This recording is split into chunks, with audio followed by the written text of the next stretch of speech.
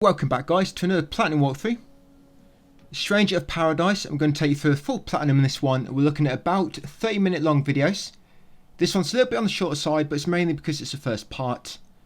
I'm not going to be covering the DLC, so if you're interested in 100%, it's just something you're going to have to look into yourself.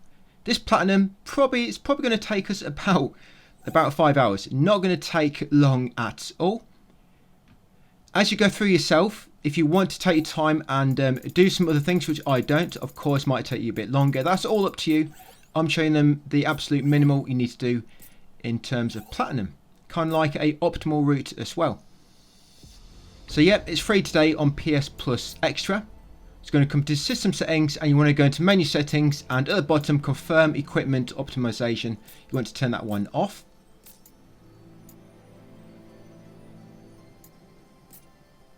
And then basic settings, you want to come down onto short soul burst animation. You want to turn that on. Even if you do want to take your time, you do want to do the same settings which I'm doing guys. So just slow down some of the animations and just speed some things up. And of course I'm just going to increase my camera speed. That's up to you. At max there it's not really that fast anyway. And you want to go onto story modes and then casual mode guys. There are some trophies for completing this on a harder difficulty, but it's on a difficulty unlock at the end of the game. So we're just going to play through the main story with, on the easiest difficulty guys, story and casual, and then we'll just switch it up a little bit later on. So once you spawn in, you're going to be lobbed straight into a boss fight, and this isn't one of them where you have to lose, you have to beat him. And you want to use Lightbringer, hold L2 and press circle to use Lightbringer. And while Lightbringer is active, you will do more break damage to him. Break damage is kind of like your stagger gauge. See that yellow gauge at the bottom of his HP bar? You have one as well. And when that gets depleted, you can do kind of like a finishing attack on him called a soul burst. So, and you'll normally always knock his break gauge down quicker than what you will his HP bar. So always go for the break gauge. And once you've depleted it, yep, press circle near him guys. And you finish him off. Doing that move, it also allows you to recover some of your MP and also increase your max MP as well, just temporarily. That's your first trophy guys for using Soul Burst. Yeah, but Platinum in this is not really, I mean, some of the trophy guys do make it look a little bit more complicated than what it is. Not on purpose, I think it's just the way the job system works. It does look a little bit complicated, you know, at first glance. But once you get into the game and you sort of take it slowly, it's a little bit simpler than what you think. So you've got a tutorial to begin with. Just go through all these different steps. So first one, you have to attack and use your action ability. And then guard and evade. And you have to finish off the goblin afterwards. When I'm attacking, I normally always just do R1 attacks. Or sometimes I'll do R1, R1, R1 and then R2. So R1, R1, R1 and then R2, do that combo, 4 hits. But R2 attacks do use your MP. But R1 attacks will slowly regain MP as well, by the way. So if you're low on MP, don't do any R2 attacks, just repeatedly do R1 attacks to gain your MP back. What I normally do in battles, I normally just use Lightbringer. Lightbringer will use 2 gauges of your MP normally. Like I say, it increases how much break damage you do. You'll have a tutorial for it in a second. And then once Lightbringer is active, I just spam R1 attacks. So I recover MP at the same time I'm using Lightbringer. And then once it's sort of finished, I can then normally trigger it again. And just go to town on a break gauge again. Because as soon as that break gauge is depleted, guys, you can press circle to finish off the enemy. And you can press left on the D-pad as well, left and right, and they'll increase, it'll do like a resonance effect on your allies, and it'll make them more aggressive. So when you come into a tough battle, or any battle which you have to do, you always want to run into it, kind of do a Lightbringer attack, press left and right on the D-pad to use your resonance, to make your allies more aggressive, and then just go to town on the boss with R1 attacks. Use Lightbringer again when it wears off. And be ready to press down on the D-pad to use potions if your HP gets low. Your potions will restock when you rest, by the way, at the cubes. Yeah, kind of like bonfires, but cubes in this. Yeah, when you rest at them, you will restock 5 potions if you are low. So don't worry about using potions, guys. They would, like I say, they do restock when you rest. But when you do run past a cube, it'll kind of already activate. So if you die, you'll respawn at that cube even if you didn't actually interact with it. Just running past one does activate them. But you normally have to actually interact with it yourself in order to regain your HP, your potions, and your MP back. But yeah, that's tutorial out of the way, and the first boss. To begin with, we're going to do a few missions and one side mission. Some missions do have little orbs you have to collect in order to unlock side missions later. Most side missions unlock naturally as you do a story, but there are some which you have to collect something within a mission to unlock it. It's not really many collectibles except for them side mission orbs. Like I say, there's about 7 or 8 of them you have to find, but I'll explain where they are as you go through. All I'm going to be doing pretty much is just running past all the enemies. This game, I think it's a mix between kind of Code Vein and Neo, if you play them both yet. The loot system and a lot of the mechanics are similar to Neo, but kind of the way the game plays feels like Code Vein at the same time. I think it's a mix between both of them. Alright, so after that, guys, he's going to come over here and do the first mission, Illusion at Journey's End. This world map might take a little bit to get used to. But yeah, just come over to that mission, Illusion at Journey's End, and just press X to jump in. There's not really anything you can do in the menus at the moment. So just go straight into that mission, guys. And then once you spawn in, we're going to press triangle to change our job to dagger. You'll see in the top left, you can always have 2 jobs readily available. The one you've got actually selected, you'll gain more kind of like experience on that one, and that's something we do need to keep an eye on throughout the game. So I press triangle. You see I've got my daggers on the back now, and you see at the bottom right, yeah, you see my daggers at the front. If you press triangle, it's swap from sword master to dagger. So make sure you've got daggers. Loot that chest. I'm not killing any enemies except for ones we have to kill. And come over here to Dark Vent. Now with this, do not use any MP, just use R1 attacks to break its break gauge, and press circle to finish it off. These Dark Vents, when you destroy them, any enemies which it spawned will also die. So when you kill one, just look around, see if there's any items which have dropped from enemies. And the way I'm moving really fast, by the way, you need to hold sprint down, which is L3 by default. You can change it if you want to. But yes, L3 at default. And then you just press X, the dodge button. But don't spam it, because then you'll do a roll. You need to press it, wait a moment, press it, wait a moment. It'll take you probably a minute or 2 to get used to the timing. Come through here, guys, get his chest. Yes, like I say, hold sprint and press X to move this fast. Like I say, don't spam it. Just press it, wait, press, basically like dodge, dodge, dodge, kind of like that. Yeah, loot that chest. Just dodge through that fire. Open this door. I'm going to loot some chests along the way. It's a very kind of loot-based game. But if you just clean every enemies, you're just going to end up eventually getting the same kind of loot until you kind of level up as you go. So I'm just going to grab a few chests along the way, and you'll get rewards as well from bosses. And you just always need to be increasing your equipment. So all the equipment you normally find, guys, always, I mean, I normally do it at the end of the mission. But yeah, if you go into an area and you're too low level due to your equipment level, yeah, another chest here, and you'll do less break damage, and basically the enemies should just be much more level than you guys, and it'll just be harder to defeat them. Yeah, it's crazy how fast you move doing this. But first things we're going to try to unlock in terms of skill wise is movement ability skills, which will make you move a lot faster. So here, just destroy this one in the middle. This is a big one in the middle. Don't worry about them 2 on the sides. Just destroy this one and that will destroy all of them. So just keep attacking it. No need to use MP. Just watch your health. If you get slow, press down on the D-pad when you get a moment to heal. Yeah, just keep spamming R1 attacks and then press circle, guys, and that'll kill all the enemies. Again, whenever you kill them Dark Vents, just look around and check if any equipment is dropped, and then grab all that before carrying on. So yeah, quite a bit of equipment's dropped here.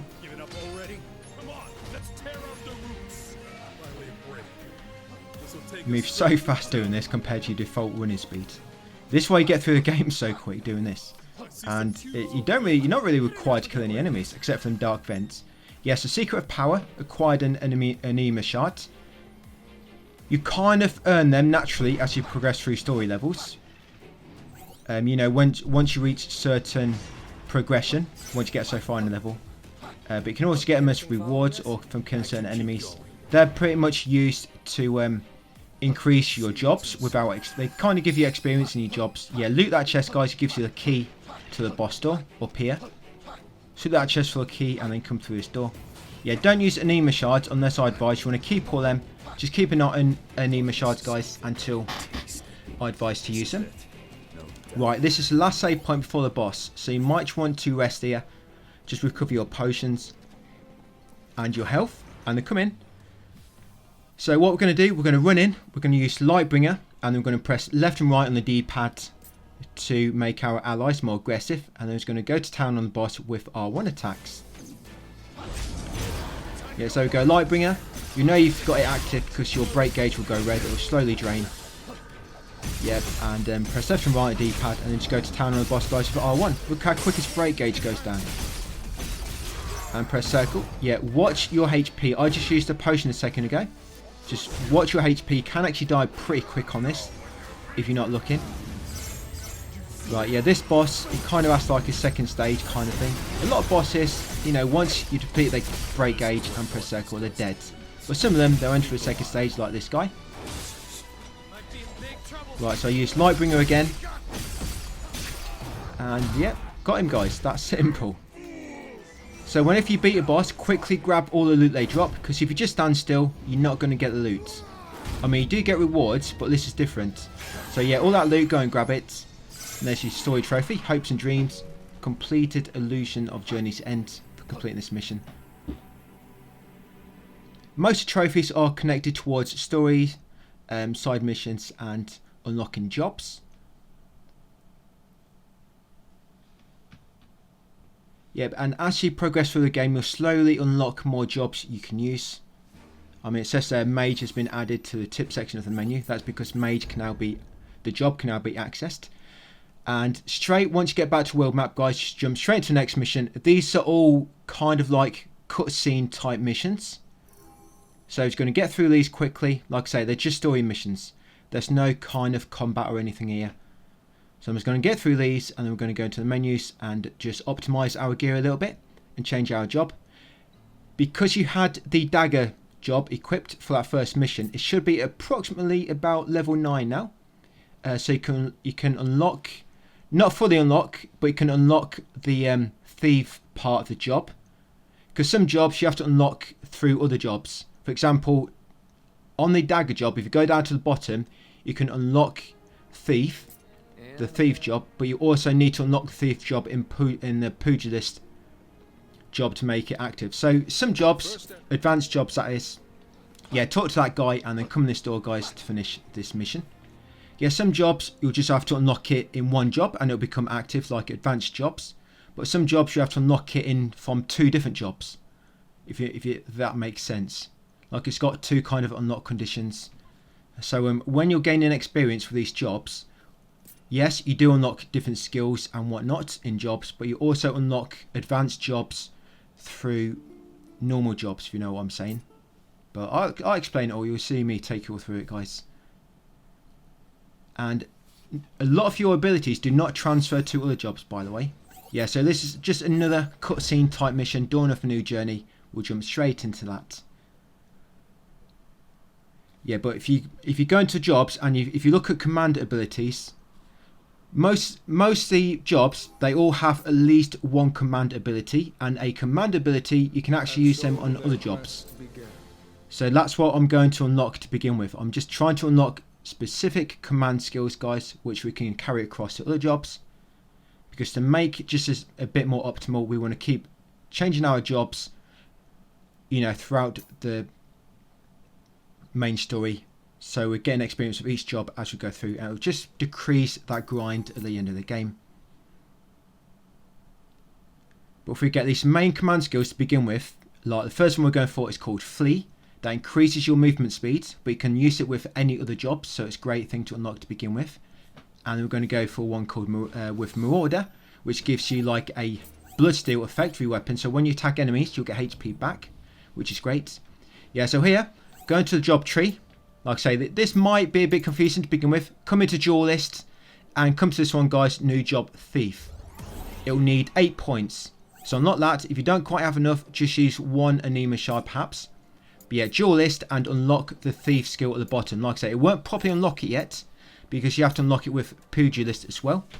But just unlock the thief part on duelist at the bottom.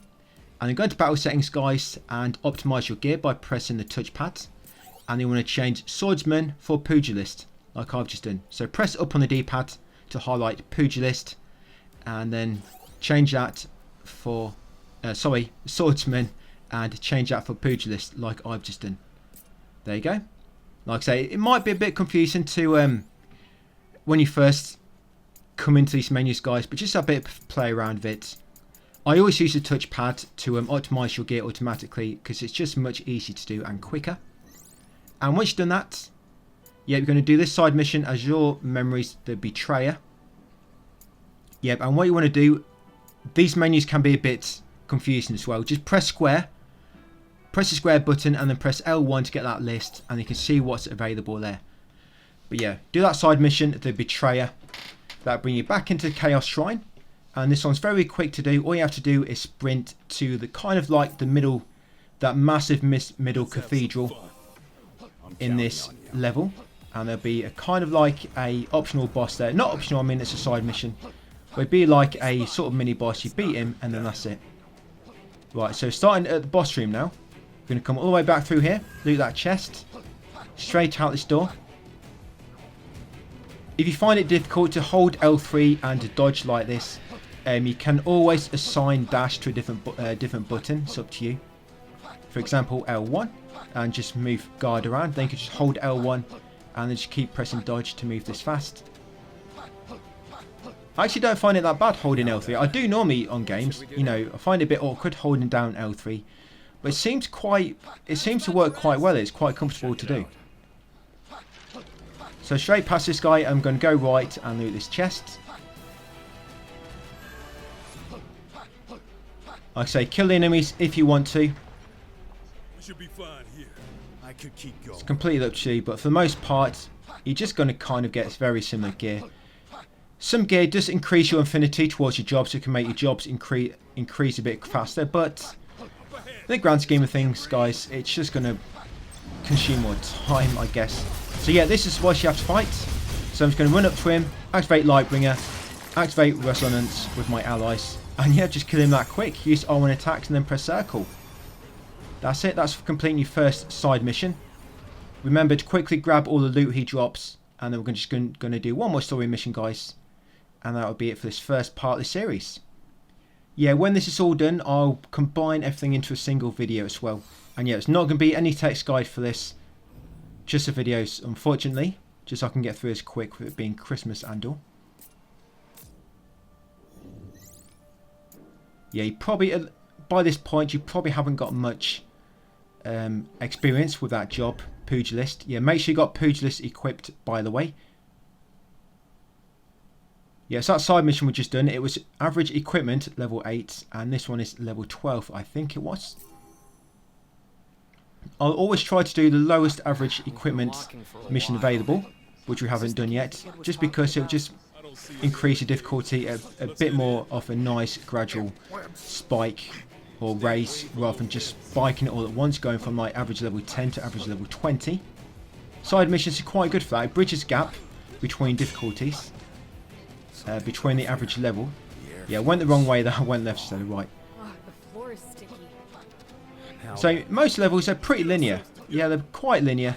I mean, here spider webs, just dash through them to break them. Those the pirates. Be careful.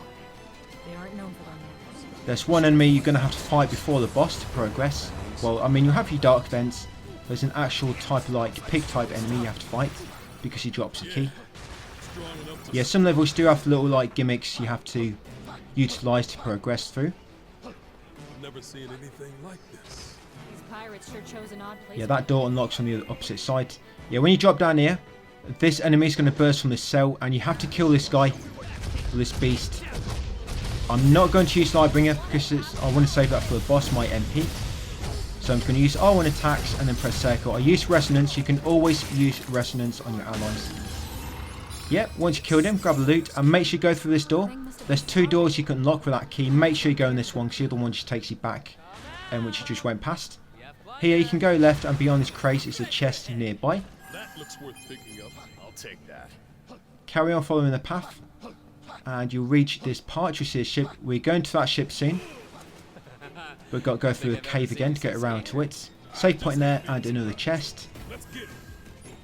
Just get a Anima shard for getting so far through the level. Yeah, we'll get through the story. Once you get through the main story, you'll unlock Chaos Mode. And Webs are everywhere. once you unlock Chaos Mode, that's where a bit of grinding begins. Yeah, so 2 dark vents here. Just use your normal R1 attacks and then press circle. Yep, I'm trying not to use MP because then I'm going to get more max MP and it'll just make the boss a bit easier.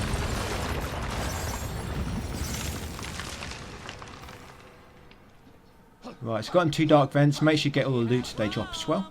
Keep to the left here, carry on along. And there should be a chest on the right, just down here. Yeah, there we go. And here I thought this world was all doom and gloom. Yeah, I'm only normally going to get chests within as long as they're kind of like within a few steps of our sort of normal path we're taking through a story.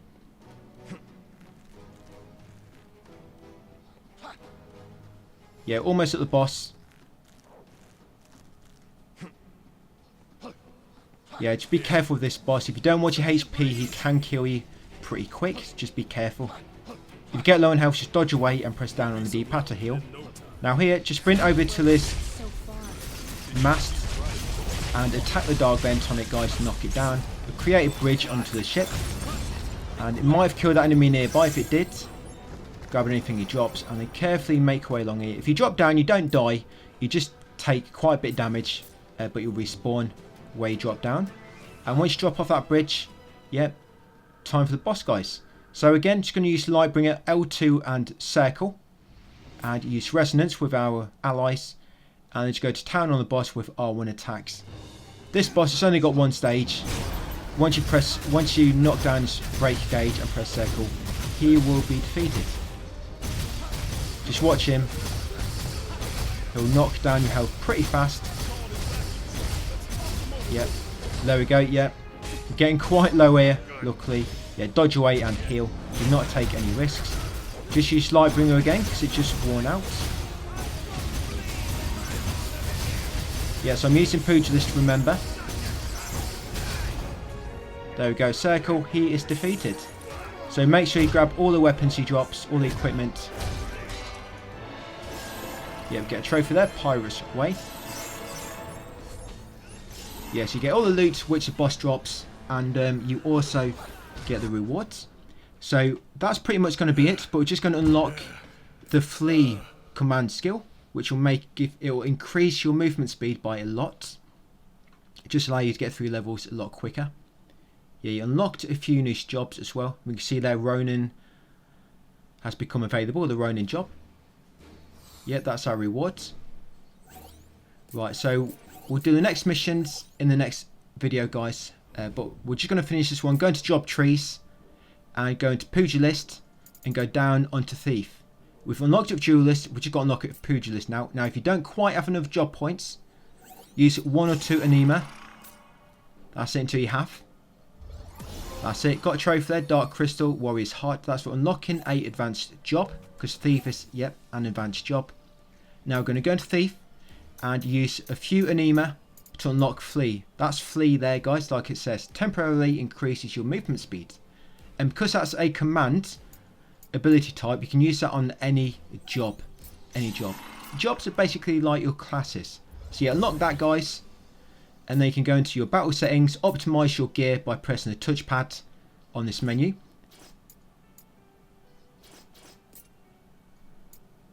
Yep, and we want to change Pugilist for Marauder now. Because with Marauder, we want to unlock that command on it, which gives you Blood Steel. So if you come down into command abilities, and there's some command abilities you've unlocked there, and Flee. You want to assign Flee to command abilities. You see light bring us there already. And then on the next mission, we'll just use flee and we'll move much quicker. Like I say, Marauder, I'll show you the ability we're looking for next. So if you come down here, it's this one, Blood Weapon. You see that? It's a command ability type, so it will work on any class. Temporarily restores HP based on damage dealt. So kind of like when you attack an enemy, you'll get HP back, which will help. I'm going to make a save, guys, and that'll be it for this first video. Yep, so that's pretty much the pace we're going to be going through this, and then once got through the story and the side missions, we'll start a bit of grinding and getting out all them remaining trophies. And the mission we're going on now, guys, is that side quest, Azure Memories of the Believer. So yeah, we're doing that side quest next. Pretty much this is how each video is going to be kind of for the first half of the series. And we're going to get a few main quests and a few side quests out of the way. I believe there's about 24 side quests or so altogether, you know, on top of the main quests that we have to do. So once you spawn in, for this one we have to kill 5 pirates. So you want to come down here, take that path, and your first pirate, just after that first spider web, you should be through behind these crates. Just kill him. That's it, that's say 1 of 5 once you got rid of him. And then carry on following the path, open this door. Open this next door, and you might just saw the second pirate on that ledge. But you come through this door, go right, and that'll bring you up to him. It's quite a quick side quest, this one, just killing these 5 pirates. Yes, that's 2. Going to head to the third one now, and the last 2 are actually together. Anything following us? We got company. Come on, follow me. Yeah, so here's number 3. And then the last tag team, just carry on a little bit further, and here they are. Get rid of these 2, and that'll be it. The end of the side quest. And if you may have noticed why you can't damage enemies when you completed a mission. It appears once you complete a mission, you can't actually damage any enemies after it. So the mission's actually completed now, and if you try to attack any enemies, it'll have no effect on them. Yep, so you killed all 5, completed. So we're going to jump into the next main quest. So I'm just going to come into battle settings, and I'm going to optimize my gear. You probably didn't increase your job much in that one. And this next level we're going to do, guys, a main quest, audience with the Dark Elf in the Western Keep. There's no side quest to get in this one. I mentioned the side quest orbs. I think it's perhaps the last mission we do, the last main mission we do in this video. There will be a side mission orb in that one. But yeah, nothing in this one. There will be a blister shooting at you at one point throughout this one. But you don't actually have to destroy it, even though the game sort of hints that you need to destroy it. You don't actually have to. So to begin with, come downstairs and well, stay downstairs and grab this chest on the left, because that's got the key to the Betrayal's Roost. We need that to progress. So grab that key from that chest at the bottom on the left, and you go through the door ahead, guys. Come up the steps, do a U-turn, and then open this door with that key. In this corridor, take a right and then a left. Carry on a little bit, and then take the next left up here, up these steps. Open this door. Open the door ahead. We'll be coming back through here soon in reverse. Yeah, take a right here, up these steps, and then you'll be outside. Yeah, we'll be doing a side mission after this where you have to come through this level in reverse. So just try to remember more or less the route you've taken. Right, once out here, yeah, that's a blister. Just take a right and go into this tower. I'm not using my flee at the moment. You remember you can use flee now to move quicker. Hold L2 and press whatever button you assign it to. So climb that tower, drop off a ledge to drop onto this path. Come through here, up the steps, hang a left, head straight on. You see these 3 barricades, so you know you're in the right place. Head straight on. A few chests out on the right if you want them.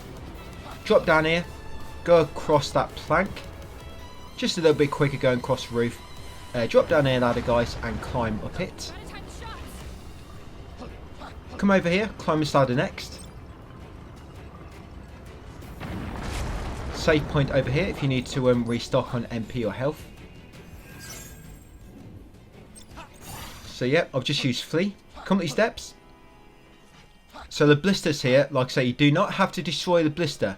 Just come up here, drop off near this ladder, head around this building, drop off again, Let's go. I don't stand a chance. head all the way around,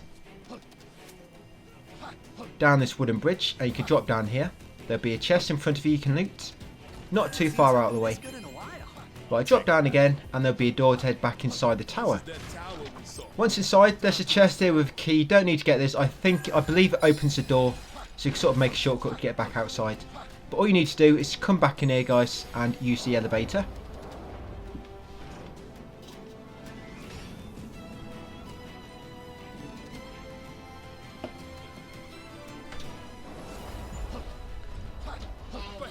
Once outside, press this switch just to start the elevator making its way down to you, and then while you're waiting, just get some kills on these enemies, guys. Just get a bit more XP, I guess, for your job, and a little bit more loot.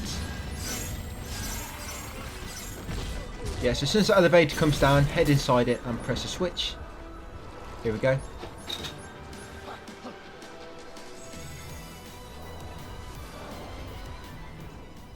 Yeah, what we're doing now, pretty much, once we activate Bloodsteel command, we're just going to be switching jobs each time. Each time we've brought all the skills within a job, which is connected to unlocking another job. So that's pretty much what we're going to be doing going forward. Yeah, so you've got a save point here, guys, if you need to restock, because the boss is coming up, and then head through this door for a boss fight. So just like with all the other bosses, just going to use your Lightbringer and then go to town on him. Press left and right on the D-pad to make your allies more aggressive. When you activate their resonance, if you look at their sort of the bar above the HP, you see that pink gauge going down right now. If you look on my screen, that's their resonance. Once it gets to the start, you have to wait for it to fill up again before you can use your resonance again, you know, with the left and right on the D-pad to make it more aggressive. That's sort of how that works.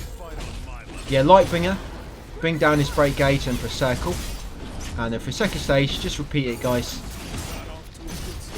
Just watch your HP, remember to heal up if you need to. And on casual mode, you can block red attacks. I think it's the only mode you can. You just hold block with L1 if that's what you've got it assigned to still, the default setting. Yeah, you can guard red attacks. Yeah, so you've got another story trophy here, the King of the Dark Elves. Grab all the gear he drops. Yeah, so going forward, like I was saying, you're just going to switch between jobs, but you want to have a job equipped until you've unlocked the jobs in it which are connected to unlocking another job. You know, like we did with Duelist at the start, where we unlock Thief, and Pugilist, we had to unlock Thief. Similar to that, you'll do that with each job, then use the next one. Do the same with that one. Okay, so job trees. Probably got enough to unlock this now, Blood Weapon. Yep, so I'm going to unlock that. And you see this one, so this one, new job Dragoon. And there's another one over here, new job Berserker. So what we're going to do now, guys, is just hold on to Marauder class until we've unlocked them skills from the Marauder anyway, and then we'll switch to another job, unlock the other jobs for that one, and then just keep switching as we go through. So I'm just going to assign that new command, Blood Weapon, and we're going to do another side quest now. So Azure Memories, the Overconfident. Yeah, just make sure you've optimised your gear, and let's jump in. So back in the Western Keep, like I say, we're going through it now, but kind of in reverse.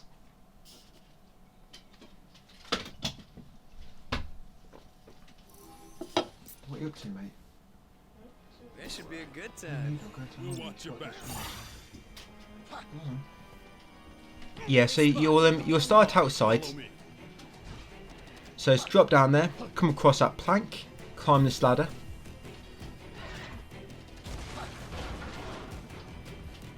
You can loot this chest if you want. I guess I just looted it because it's nearby. Yeah, carry on across here. Through this sort of archway. Well, it's not an archway, but the doorway. Down them steps, go right. stand a And chance. he's going to go around this tower this time. That tower we climbed the ladder earlier and dropped off. This time he's just going to go around it. Drop off that ramp at the back. Come along here. Take a left to go into this tower. Right, now you're back in here. It's going to go through all these corridors in reverse. The enemy you have to defeat is actually in the bottom where you start, near where that chest was, where we've got the key at the start of the mission just before this. So through here, down these steps, take a right, head on to the next path, take a right again, Time to go. and then take a left, and open this door. Well, actually you need to go down the steps. Like I say, the enemy is in the bottom of the starting area on the main mission. So you open this door and here he is, just round the dinner table. So yeah, just use your Lightbringer, guys. You can use your blood weapon now if you want. You'll see you'll regain health back when it's active and you're attacking enemies. You see my health regaining when I'm attacking them.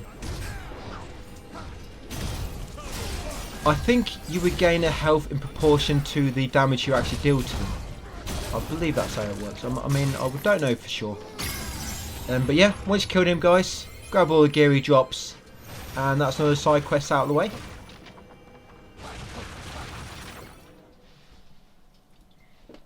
You don't really get much XP from side quests. You get most XP from main missions. You know, from bosses anyway. So yeah, complete that one, the Overconfident. So I'm going to optimise my gear.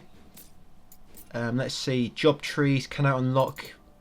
No, see, I can't quite unlock that new job yet. Right, so we're going to jump into this mission now, guys. Natural Distortion in the Refrain Wetlands.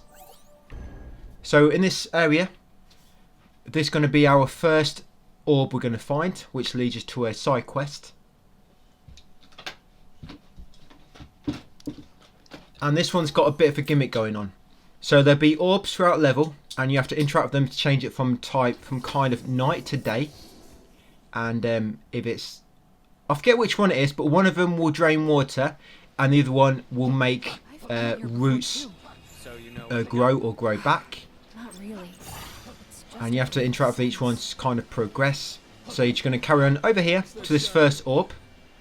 So interact with it, and it'll make all these roots degrow or reveal the path. That's it. that thing changed Go my onto the life. roots, go left, over here, take a right and drop down this ledge. Corrupted. Once you drop down the ledge, head forward and then go left up this ramp, and there'll be excused with the natural world. some part of a tree you can climb down. You're full of surprises. Come down there, come all the way over here, Better tread carefully. take a left because there's another orb. You see them waterfalls up ahead? Interact with the orb's going to drain the water, Looks like we can pass. and then you can go through the waterfall. Otherwise you won't be able to pass through it normally. Now then. Right, they're going to carry on, and you're going to come to a dark vent in a second. Now, after you've done this dark vent, this is where you have to get a side mission orb. So we'll just loot the chest first nearby. I'm going to get rid of the dark vent, and that will kill the enemy reaches spawn. Just attack it a few times and spam circle, or press circle. That's it, grab a loot. Yeah, before you go across the wooden bridge, drop down here, guys, and this is going to take you to your side orb, your side mission orb. How'd you spot this cave? You come into middle first and grab a loot from that orb there. Loot this chest. Now be very careful here, there's a Tombury, and these Tombury enemies can kill you very quick. Just come down here. Yeah, this orb here. Yeah, memory mementos. That's going to trigger a side mission. There's 7 of them in the game. That's the first one. Most side missions unlock naturally, but 7 which you have to find something within a level to unlock them. And that's the first one. So do not forget to get that orb, guys, at the end of that tunnel at the bottom, near that Tombury. Once you got it, come all the way back, climb the ladder, and then head over that tree you knocked down. I could keep going. What a view. There's a trophy for killing the Tombury, actually. Yeah, activate this orb You've seen what's in the shadows. to make this path reveal itself. Yeah, it's a trophy for killing Tombury, but you actually have to kill Tomburys for a side mission anyway. So just going to wait till we do that side mission. And you basically get that trophy naturally while going for all the side missions. Yeah, so destroy that dark vent. Loot anything which the enemies dropped, which had spawned and died when you destroyed it. Come over here, guys, and kick down the shortcut rope. We'll use this to get back. Make sure you kick it down, otherwise you're going to have to make your way all the way back around. And then interact with this orb to drain the water. And then climb this rope. And then you can drop down this hole now. Yeah, this hole was flooded before. But when you changed the day/night cycle, it drained this water. So come on through, go right. Come through this tunnel. Carry on and climb this rope.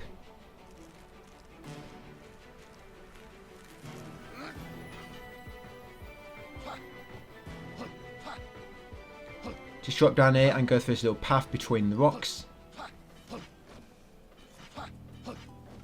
Yeah, remember you can use flee to go a lot quicker if you want to. Another save point there. You'll know if you're on the right track because you'll come across save points. If you haven't seen a save point for quite a while, you've probably just gone like some optional path, which will eventually lead to a dead end. Probably some chests. So you just interact with that orb, reveal the path ahead, and you're going to come along here.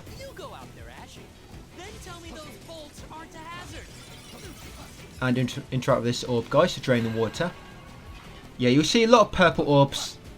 So it's not necessarily, a purple orb doesn't always mean it unlocks a side mission. Most purple orbs just give you like some treasure. It's only certain orbs which will unlock a side quest, and I will point all of those out to you, don't worry. So climb that rope and then interact with this orb to reveal the path ahead. Yep, get rid of them roots. Save point there. Yeah, careful, I almost ran off the edge. Yeah, take this path on the right, kind of follow it upwards. And there's the orb here. This is the final one, guys, and then we'll go and do the boss. So now head back the way you just came and drop down here. Now the water is drained, you can drop down. Yeah, carry on. This is the last save point before the boss. So if you need to restart, guys, rest. Optimise your gear if you want to. And then drop down here for the boss. So this is like a elemental type enemy. But I'm not really going to, because we're on casual mode, you don't really need to min-max your elements you're using and such. Just do the normal stuff. Use your Lightbringer. You can use your blood weapon, and they just go to town on him.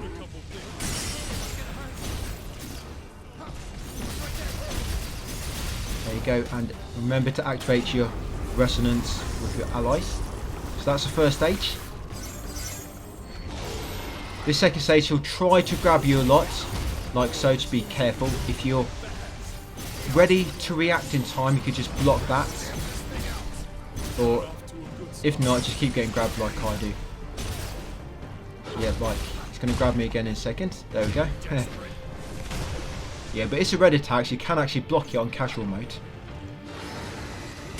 Right, almost got him. Just keep an eye on your health. And there we go.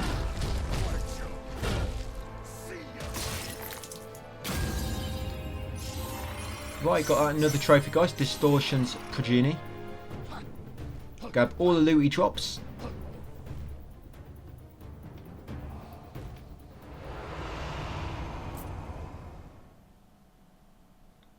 Right, so just do a few more side missions and they'll probably leave it there for that part. About 18 minutes in, 10 more minutes to go. Right, so we'll optimise our gear first and we'll see if we can unlock all the jobs first with the Marauder class. And then can switch. So job trees, and let's see if we can unlock all the job skills. So, got that one. Can we? Not quite, I need one more. So I'm going to hold on to Marauder for a little bit longer. So I'm going to optimise my gear. And the next side mission we're going to do, guys, is Indigo Memories, The Damned. Yes, this is back in that same level we just done. Indigo Memories, The Damned. Yeah, so this one, you have to kill 3 Tomberries. And like I say, these can kill you very quick if you're not careful. But you do actually have to kill one for a trophy. So when you kill your first one, if you haven't already, you are going to get a trophy. So yeah, be very careful with these guys. You probably do, with these, you do probably want to block their attacks. And just attack when you get an opening. So first, come over here, climb the rope. And if they do their purple attack, you want to press circle to use the soul burst and absorb it, and then normally when you use the purple attack, when you use it back on them, that will normally kill them, or if not, it will break them so you can finish them off. Yeah, so be very careful with these. Try to block their attacks and just attack when you get an opening. Yeah, they can kill you very quick, even on casual modes. Yeah, but hopefully I'll get a chance to show you if you use Soul Burst to absorb their purple attack. You can just hold it in. Well, actually with these you need to keep spamming it, because their purple attack, it hits you a lot of times. Yeah, some purple attacks, if it's an attack which will hit you multiple times, like this, keep spamming it. Because if you just hold it in, the first attack will hit you, you absorb it, but then the second attack will hit you as well. Yep, and that's your trophy for defeating your first Tombury. Yeah, so like I say, if you do want to absorb his purple attack, keep spamming circle. Don't hold it in, because it will hit you multiple times. If you just hold it in, yes, you'll absorb the first hit, but the second and third, and after that, they'll all hit you. So just keep spamming circle, and you'll absorb all the purple attacks. I don't think you can stack. You can't stack how much you absorb. You can absorb them all, but you always have the same uses, no matter if you absorb one or you absorb two. So to interact that orb, guys, to drain this water, you can loot that chest. We climb that rope just after the first Tombury and done that orb there. So here's your second one. You can use Lightbringer, that's great. So here we go. I'm just going to keep spamming it. Yeah, keep spamming circle when he does that attack, so it hits you multiple times. That's it. You can press square to use it on him, and that pretty much breaks him. That's it. Grab all the gear. The Tomburys and the Cactus, they drop a lot of loot. Right, once you kill that one, climb back up this rope. You have to come back up here. You can't actually get both of them. One of them you have to drain the water, and the other one you have to change it to kind of night. I think I've got that right. Yeah, because you have to come across here.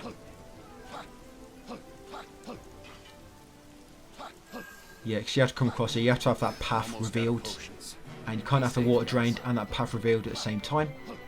So it's carrying along. This is going to bring you to the final one eventually, right at the end.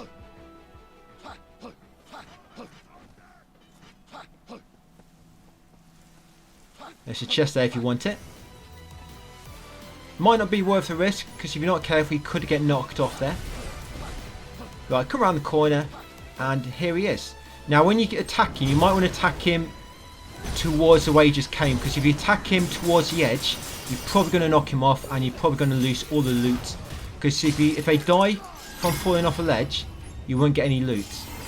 Yes, you might want to just go and attack him from behind, so you're attacking towards the slope you just came down. And that's it, guys. So that's 3 Tomburys. Like I say, be very careful with them. They can kill you very quickly. Right, we'll do one more side mission.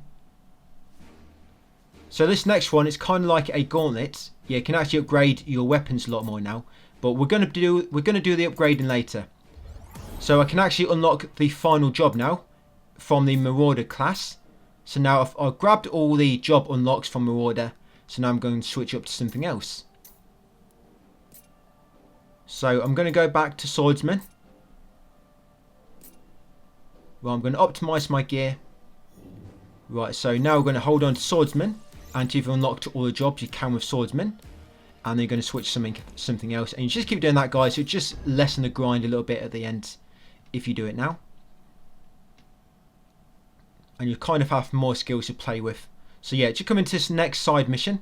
So I was a little bit quick there. I didn't quite show what it was.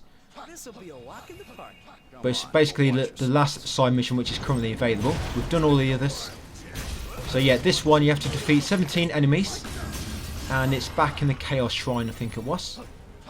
Yeah, so like I said, it's like a gauntlet. You can't actually reach the Dark Vent, so you just have to kill the enemies it spawns. And that will reduce its break gauge. You get quite a lot of loot here actually.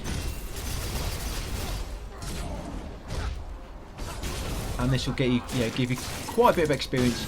You normally, when you do these, you normally have loads of sort of random, sort of like general enemies to kill. Sometimes some stronger enemies, and then eventually you have a boss at the end of it. Yeah, so like 17th enemy will be a boss. Right, that's 8 killed, and the dark vent has disappeared. If we can breathe, we can fight again. So carry on forward, and there'll be that white barrier which you can't pass until you've killed all the enemies. So that dark vent on the door ahead, he'll throw out a load of more enemies to you.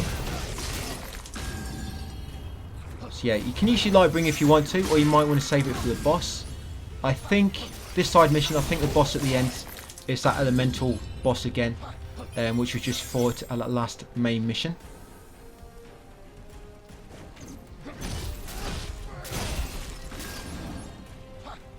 Yeah, just make sure you are using that new swordsman class. Fight at full strength like this. Yeah, these enemies are quite annoying. They keep sort of teleporting away.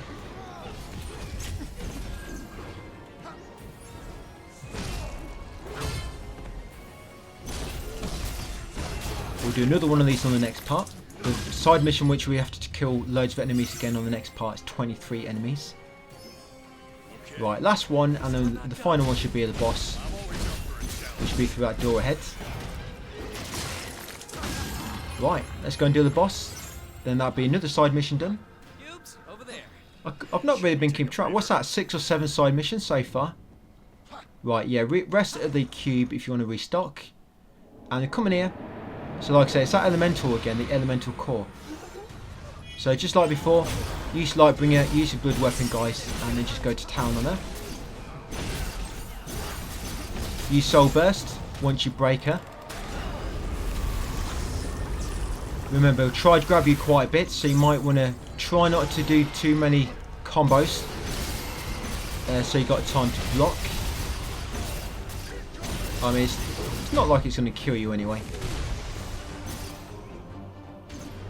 Yeah, use your resonance on your allies as well. And there we go. Fused elemental. So grab all the gear he drops.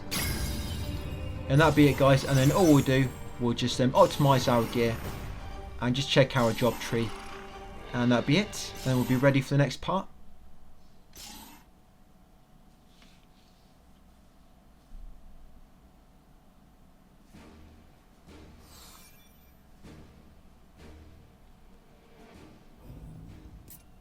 Yeah, just see if you can unlock any, so I can, that's a new job, so you're going to unlock that skill. You got that skill there, and then we've got to do this one over here. So I'm going to hold on to swordsman for a bit. Right, optimise my gear. And then that'll be it guys. So we'll make a save.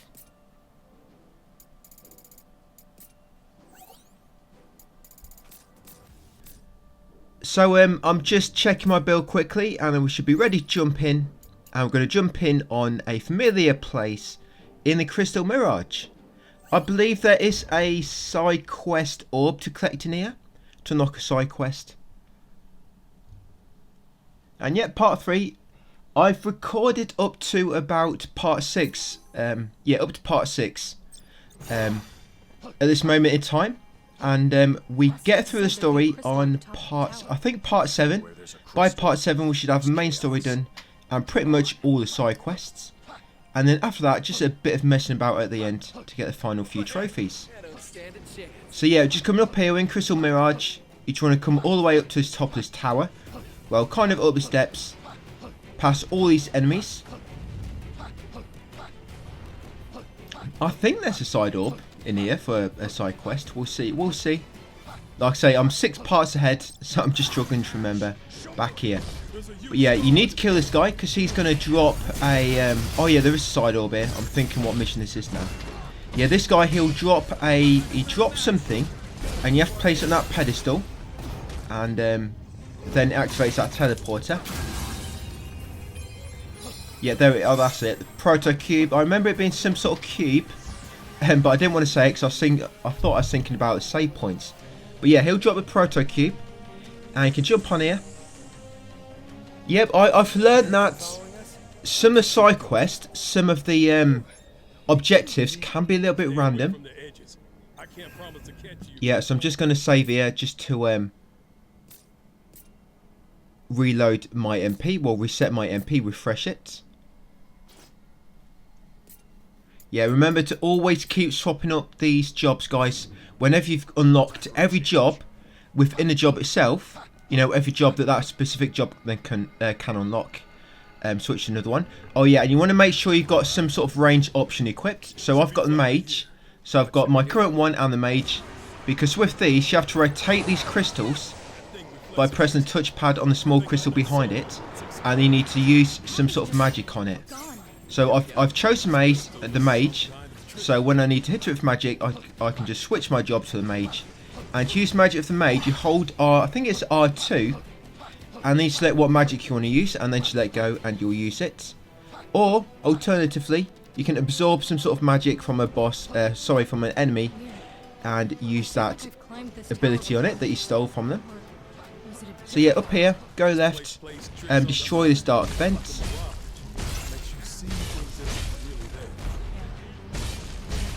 Yeah, later on there's one video I had to make 2 edits on, because it's when I realised there's this specific quest where it's got random cactus. They can appear in random places, and I didn't realise my first playthrough, so I had to do it again, and I had to go through it showing you every single place they can spawn. Yeah, so I've rotated this crystal, guys. So I'm going to hit it with magic. That's it. It'll destroy that crystal in the distance, and that'll create this bridge. Yeah, I'll create this ramp over here so you can climb up. Carry up a little bit more, and here's another crystal. So when it's actually active, you can't actually turn it, you have to wait for it to stop. Yeah, try not to fall off.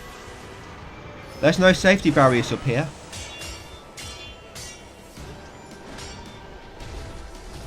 Yeah, you might find it a bit awkward with enemies around, so when there's enemies around a crystal, you might want to get rid of the enemies first, because you'll find sometimes they'll just keep spamming their abilities, and they'll keep triggering the crystal, and you have trouble to rotate it. So yeah, just rotate that one, guys. Use magic on it to break the crystal ahead. Now I'm going to continue upwards, past all these enemies. Yeah, this area has a very big kind of Code Vein vibes.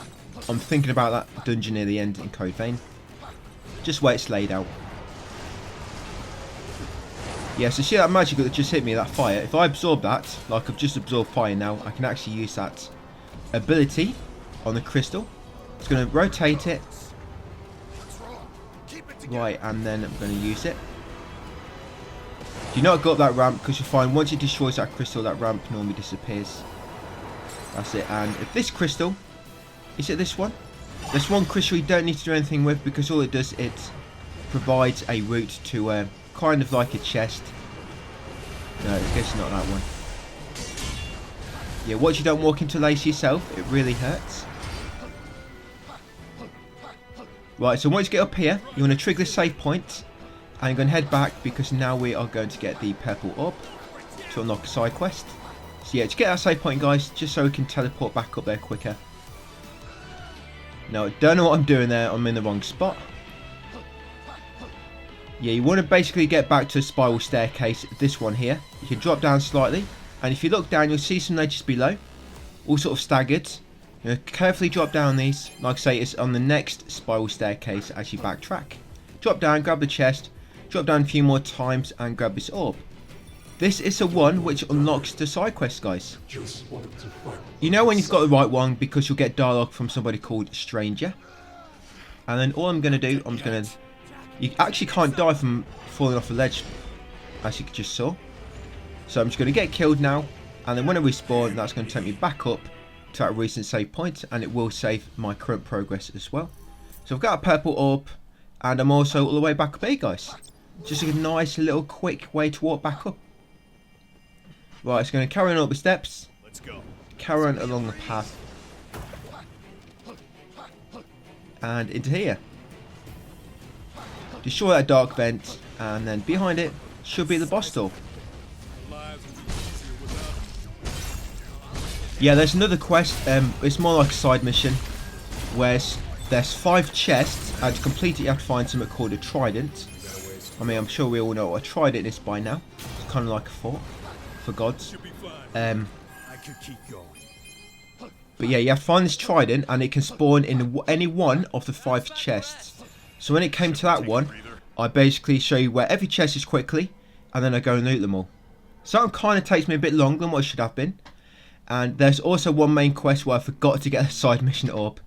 But luckily, for purposes of the video, I've realised it before I've actually recorded it and put it up. So I've grabbed it and I've put the edit in that main mission, so you'll get the side quest when you should have got it and not forgot it like I did. So that's all sorted.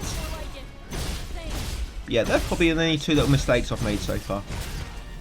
But you hopefully won't notice them in the videos, because I noticed them luckily after recording and before I actually edited that part.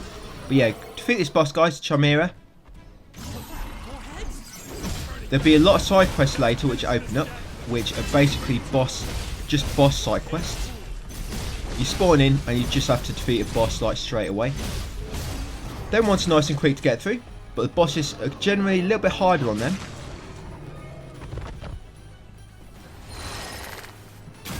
But I find most bosses, they're mostly most difficult in the second phase. Yeah, got a trophy there because that's the next main mission. Yeah, so if you're having trouble with a boss, what you might want to do is save your MP for the second stage. And then on the second stage, just spam your Lightbringer, use Bloodsteel, use your R1, R1, R1, R2 combo. Because your R2 attacks will do more break damage to them. Problem is they use MP, that's the only problem. So yep, just unlocked a new side mission and a new main quest. So, gonna jump into my job tree. And yep, I can unlock the final job within Swordsman. Right, so I can swap that one up now. Yeah, I guess I'll go to sword fighting next.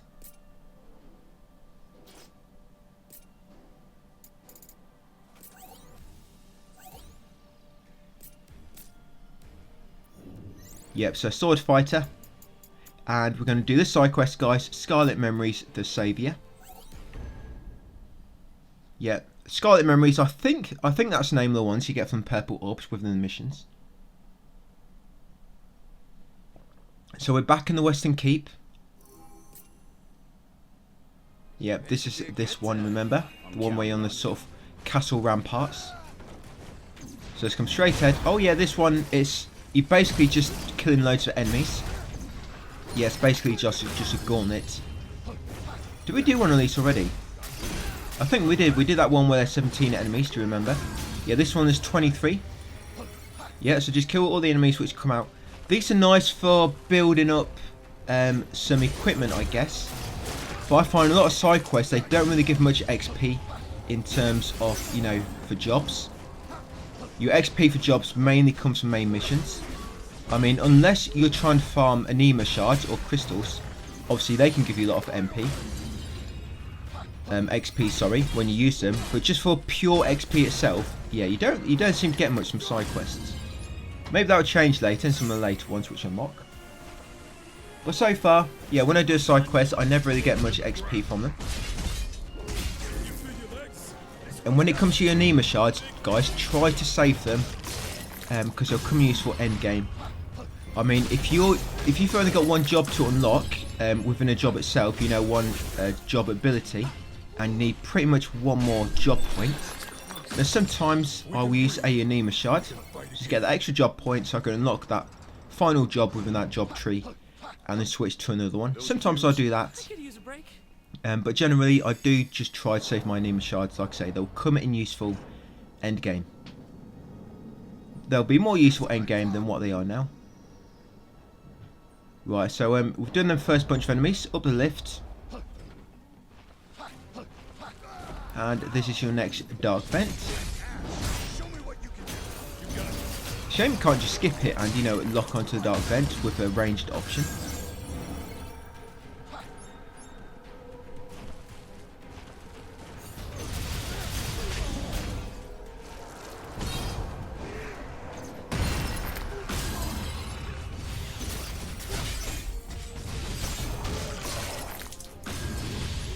Right, so that's 17 out of 23. And this will end with a boss. I forget what boss this one is actually. Yeah, so you might want to start hoarding up your MP ready for a boss fight.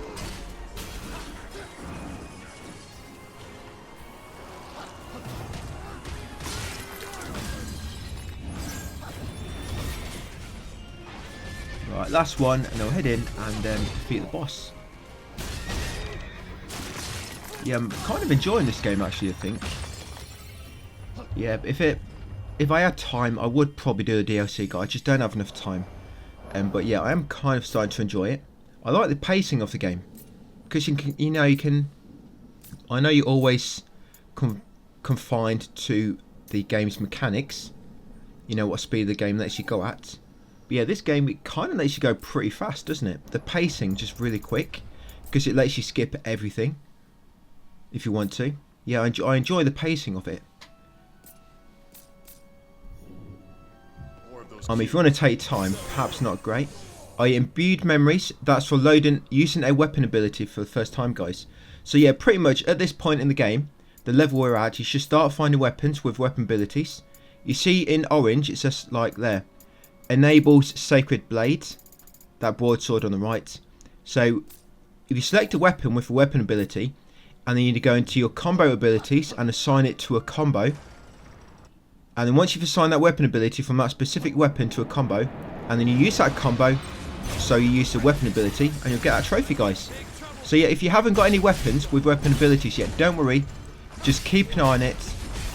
Whenever you get weapon ability, just use that weapon, assign the ability to a combo, use it, and that's all. That's all you got to do. You haven't got to kill an enemy with it or anything. You just have to use a weapon ability. Right, and yeah, we're on the boss, the Black Knight. Pretty weak.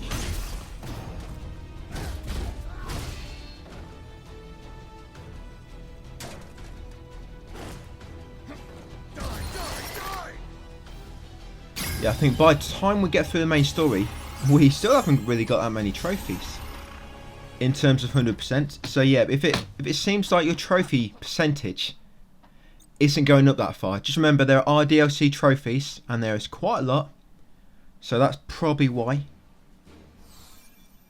But pretty much most of the trophies will come nearer the end of the game. You know, once you complete the story and we'll unlock all the expert jobs and do all the job related stuff. Right, so sword fighter. Yep, unlocked another job there. Right, I'm gonna optimize my gear with the touchpad button. Right, and let's jump on to the Memories of Wind in the Flying Fortress. Oh yeah, this one, Flying Fortress. Little crystals you have to activate and deactivate to open doors. I think it's kind of like a quick one as well. Yep, so Flying Fortress. So I'm going to use Flee and just pace through this really fast. Are those clouds? How high up are we? Calm down, we're okay. Or else why would that thing send us here? Crystal? Right, so we're going to come around here. I think. You think? Yep, activate this crystal and head inside the door. Or inside the elevator and use it. If anybody gets trapped in with you, pour them, just finish them off.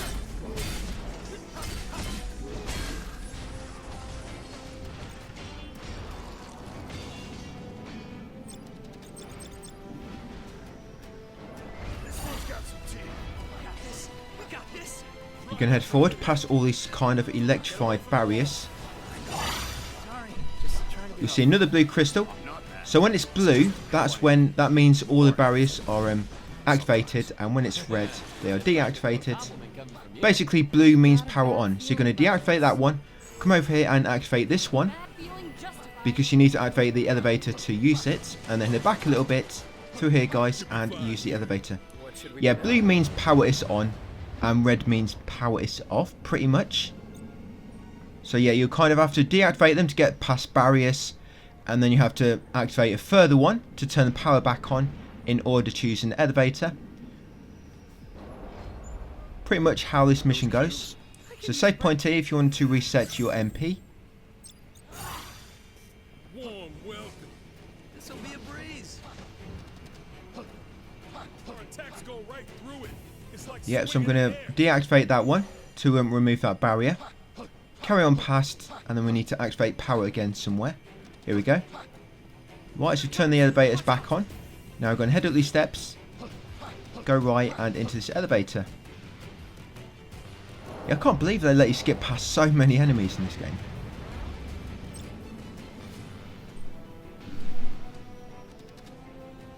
I guess in Code Vein you could as well, couldn't you? I can't remember if you can skip that many enemies in Neo or not. Right, so we've got a dark vent here. Gonna go straight for the dark vent. It should automatically kill all the enemies it spawns. A lot of enemies, they do like to grab you when you're attacking the dark vent. So if you see any enemies nearby and red writing appear above their name, they're probably going to grab you, guys, and do a grab attack. So you want to get ready to dodge away or block. Right, so you knock down the bridge. Deactivate the power. Drop down and then activate the power again, because there's an elevator ahead. And then what we're going to do, we're going to go and call the elevator. Then while we are waiting, we'll try to kill some of these enemies. And I'm going to do exactly that. I'm going to try, because I don't actually succeed in killing any for some reason. I actually almost die here. Yeah, when I've done this before, I've normally got through this pretty well. You know, I've waited for the elevator and I've killed all these enemies like pretty much instantly. But now I'm just having none of it. Yeah, I guess perhaps they spoke between our accounts and the enemies have evolved. They know that all I can do is just spam attack the same buttons. Yeah, so once the elevator's opened up, come inside and ride it up. Yeah, they've wisened up to my playstyle now that I just spam buttons. I've literally no strategy going in. I just run in and spam buttons and hope for the best. Swing at will. Save point there if you need to reset your MP. Right, I think this is the last bit before the boss. So come along here, try not to fall down. I fall down here before I had to come all the way back up. So yeah, carefully do not fall off one of the ledges. So yep, deactivate the power there to remove the barriers. Come around here and press this switch. That's it to lower that platform. And then head across, guys, and activate the power again. Yep, go back across that platform you just lowered. Yep, and into the elevator. I'm literally scared of these enemies, so I'm going to just run straight past them. Yep, I think that's it. I think we're at the boss now.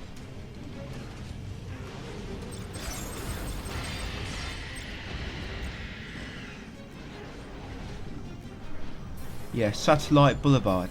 We're almost at the top. Oh yeah, yeah. As soon as you head inside that middle kind of room, guys, the elevator, that'll trigger the boss fight. So make sure you are ready. Yeah, cutscene will very shortly follow.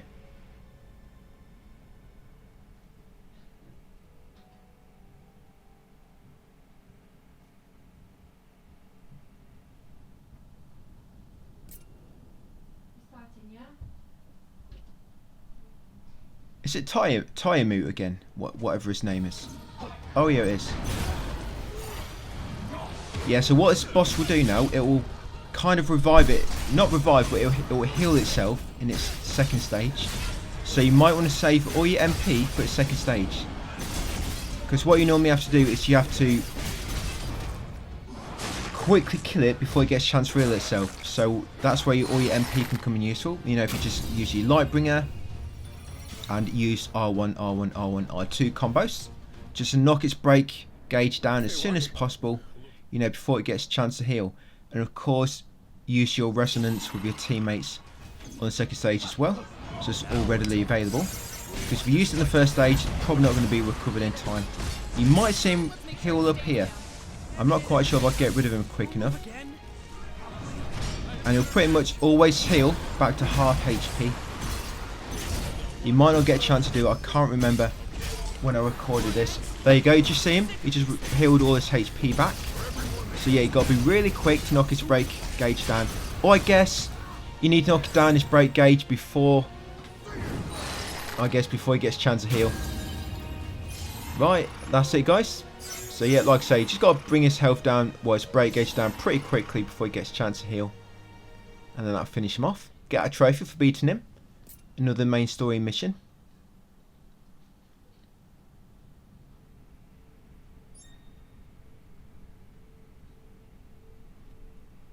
Oh yeah, talk to your buddy in front of you. And then interact with the console to go back to the world map. Yeah, so I'm just gonna, it's up to you. I'm gonna pick the Earth Crystal. If you want to follow me, pick the Earth Crystal. Don't really matter what difference. I just went with the Earth. Yeah, you have to do them both at some point anyway. Obviously, that just determines the order. Right, so pick the Earth Crystal.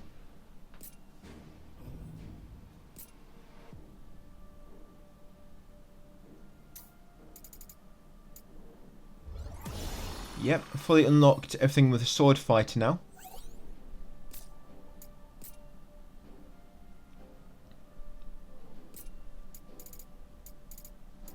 Yep, so I'm going to switch up my jobs. There's Berserker. Yeah, so go with Berserker next.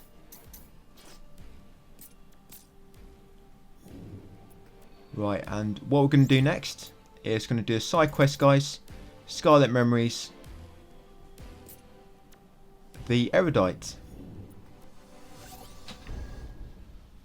Yeah, there wasn't a side mission orb in that quest. Don't think there was.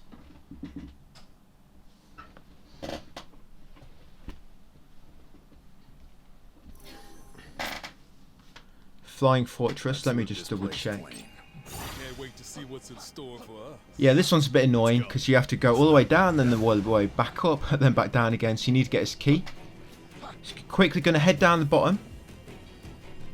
Yeah, you have to get a key first. That's why it's a bit of a nuisance, this one. Now then. No, there's nothing on the Flying Fortress, don't worry. So yeah, come down here. Just keep going all the way down. You'll find there's a teleporter. We don't quite have the cube yet to activate it. But you have to come all the way down here. And you have to use the elevator. It'll take you up to a conduit. Because you start kind of like a third of the way up. But you can't actually access the top. You have to access the top by coming in this elevator. And it'll take you up to the conduit. Once up here, just follow my lead. Yeah, you have to use this crystal. You have to rotate it around, guys, and use some magic. So yeah, make sure you've got a ranged, well, kind of like mage. Or if not, just absorb an attack of one of these elementals and then use that magic. Yeah, absorb the purple attack. Here we go, arrow. And use that on the crystal. So you can see he keeps triggering the crystal to fire off. So I'm not quite getting a chance to rotate it. Oh, I have now.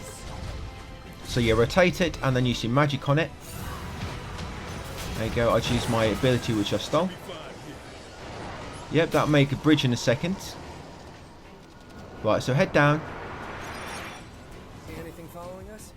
All the way down here and eventually, yeah, I'm just going to drop off that little ledge. And here it is, here's the key.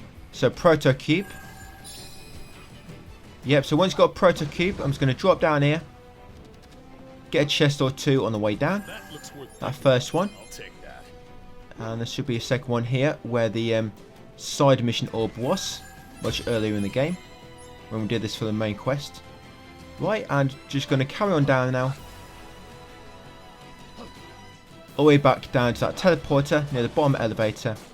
And we can place a proto cube and activate it and then teleport to the lower parts of the area. Can't even remember what the objective is for the side quest. Try not to do that. That will not get you down quicker.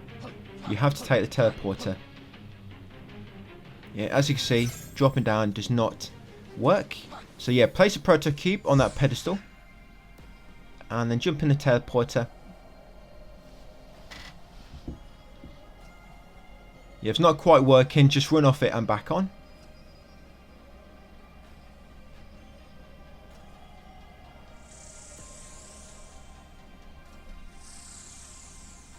Yep, and this pretty much take you straight to the enemy you have to kill. The enemies. I think for this objective you have to destroy the dark vents, don't you? Or is it the boss which the dark vent spawns at the end? But yeah, just destroy all the enemies which it throws at you.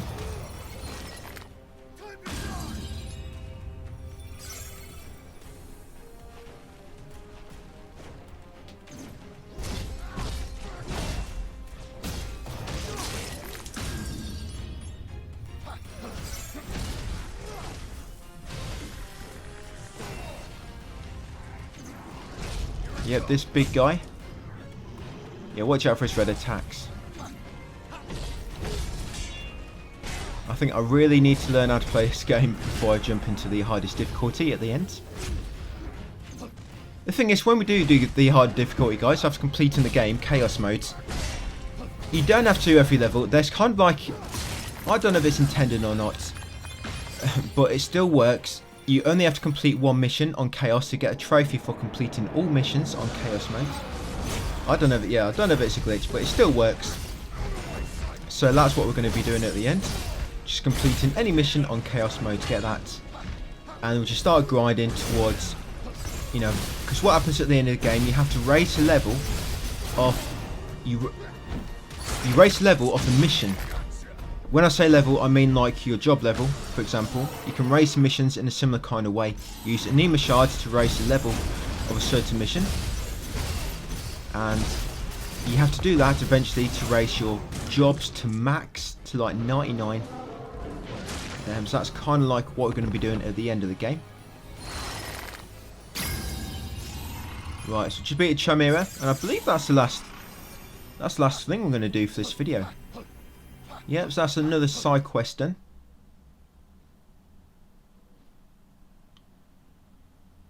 They went all out of these side quests, the layout. Let's just send the gamer back through a level in reverse. Right, it's a job tree. See if I can unlock anything.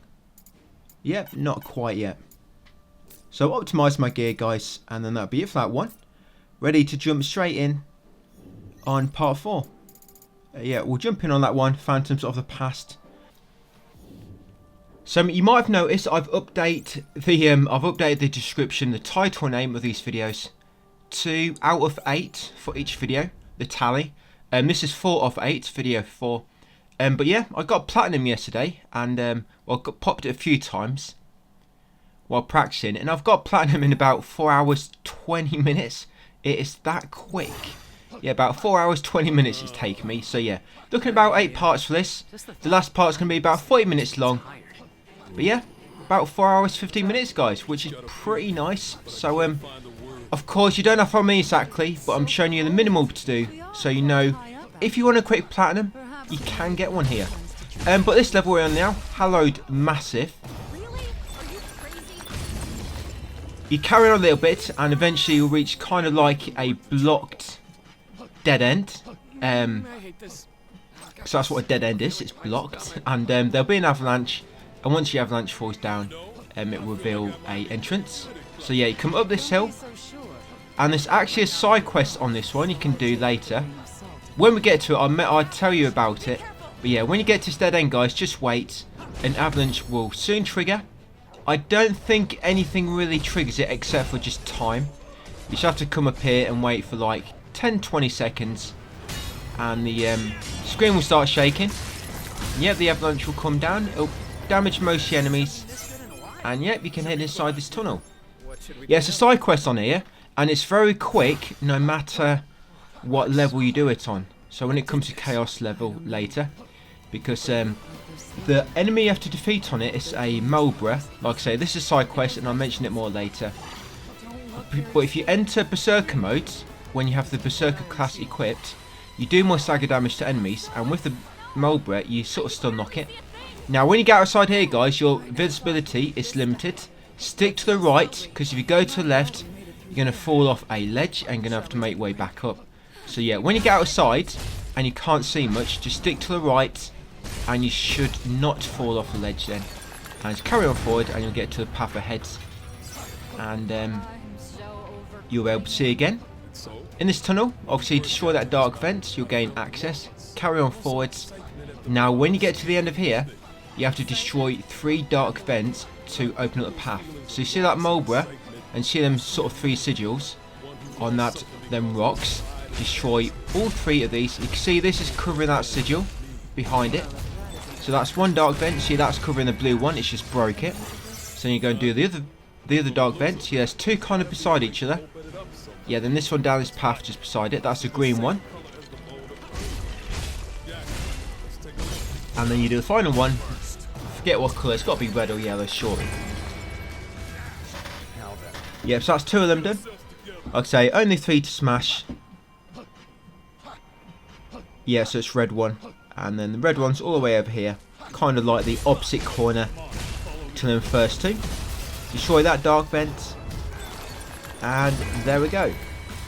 So now you go back and then rocks will kind of like just magically explode like so. Carry on behind them in the exit. More of those cubes. Let's relax for a bit. Yeah, take a right.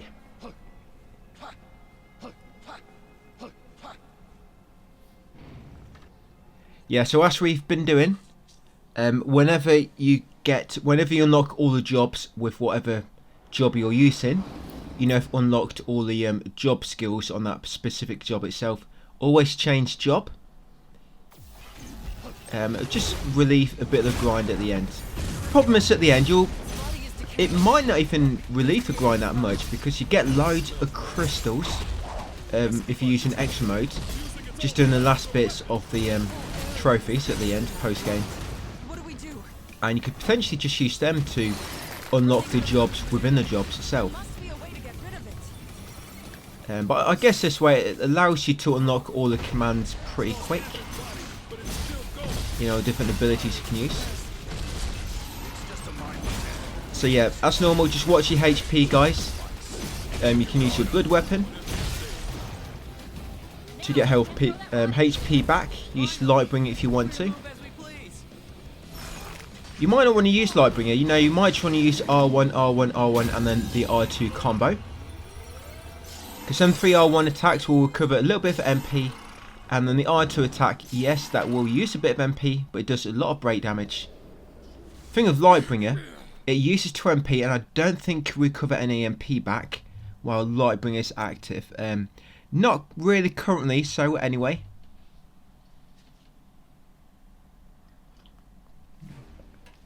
But yeah, that's another main quest done, guys. Once you get to post game, we'll have about 4 side missions left to do post game. Yeah, so I'm going to see if I can unlock these last few jobs. No, I unlocked one, but I need a few more points yet, so I'll stick with Berserker for now. And what level we're going on next? Memories of Earth. So Cavern of Earth. Yeah, this is that. Did I mention it in the last video? This is that one where I forgot to pick up the side mission orb. But luckily for you, for me, because I don't want to mislead you, I did realise before editing this and commentating, so I've just edited in the part to show where the side mission orb is, where I had to come back and pick it up. I've just sort of spliced it in here. I'll mention it when we come to it. But yeah, just carry on down here. Of course, I'm showing you the quickest path through here. No, wrong way. Yeah, come this way. Go through that tunnel. No, yep, that one there, that's the one. So it's a bit of a maze like this place with all the different connecting paths. Right, I think I finally got my bearings, finally. Yes, there's a chest here. You got a dark vent. If you come across any dark vents or save points, you know you're going in the right direction.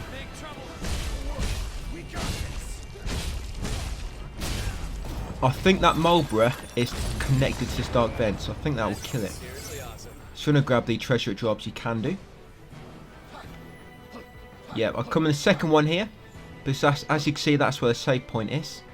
Come in here, drop off. Now these walls which light up, you have to destroy them because they're slowly trying to push you off a ledge. So just completely demolish that wall. Come in here, go right. Carry on a little bit more. You find another yellow wall. Again, it's trying to push you off, so fight back.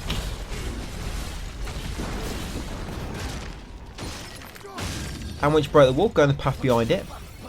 And then carry on all the way down the steps.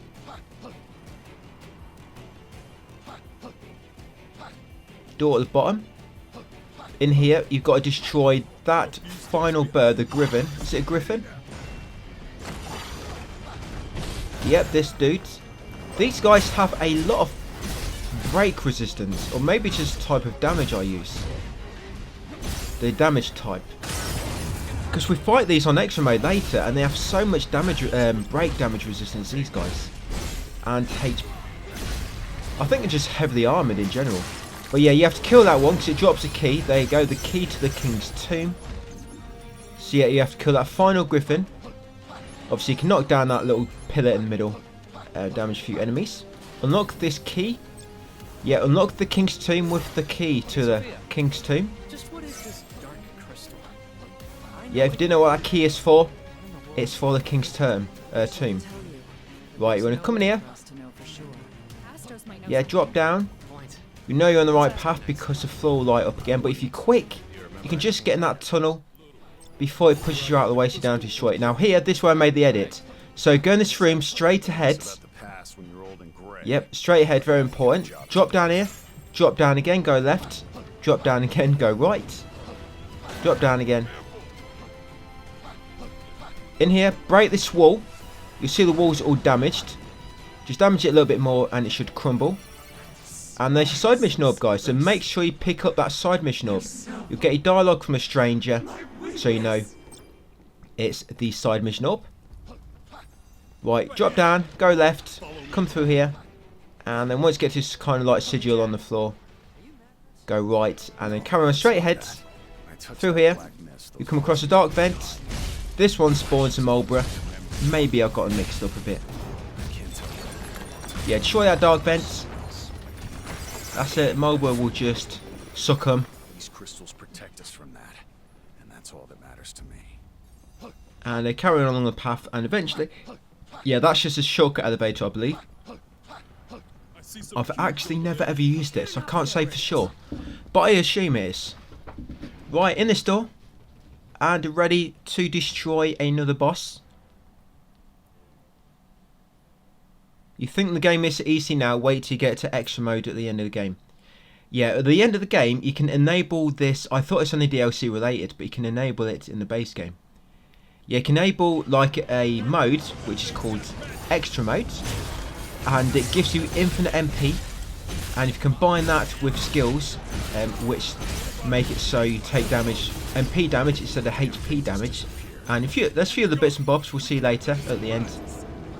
Post game, of course, but yeah, things like that makes you invincible. Pretty cool. But yeah, this boss licky.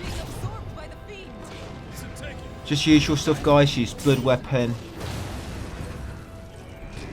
light bring it if you want, or just keep pressing R1, R1, R1, R2. Make sure you use resonance with your teammates to make them more aggressive.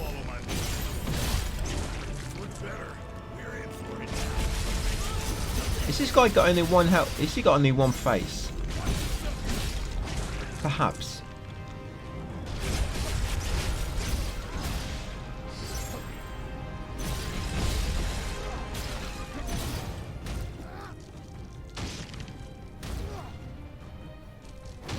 But yeah, got rid of his freight gauge.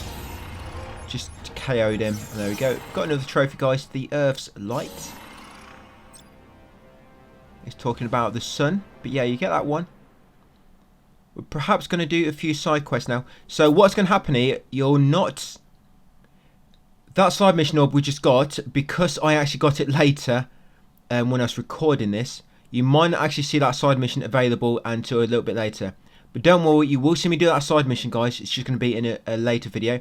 Like I said, I forgot this on my very first time when I was recording this. I didn't forget it on my practice one, just when I was recording it. So I've just had to edit that side mission orb in there. But don't worry, when we do that side mission later, you'll see me do it. I think it's in the next video. Either next video or, yeah, I believe it's the next video we do that side mission. So if you see it in your menu, but not in mine, don't worry, just leave that one until I do it later. Right, so once you're in here, guys, interact with the console. I think we've done the Earth path now. Right, so we've unlocked main mission, the Memories of Poison. And that is all memory there, guys, the Stymied.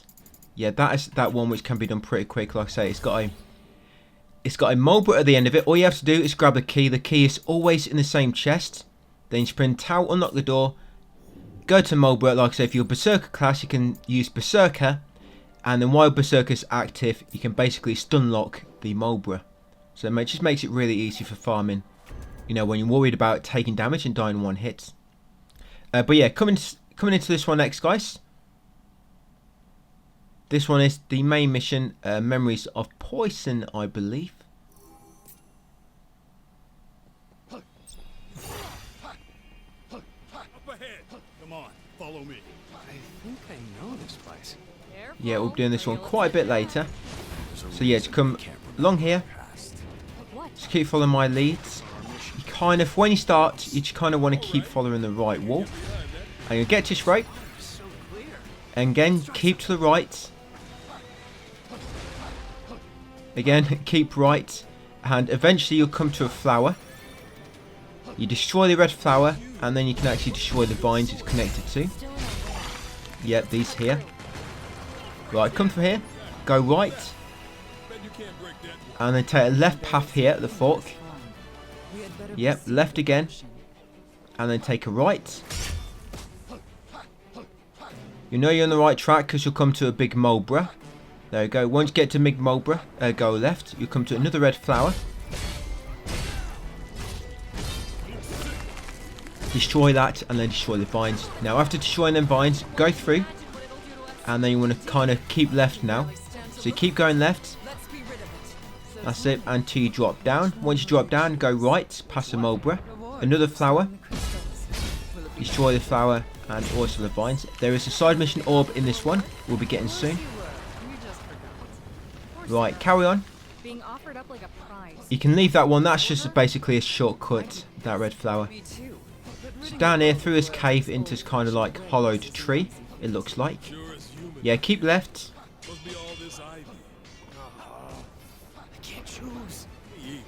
Left again. Now in this open area, you need to look for a hole in the floor. Look down this hole. If you reach a save point, you've gone too far. Yeah, drop down that hole. Come to slope, go left. And then I'll lead you up here, guys. Destroy that red flower.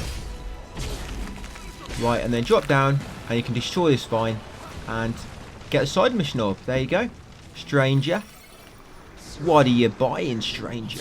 Yeah, you can go about a side mission orb. Do not forget to get it. There's a save point. Like I say, if you reach a save point, you've gone too far. Just make sure you get that side mission orb before you come down here to the boss. Right, so another one to defeat.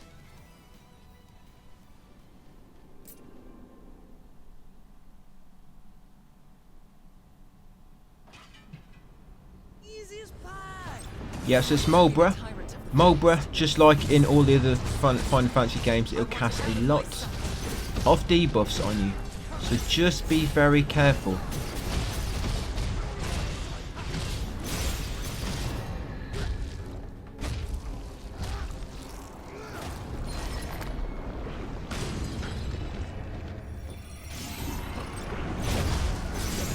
Yeah, I think it can kill you pretty quick, I think, if you're not careful.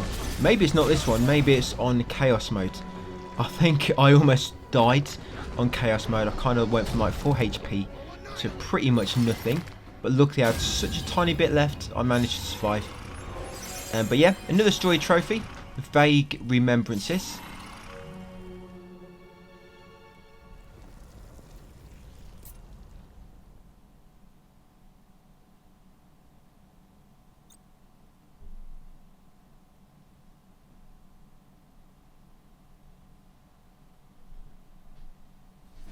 Yeah, back on the world map. Memory Sapphires unlocked and Indigo Memories the Humiliated. So I'm going to go in my job tree, guys, and just see what... Yeah, so I can finally unlock the final job inside the Breaker one. So I'm going to change my job again now to whatever's next. Some of the... I think the expert jobs you can unlock, which will unlock later.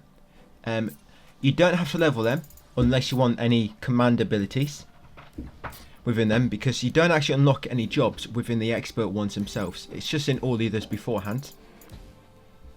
So yeah, the Humiliated here, you can see here, the Stymied side mission is not available, but you saw me kind of unlock it in the last one.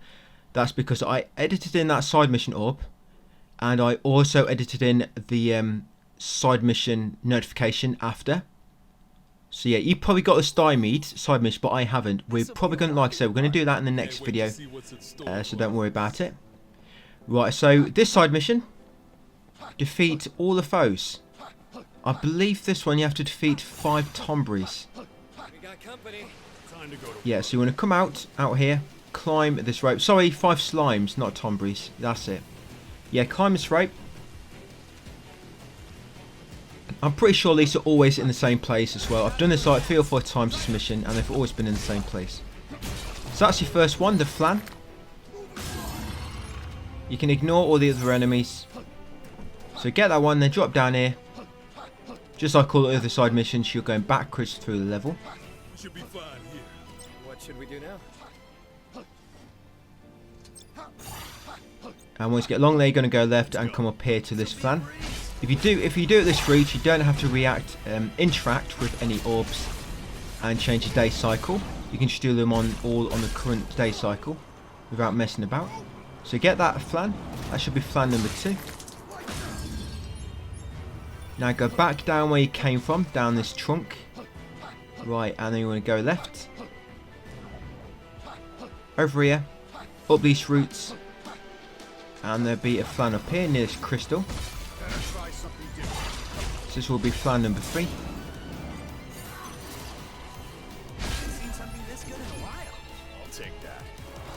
Right, once got that one, carry on forward. Drop down this ledge, and this will basically take you back to the start of the game when you're doing this as a main mission, and this way you start. So this will be flan number 4. Right, and the final one, just carry on as if you just started the mission on the main story. And the final flan would be just on the end near a orb to change the day cycle. There you go, final one. Like I say, if you do it this way, you don't have to change the cycle at all. And that's it guys, all 5.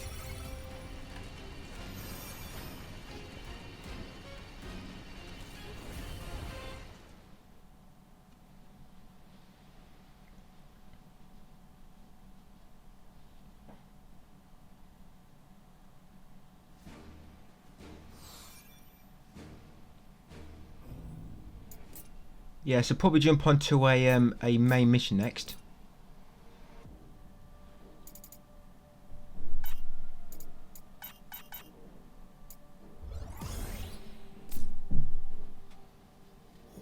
Yeah, let's have a look at what's available. Yeah, Memories of Fire. This one's pretty quick to do, because I think the game it wants you to kind of work around the lava somehow, but you can just run straight through it. I don't even know how to get rid of the lava, because I've never had to do that. I just always sprint straight through it, using our movement techniques. Yes, come out of here, go left. There is a side mission orb here. Yes, so just get through lava quickly like so, guys. Like I said, I'm not sure if you're meant to do that. I think you might have to stop the lava flow. But you can do it that way. Yes, chest there. Carrying straight forward, there will be a dark vent. So get rid of it. Yeah, and one thing I want to say as well, you know the stat bonuses from having certain affinities from equipment with jobs. Yeah, save point there, come down this lava, go right, and get to the dark vent. Yeah, with your different equipment you have different affinities, right, with your equipment type. For example, my sword, it might have a little symbol next to it saying 50% affinity with the knight, for example. And with each of the jobs, I'll come back in a second guys, this is a side mission orb. Yeah, up them steps, go left, drop through a gap near the fence. And this is it here guys, this is the side mission orb. Make sure you pick it up. There you go, get a message from stranger. And here, I've gone a bit too far. Yeah, you want to go just past here. There's quite a big patch of lava there, so be quick. Yep, another dark vent to get rid of. Yeah, them stat bonuses you get from having certain affinities with your equipment, they do actually transfer between classes. So just like your command abilities can be used with any job, so can the affinity bonuses. They're the ones where if you've got like 100% affinity, you get a bonus, 150%, 200%, 250, 400%. and you'll get all different bonuses, guys. Yeah, they transfer between classes, between jobs, sorry. Yeah, this start event, be careful of this blue sort of elemental it spawns out, because that can do quite a bit of damage to you from behind, and it can keep kind of like interrupting you when you try to destroy the dark vents. Yeah, I'll touch more upon the Pretty high up, aren't we? you know, affinity bonuses later and transferring them. It's mainly something we'll be utilising post game. You don't really need to think about so much at the moment, just because your gear has a very low affinity bonus. But later on at the end game, when you get much better gear, you'll find equipment with like 150% affinity bonus to this job, 150% bonus to another job, and it gets even better than that. And you'll get artifacts at the end of the game, which can actually give you bonuses for 2 different jobs. But yeah, that's more kind of like I say, more kind of like post-game content, but just giving you a bit of a preview of what you can expect. But yeah, so another boss, guys, Marolith.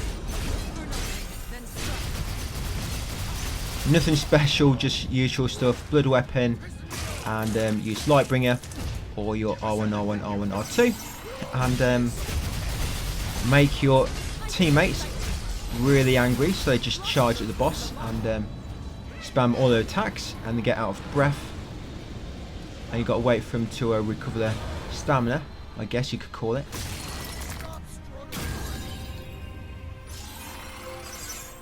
Fire Slight, already dead. Yeah, completed Memories of Fire. Right, I'm not quite sure if we do another main mission or we get a side quest done.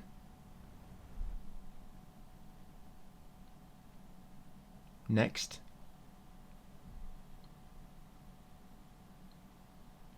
Yeah, there'll be the 4 side quests which we kind of unlock post game. I do them all in chaos mode, so we don't actually do much grinding because we're getting what we need for the last 3 trophies at the end while completing the last few side missions. So it's kind of like a real efficient and optimal way to do it. If you had DLC, you could do things a little bit differently, but because you're not doing that here, guys, just doing platinum.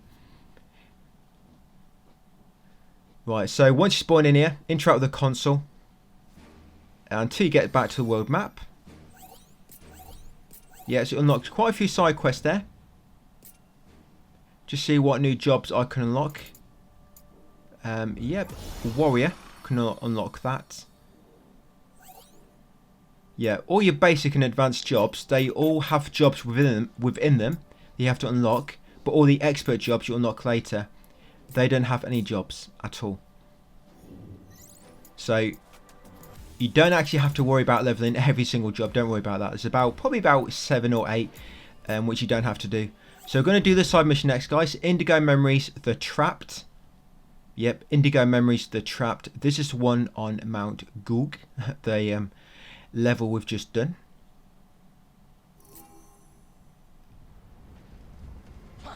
Yes, you've got to defeat all Master Tombreys. Now you've got to be very careful here.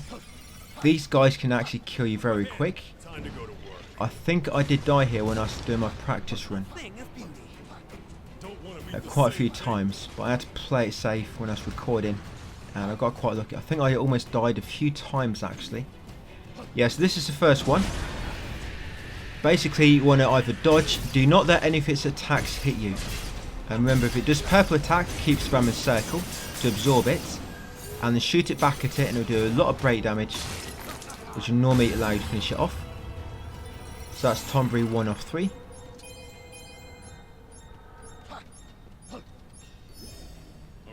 Yeah, so you just drop off where you killed it, and then go left, and head back through the level. The last 2 are kind of together, in a way. Yeah, you're going to get here. Yeah, you actually have to come through this sort of like archway, and this one at the top there, on the edge of that cliff. And they'll come these steps, and you'll encounter him on the end here. You normally knock him off, so knock him off and then get ready to drop down and dodge, block or absorb his attack. You see that? I almost died. I had probably 6% HP then, so I'm pretty lucky. Got to be so careful with these guys. They're small, but very, very deadly. So yeah, I've absorbed this attack. That's probably going to finish him off. Yeah, almost got me again.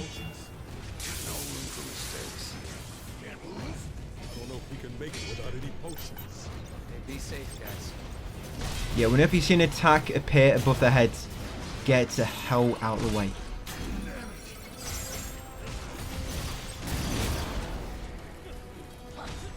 They're kind of like one of the worst enemies in the game, you know, just when you're going through a story.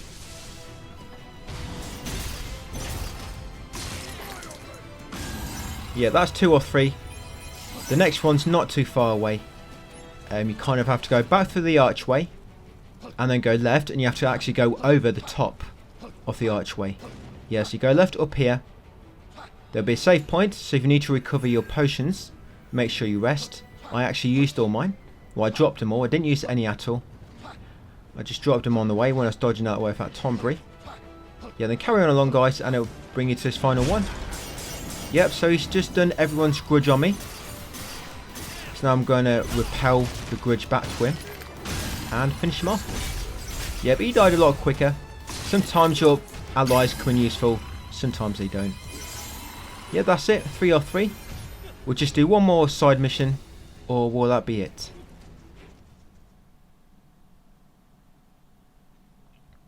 Yes, it's coming to 30 minutes. I can't quite remember if I did them 2 side missions or not. Remember, stymied, you probably got it available, but I weren't have, because I had to make that little edit. But once it is available, probably on the next video, we will do the stymied then. Yep, so job tree. Oh yeah, so that's a Ronin done. So I could swap now to somebody else. Yep, so that's Ronin out of the way. We'll go for next. Pugilist.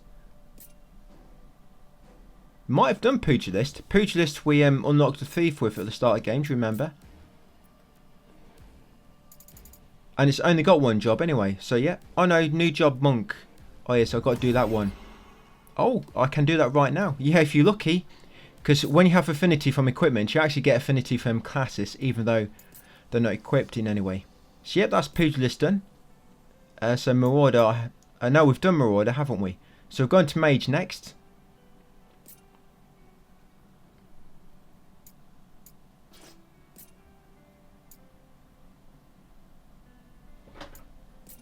I guess Mage and Lancer. So I've got them 2 slotted ready. Right, so we'll do Indigo Memories, guys, to Deceived on the next video. The first side quest we're going to be kicking off with will be the Deceived.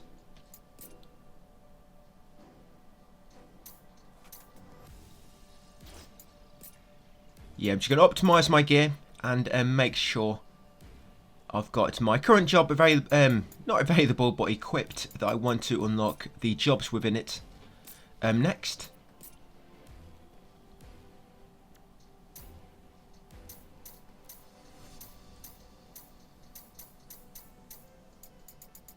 Yeah, just looking through there, seeing how I'm doing in terms of unlocking all these jobs. Still quite a few to go. But they do come pretty naturally, guys. You don't really have to grind for them. As long as you're switching up all the time, you know, as you're playing. You shouldn't have to do any grinding at all for your jobs. But yeah, we're going to go into Indigo Memories, The Deceived. Level 58, is it? My equipment level is a little bit low, but shouldn't really be a problem. You'll find if you're too low, in regards to a recommended item level, equipment level, if you're too low, there'll be like a red exclamation mark, you know, to warn you. Warning, enemies going to be very tough here. But it's still not too bad. And even later at the end of the game, because you can use extra mode, it makes it much, much easier. But yeah, this is that one where you have all the you have all the cactus, what you have to look for, guys. There's 5 cactus you have to kill, and they can appear. There's kind of like, they don't always appear in the same place. I think there's about 7 or 8 spots they can appear in. So I'm going to try and show everyone. So here, where's Mulberry is, one can spawn here. Yep, see, once just there. You might not have noticed, but it's actually hiding in the floor. You could just see its head popping up. And if you run over to it, it will sort of appear and then you can kill it. And this one I got a trophy. I had to redo this quest. Yeah, I had to redo this one because this is before I knew how random the cactus were in where they are placed. So like I say, if they don't appear for you where they are for me, just keep going where I'm going. I'm going to try to show you exactly all the spots where I've had them spawn. But like I say, they might be hiding in a bush, they might be hiding in the ground, and you have to go close enough to them to make them jump out for you to attack. And be very careful of these. Yeah, you do get a trophy for killing your first one, but similar to Tomberries, they can kill you very, very quick. I mean, these do actually die a bit quicker than Tomberries, but if they do that 1,000 needles attack, make sure you block it with your soul shield so you absorb it. And just like all side quests, we're heading back through the mission in reverse. So yep, let's go. So you can have one appear down here. I don't think one appears for me here, but yeah, I've had one appear here before. So you can check there first, guys, to see if you've got one there. Like I say, when you go through this, try to keep. You might want to check all the nooks and crannies, just in case any are hiding in the floor, which I've not experienced before. You can get one over here. Yeah, I've had one spawn over here before. I think no, it's 3 you have to kill, not 5. But I think there's 5 different spawn spots for them. Yep, and there's a spot over here. But when he spawns here, he's normally already out waiting for you. So yep, I hope that's all the spawn spots, guys. So you've seen what I killed 3, and I've shown you 2 extra. Hopefully they spawn in one of them spots for you. Like I say, if you're having trouble finding one, I don't think it would have glitched. There's just one hiding in a very peculiar place. Like I say, you check every nook and cranny, check the bushes, check all the little corners. But normally, once you get close enough to them, that should make them jump out, guys. But yeah, complete that one, the Deceived. And next up, yeah, it's going to go through my job tree. I think I'm going to be doing the Stymied next.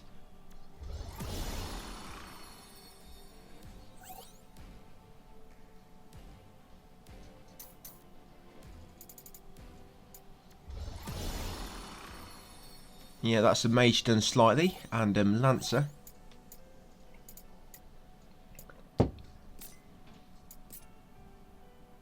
Right, optimise my gear.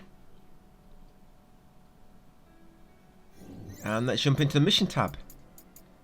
Yeah, so the Stymied. This is that one where I said I missed that side mission orb in the castle place. I had to go back and collect it. But this mission, guys, this side quest, remember this side quest, it's very quick and easy to do, no matter the difficulty. Because you can actually do this, and the boss you have to fight, you can stun lock him. Makes it quite easy. So stick to the right until you go past these 2 slimes. Carry on a little bit more, and then go left. Yeah, take the next left after the 2 slimes. Come along here, and when you get to them enemies, you want to loot this chest. This chest always has the key which you need, the trial key. So you stick right, go left after the slimes, grab that trial key, come back to the main path, stick to right again, and eventually it'll lead you to this door. Unlock it with the trial key, and the boss you have to fight is a Mobra. Now if you've got Berserker mode, you just press R2 to enter Berserker mode. I mean, I'm not Berserker at the moment. But yeah, if you enter Berserker mode, when you've got a Berserker job tree equipped, and then attack him, every attack you do, normal attack, will stun the Mobra, so it won't be able to do any attacks. So it works really well when it comes to high difficulties, just because you can stun lock the boss. So just remember that, guys. It'll be useful information for later. Probably can't unlock anything, so it's a quick side mission. Yeah, we'll jump into next main mission next. Yep, to remember. Yeah, so the ruins of Machina.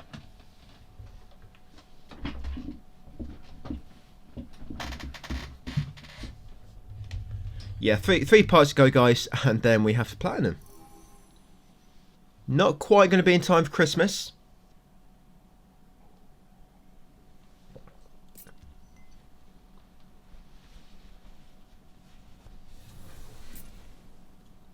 Hopefully I can get the Metal Gear Solid 3 done before New Year. I hope. I hope. Does it work? But it's looking a bit tight at the moment. I'm just coming up to halfway through on that. So it could be a bit tight getting that done in time for Christmas. But if not, sorry, for New Year. But if not, it should be It's finally open. within the first week of the New Year. Hey, Jack. You know, if I can't make it before the New Year. So it's not too far off. Memories are precious, don't you think? Yeah, so for this one, I've just had to pull that lever to activate the power. And that's basically what you have to do in this area. So you're going to come down here, drop down that ledge, carry on along here. Different from And you come to another lever you have to pull, guys, to activate the power for the elevator. and become warriors of light. You don't need to say everything. Yep, pull that one.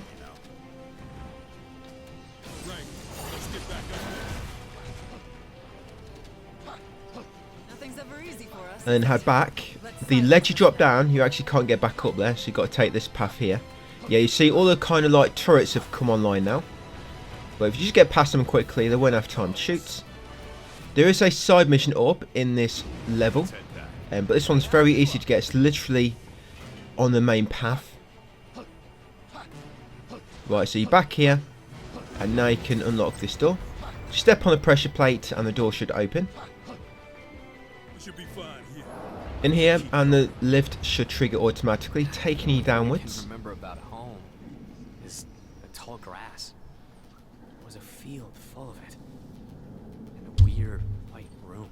That's all I can recall. Nothing else. Yeah, once the gate opens, interrupt the save point if you need to recover your MP. Right, mute some flee. Always use some flee to move around quicker. Yep, another contraption there to pull to activate the power in the area. Right, come down, just follow these steps down to the right. Carry on. You can't get across that floor because it's all broken, so it forces you the long way round. So come along here, climb up the ladder, up this next one. Remember this path, guys, will be coming back through here for a side quest. It's inevitable at this point. Yeah, go right there and then drop down this ladder. Drop down again. Now you find yourself on the other side of the crack. Pressure plate to open the door. Straight ahead and another elevator. Not afraid. Once you do get outside, there'll be a massive laser gun shooting at you like a big rail gun. So you have to be careful. If it does catch you, just dodge to left or right to get out of the ray. Yep, just defeat the fallen vent, the dark vent quickly. Loot any equipment the enemies may have dropped. Hey, so aside from becoming warriors of light, I feel like we had a greater purpose. Do you two remember anything? Yeah, I think this is it. We'll be going outside now. Being from Yes. here and Save your game if you need, well, not safe, but rest if you need to recover. Yeah, so here we go. Yeah, it'll be a railgun shooting at you guys. You see it charging up in the distance. Yeah, if you do get trapped in the beam, just dodge left or right. And there's the side mission orb, guys, behind this rock. Yeah, grab that side mission orb. Do not forget to get that. And then just dash up to the railgun, destroy the dark vent below it. And that'll completely destroy it and reveal a path ahead.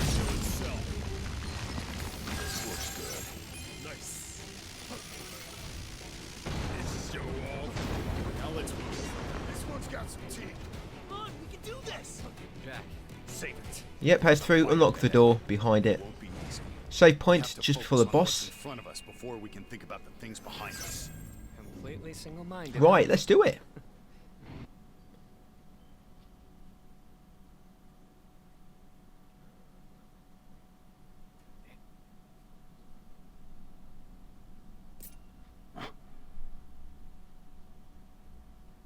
So normal stuff, blood weapon.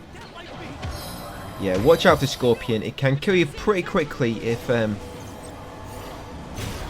been killed very quickly by this thing once. So just watch your HP with this guy. Eventually you can kind of get him kind of stun locked because it seems he can keep, yeah, like so. I'm not sure what happens there if you damage his legs or something, but sometimes you'll just knock him down.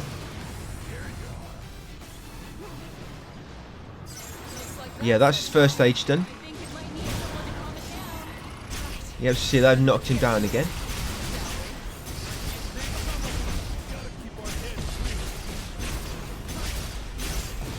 That's it. TKO.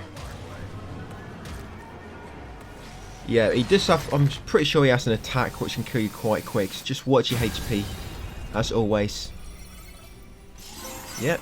Got a trophy for beating him. Shared recollections. Grab all the juicy equipment he dropped. Nice work. Right, another cutscene. I'm just going to skip it, just for purposes of the guide.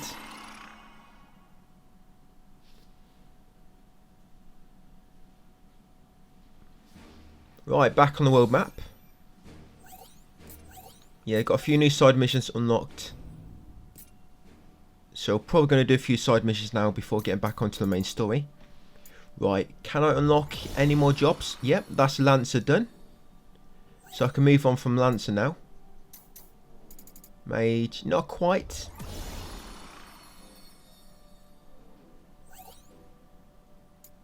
Yep, 3 jobs to unlock with a mage.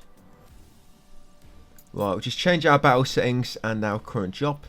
Like I say, I've done Lancer, so I'm going to switch it out for something else.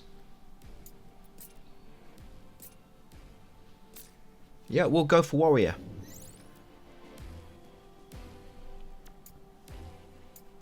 Yep, so side quest time. Yeah, we'll do this. We'll do the sacrifice first because it's the lowest level one. Yeah, so sacrifice. It's actually going to take you back into ruins of Machina. So your memory should be nice and fresh of this area. Remember, we're going back through it now in reverse. You'll have to activate the levers again, because you'll find the doors will not open if you don't. I tried it. I did try just running past the levers, and the doors will not open. So yeah, come up with these 2 ladders. In here, go left there. Yep, through here and drop down the ladders. Other side of the crack now. Climb this ladder at the end. There'll be a chest beside it if you want to loot it. Sorry, do not climb that ladder. I mean come up these steps. Yeah, so chest, go left of the chest, up here. Pull the lever so you can unlock the door.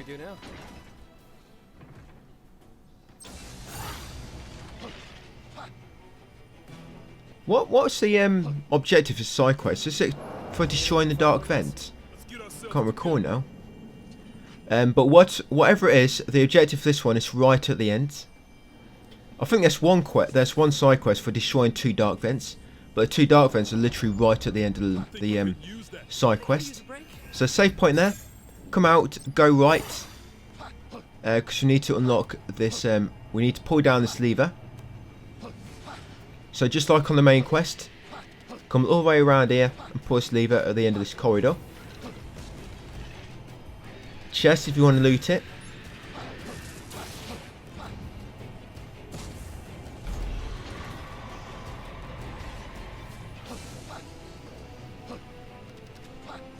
Right, make way back.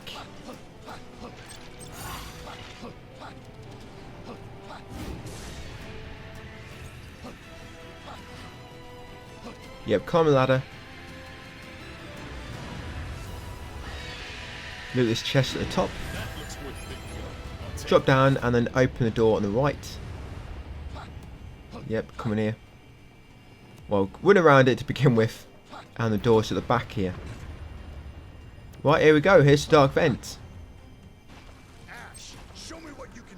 Yeah, this mission's for destroying the dark vent, isn't it? Yeah, it's right at the end.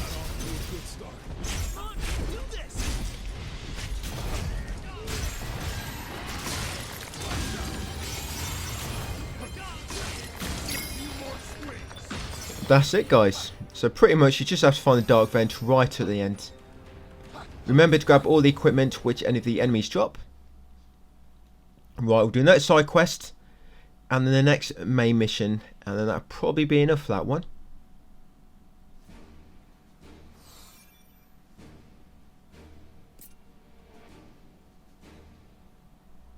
Yeah, so that's a sacrifice. We'll do the greedy next. Yep, you're going to enjoy it. Well, I'm not sure if you're going to enjoy this one. But this is one which a lot of guides advise you to do when it comes to doing a lot of the trophies. But I think that one I showed with the Marlborough might be quicker. You know that one called the Stymied, where you just grab the key, you go straight to a Marlborough. If you've got Berserker class equipped, the job, you can just unlock him by entering Berserker mode. Because on that one, you know where everything is. This one, the Greedy, a lot of guides recommend this one because there's no fighting. But problem is, the chest, you have to find a trident, guys, and it can be in any one of 5 chests. So watch what I'm doing. I'm going to show you where every chest is first, quick way to get to them all, and I'm going to go and check them all. Just check every every chest. Like I say, this trident will be in one of the 5 chests, and it's random. So you got a chest up there. Yep, and you're going to come through here next. You got a chest over there. I just quickly showed you it. I'm turning back. So that's 2 chests I've just showed you. Like I say, 5 chests in total, and it will appear in one of the 5 chests. And once you get that trident, that's it. You've completed the side quest, guys. Then drop down here next. And that's another chest. Chest number 3. This will bring you back near where you started, by the way. Yep, so this brings you back where you started. So you're going to come back up here next. Drop down again. Yep, go left at the crossroads. Come along here. Keep going. Through that trap room and this long corridor. Take a left at the end. And there's chest number 4. That's 4 chests I've just showed you guys. And number 5 is right at the end. As if you're making your way to the boss. If you're doing this level in the main game. Yeah, so chest number 5 is all the way down here. Yep, so that's 5 chests, guys. So now I'm going to start looting them. See which one has a trident for me. Like I said, it's completely random. But I've shown you where all 5 are. And kind of how to get to each one quick. I like to do that one last near the boss. It seems to be the one furthest out of the way. And I think I'm quite lucky. I think this is where the trident is for me. In my second chest. Yep, there you go. Acquire the trident. That's all you got to do. Yeah, so like I say, a lot of guides recommend this when you're at the end of the game, when you in like high difficulties and high level. Problem is, you can still get attacked when you loot in these chests, as you just see me get attacked then. So I'm not quite sure how great that one is. Like I say, I think the one, the Stymied, is better because you just grab a key, kill a Marlborough, and that's it. You know exactly what everything is. That one you can be running around. It can take you a lot longer. And things with the Stymied as well, because you defeat a boss on it, you get more equipment as a reward. Whereas that one there, you're not really getting much equipment other than what the chest drops. And bosses normally drop more anyway. Okay, so this one, guys, the Sunken Shrine. Yep, this main quest is a little bit... Well, you have to find a key to unlock doors to progress. And if you don't get these keys, then you can't progress. And it's specific enemies which drop the keys. It's not in chests. Where else would the Fiend of Water be? If it's the one I'm thinking about. Yep, so you come out here, go left. Them red canisters you see dotted around, guys, so will explode. Right, so you come through here. They're going to destroy the generator, and it's going to unlock that door in a second. It's going to loot the chest. Yeah, they're kind of showing you what you need to do now. For the first part of this level. So I'm going to destroy the dark vent. Yeah, you need to look for the power generators and destroy them to unlock the doors. So destroy the dark vent. Come in here and destroy this generator. Yeah, once you destroyed, this door should unlock. There we go. Head on through. Yep, straight ahead. Like I say, there's not branching paths, but I'm just want to get through the quest, the mission quick. Up here. Climb down the ladder. A lot of the ladders in this level, you can't just drop down near them because there's railings. You have to literally climb down the ladder itself. Yeah, so down that ladder again. Destroys power generator at the back. Come back over here, guys, and this door should unlock.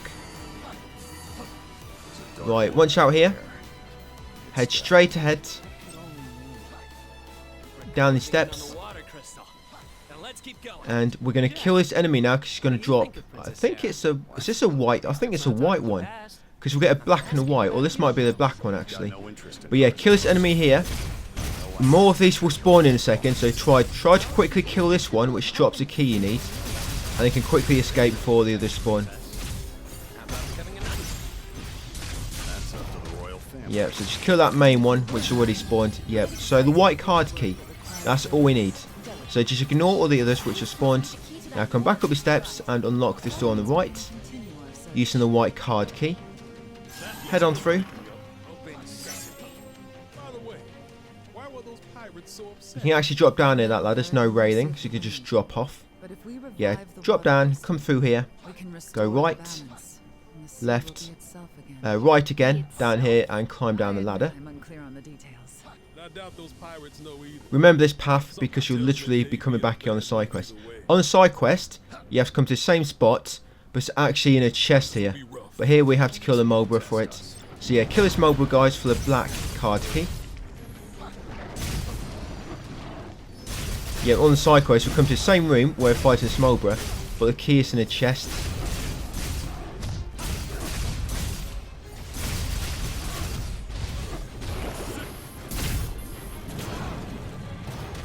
Yeah, watch these Mulbras. I almost got killed. They debuff you a lot, and they can, if you're not ready, I think in every Final Fantasy game, then guys can always be deadly, just because the amount of debuffs they can inflict. But yeah, we've got a black card key now from defeating that. So you can lock these two doors, climb back up this ladder. Yeah, use some two doors to kind of shortcut to get back to the door, back to the ladder. Right, going to come along here, going to open this door, using the black card key. Should be able to get to the boss now. Come along here, and then go right. And now just follow this path all the way around. It's going to lead you down to the boss at the bottom of the map.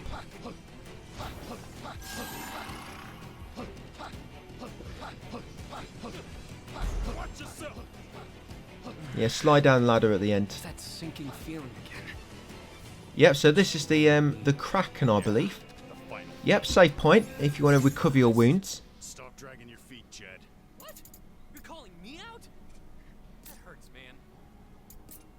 If you do want to use some anima, by the way, anima shards, you know, for example, say you're one job point on away from unlocking a new job, and then you can switch to another one. Yeah, you can use one or two here and there, but try to save your anima shards for the end. You'll see why it'll come in very useful. You hopefully have about 100 once we hit post game, and then what we'll be doing, we'll be using all our current anima shards to quickly unlock all the remaining jobs, which you should have enough to do. And then that means at the end you don't have to do any grinding at all in terms of unlocking jobs, and you can get straight on just doing the chaos mode and stuff. So yeah, try to keep your anima shards, guys, but you can use one or two here and there if you need to. Just try to keep most of them. Right, so yeah, Kraken, once he enters his second stage, he will jump in the water. So try not to waste any MP until he comes back. Yeah, we'll always do this attack and he'll jump in the water. So yeah, do not waste any MP. He'll always do that on his second stage, as far as I know. Right, once he jumps out, yep, start attacking him. Yeah, you see them kind of electrical traps around the arena.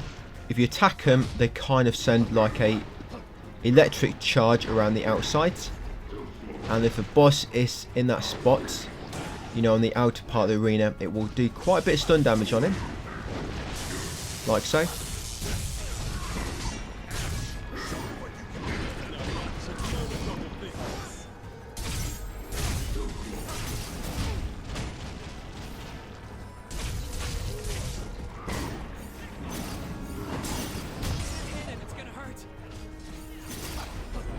Yeah, I think it's taking me quite a long time. I think I'm quite under leveled here in terms of my equipment. Almost died there. And got him. Kraken. So we'll just check our equipment, guys, and then that'll probably be it for that video. Comes in about 28 minutes, so I don't think I'm going to get any more quests done at this point. Yeah, but we've only got 3 videos left. So in 2 videos, we'll be at the end of the game.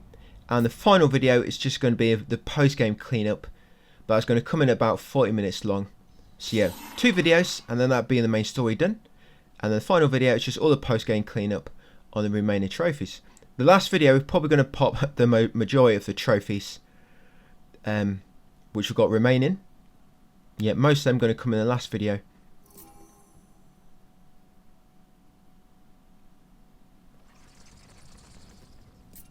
Right, so you spawn back here.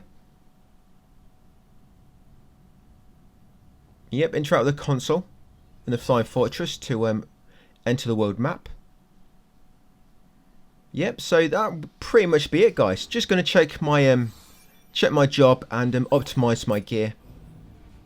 Yeah, but we'll be jumping into that Cornelia story mission next.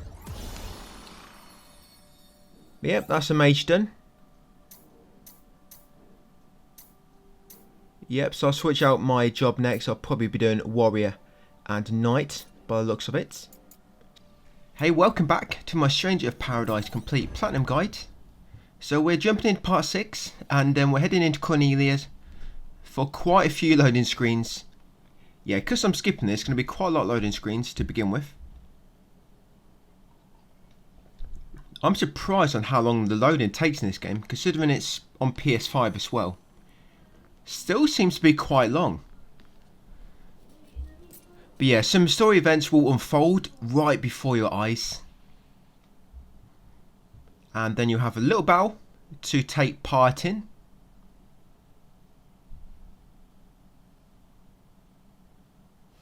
Yeah, you're going to get a lot of loading screens in this first bit. Yeah, there's not many more parts to go. Part 6, probably get part 7 and 8 up on perhaps the 26th and the 27th. And then we'll drop the full Platinum Guide, of course. The single video. Well, it's going to look nice, getting all this done within about 4 hours. And then hopefully MGS3, guys, before the new year. And not sure what the first guy is going to be in 24, we'll see. We've got Last of Us 2 coming out, the remaster, haven't we? And the Prince of Persia. I'm hoping to do them 2 games. But before then, I'm not quite sure if I get a chance to get anything in.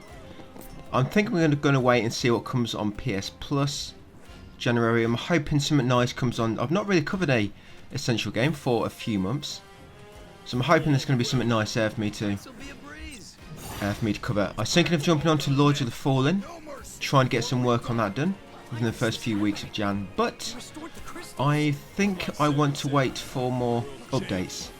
I don't know. I will see. I know it's in a good place at the moment, Lords of the Fallen, but I just feel like a few more updates need to be released yet. So yeah, you just dash past all them enemies. No need to fight any of them at all, unless you just want to kill them for no reason. I mean, you do get gear off them, but your gear becomes obsolete pretty quickly. Yeah, but you do have to beat this guy, the Possessed. But yeah, it should fall down. It should go down quick enough.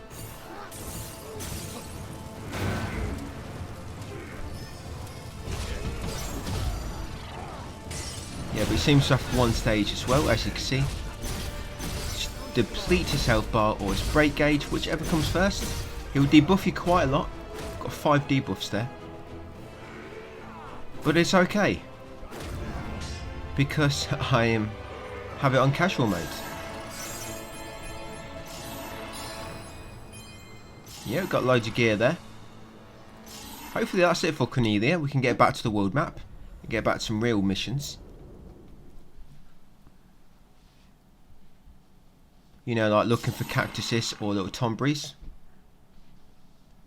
Real missions like that. Yeah, so you see the birdies fly away in the distance.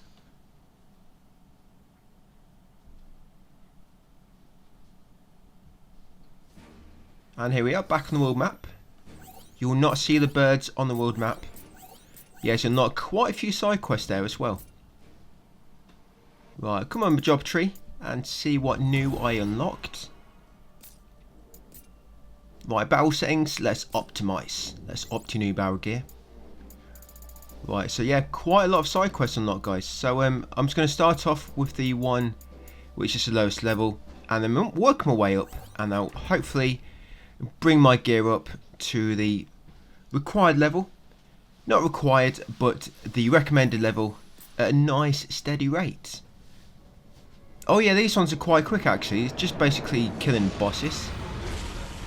But when you fight Tiamat, just careful because he will heal up once he gets into a second stage. If you do not kill him quick enough. Yeah, second stage, he heals up literally back to halfway. Half health. So just keep attacking him. You might want to save your Lightbringer and your aggression, your resonance on your allies. Yeah, save all your MP and your resonance for a second stage. Then you can just lob it all on him at once, and hopefully that'll help you deal enough damage before he gets a chance to heal back up, guys. Like I say, if he gets a chance to heal, he'll heal back to half HP. So basically you'll be restarting the second stage. Yep, so now lob it all at him. Lightbringer, resonance, aggression. Do not hold back at all. Unleash the fury on him. And hopefully he won't get a chance to heal up with Curaga or whatever it is. There we go. Yeah, just place loads of red crystals over him and then he'll pop.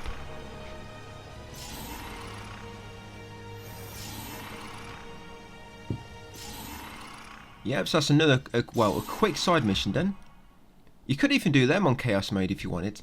The problem is with these bosses take the big bosses take a long time to kill on the highest difficulties in Chaos Mode. Chaos Mode allows you to raise the level of missions. So for example, a mission might be level 150. You can spend crystal to raise it to 300 for example. You get better rewards, but all the enemies will be stronger. Yeah, so this side mission will mount Googly. Yeah, Mount Googly Eyes over here.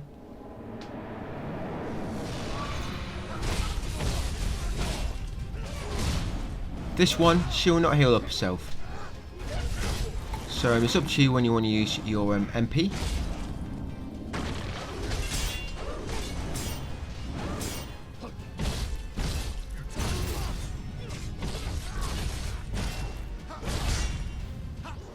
Yeah, just go to town on her. Shouldn't take too long to shrink her, cut down her little tail.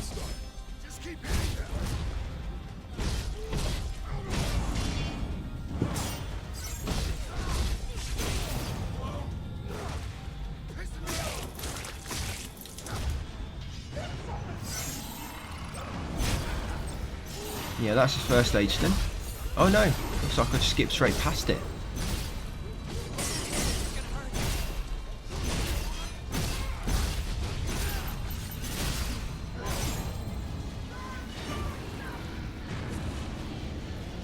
So I defeated her already because I broke her break gauge. She's got no stamina left. Yeah, I think we've got another one like that yet, where it's just basically a boss side quest. I think we have to defeat Kraken in the sunken something level. Sunken Dipus or something. I can't remember the name of it now. But yeah, the next side quest, it'll be that boss which jumps in the water on stage 2. This night job, by the way, it's bonus for having 400% affinity. It makes it so you're invincible when you're in Lightbringer mode, and that comes in really, really useful on extra mode, which basically gives you infinite Lightbringer.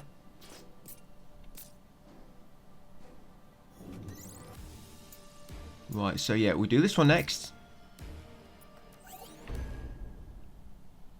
Cavern of Earth. I think this is another boss run, just to killing the boss. This is the one. Time for It's a nice change of pace, you know, because all them side quests you're normally just running around collecting things, or you know, just running back to the level in reverse. Yeah, so it's nice just kill a boss for a change.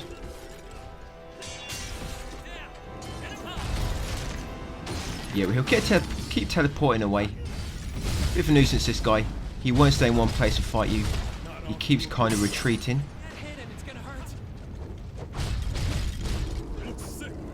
But if you stay locked on, you should normally automatically lock back onto him when he appears, and it will show you where he is. We'll be all right.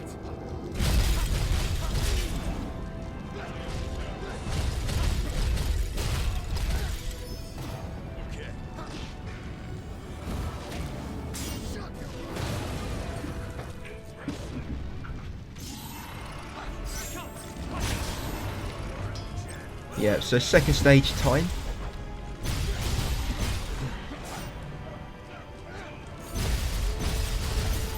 Yeah, I really wish they would leak the PS Plus Essential games that I do normally.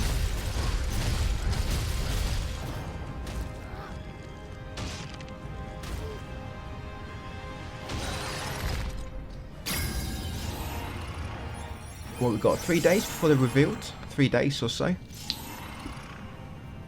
But yeah, that's another side quest done. 24 in total. So this is a nice quick 4 side quest to get done.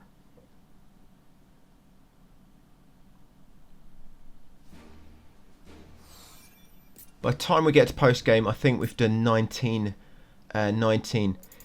side quests.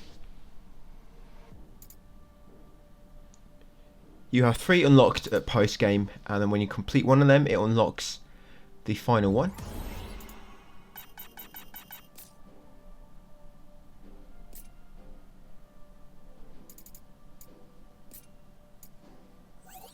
Yeah, so I'm just going to use a Anima shard there, guys. I only needed 1 more job point.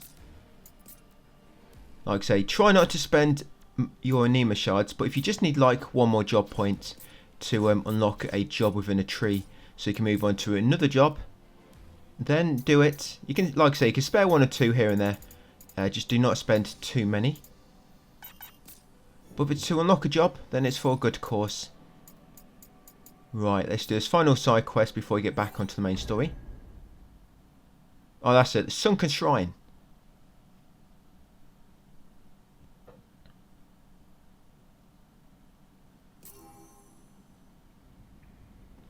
Yeah, so remember this guy, on his second stage, he'll jump back into the water. So if you try to use any MP, or use Lightbringer for example, do not use it as soon as he enters his second stage, because he'll jump out of the way. And you'll probably waste most of it when he's swimming around.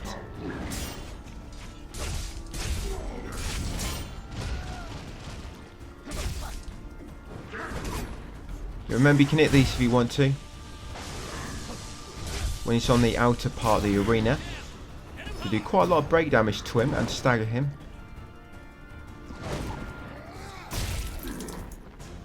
That's it, rip off his tentacle. Slap him around the face with it. Right, second stage.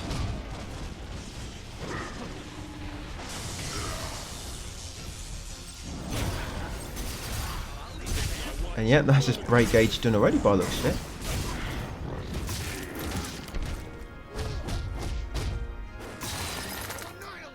Right, yeah, so back onto the main missions. Yeah, the next video we'll be finishing finishing the game. And the last part will be just the post-game cleanup.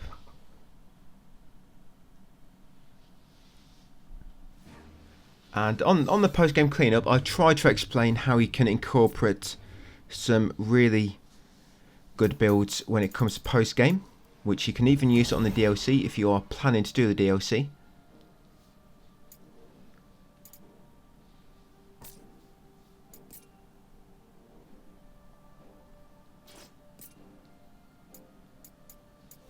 Right, yeah, I've changed my job.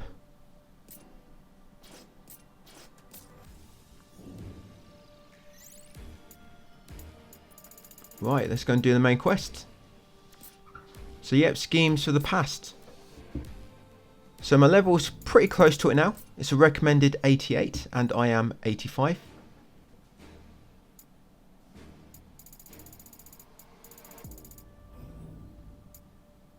Yeah, I'm just looking in my menus again because I had to splice 2 parts together there. Yeah, I think my intention was that bit we just done was going to be the end of a video. but it would have made the previous video a bit too long, so I'll kind of put it at the start of this one. Oh yeah, the Ancient's Tower. Yeah, this one can take... If you don't know what you're doing, this one can take quite a while, because there's a lot of different paths you can take here. And you kind of got to get to the top, but you have to activate 3 crystals as well to activate the final teleporter. And some of the paths on the way to the top are quite hidden. So yeah, you're going to come up them steps, come over here guys, and you want to break this wall. I mean, that kind of gives it away with the purple lights near it. Yeah, but break that wall, and behind it guys will be this teleporter. It'll take it up to the 3rd floor.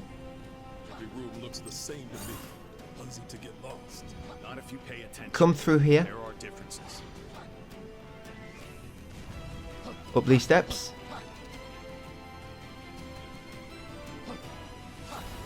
Yep, save point there. I was going to save to recover my MP. Right, this way you want to go below the steps, which are broken anyway, so you can't even go up them. Yeah, you see that door over there? And that enemy in the middle, if you go too close to the middle, you'll get sort of forced into a arena. And if you keep to the side there, you can skip it. Now, that door back there, you need a key to open it. That chest we just went past has a key. But there's nothing of importance in there, just a chest. So that's why I've just gone past it. But all the other locked doors you go past, you do need to go inside. Because they lead you to a crystal. You need to get to the end of this level. So yeah, smash this wall guys, and you'll find another teleporter. Teleporter number 2. Jump in here and it'll take you up to the 7th floor. There's not much left. Cornelia was populous and strong. Yet year after year they lost ground to Euphenia. It was then, Yep, come in here, smash this wall. Loot that chest because that's got a key inside. The key of phantoms. Yeah, because that will unlock this door over here. Yeah, save point there as well.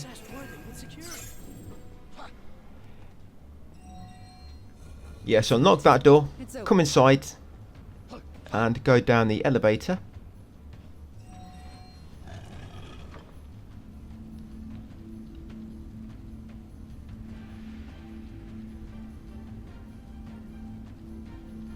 Yeah, if I remember right, the last few missions are kind of like this, where it take a little bit longer. What is this?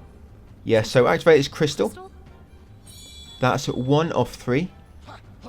And then go back up the elevator. Yeah, you know them teleporters we've been going up? Them portal things? Yeah, the final one, it's kind of disabled. And you have to activate 3 crystals to trigger it. That's one of them.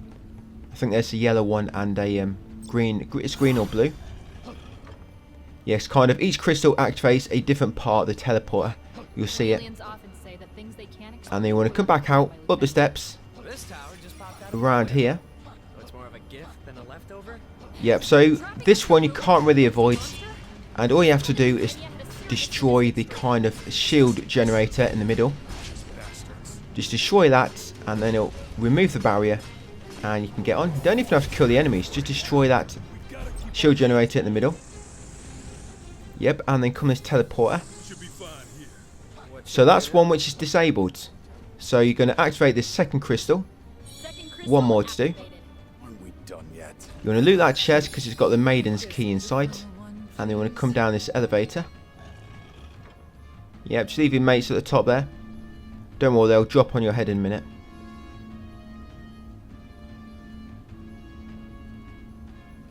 Here we go, nice for them to drop in.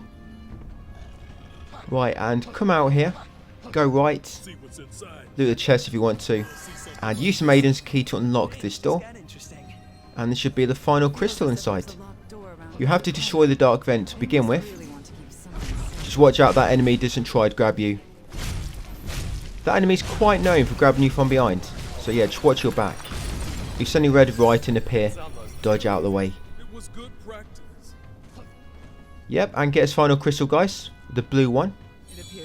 That's it. Now you can head all the way back.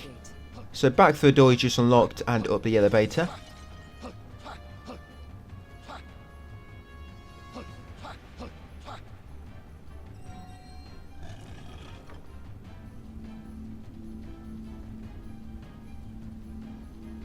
Yeah, rotate the camera around yourself really slowly if you want to look good when you're ascending. Right, 9th floor. Yes, you see all the different parts. Yes, you see there. You got yellow, I guess looks purple, and red. That teleport's working. It'll bring you up here. Save point if you want to recover any MP, potions, HP, or anything else. Don't know why I'm going into items. Oh yeah, you might find yourself getting quite overburdened on gear at this point. If you go into your items, you can send everything to storage other than what you've got equipped. So that's what you might want to do, yeah, if you're not already. Yeah, if you find yourself that you can't pick things up, so it's saying you've got no space, you have more space in storage. You can only hold 600 on your kind of person, and like I think it's like 3,000 something in storage. So yeah, just press square, whatever it is, to select all items at once, and then choose to send it all to storage. Do not dismantle. We'll save all the dismantling for later. Yeah, just free up some space so you can actually pick items again. You do not want loads of nice gear to drop and you can't pick it up because you have no space. Yeah, you'll be fighting the Iron Giant. Not the one you're thinking about. Got this dude here with no legs. Yeah, now he's just a torso, kind of, with arms and a little head in the middle.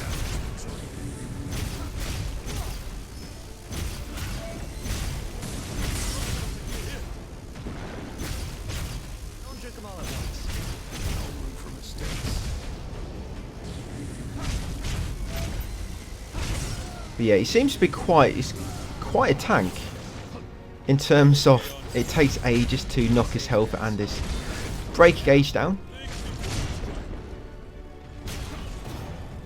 But once you do get him, just finish him off.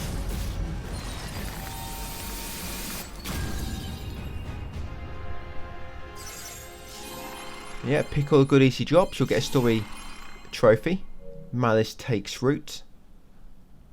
Or Malice takes root, or my boot or something.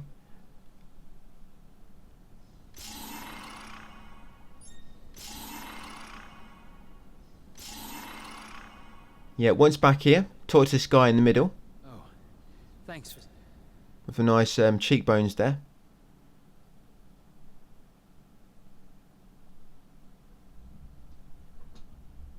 And you'll be back in Cornelia.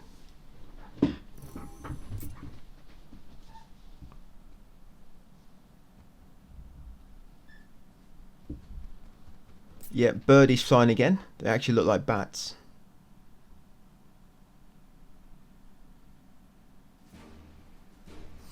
Yep, I'm back on the world map. So, got a side quest. And a new mission. To see what new jobs I can unlock, if any. Yeah, so the mage is done. I can switch out the mage for something else.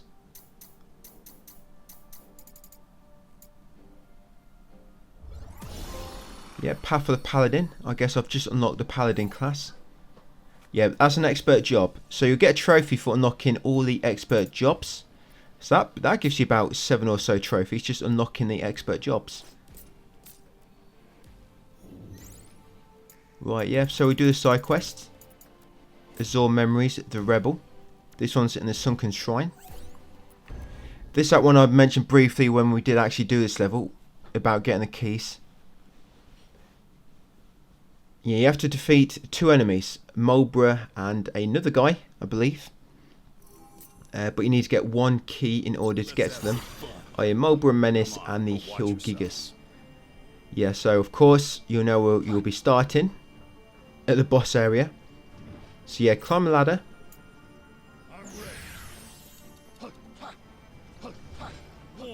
Yeah, so the mage, I believe it's the white mage and the red mage.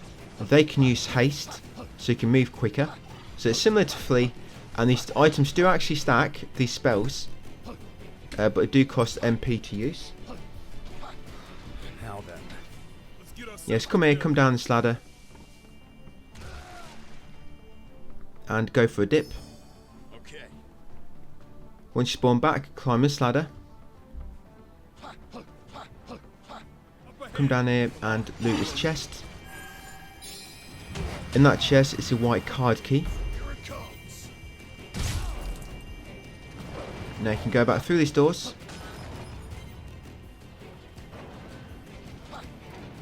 Back up this ladder.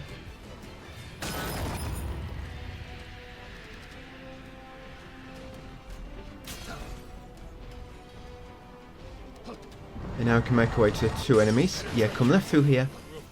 Get a chest if you want to. And then you want to go in that corridor we just passed. Yeah, climb this ladder. And it will lead you pretty much to them 2 enemies. Just got to unlock one more door. Yeah, safe point there if you just want to recover your MP.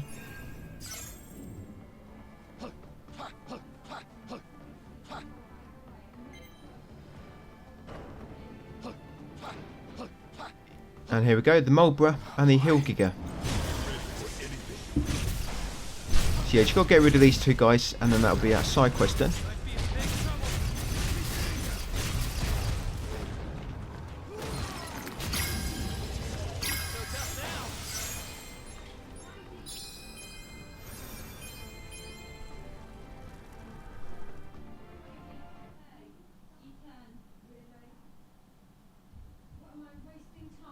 Yeah, we'll jump onto that main quest next.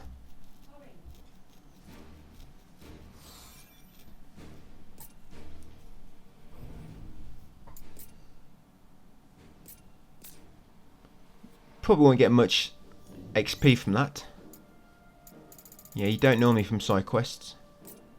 Yeah, but this one, Remembering Home. Yeah, Vigilia Court.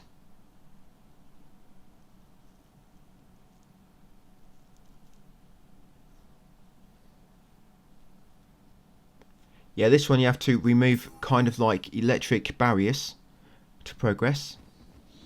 And to remove them you have to destroy these kind of like beams, which are the same colour as a barrier. Yeah, so you see that red barrier up ahead? Start by going left. And then comes that blue barrier. And you see this blue beam, so that's going to remove the blue barrier. So destroy that, then while waiting for the barrier to kind of dissipate, we'll loot this chest. Astos was looking pretty rough. Not just monster beat me up. Yeah, took the wrong turn there. Yeah, you want to come carry straight on, don't bother going left. Yeah, so you just go and pass that red barrier.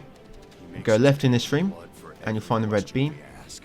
Destroy that, and it will remove the red barrier. So long as his information is good, consider it a fair trade. Yep, so we can head through now. Yeah, so that's where the red barrier was. Come in here and now you can use the elevator. In other words, you'll be forced to do your favorite thing. Reminisce. Uh-oh. Well, it was nice knowing you, Jack. Shut up.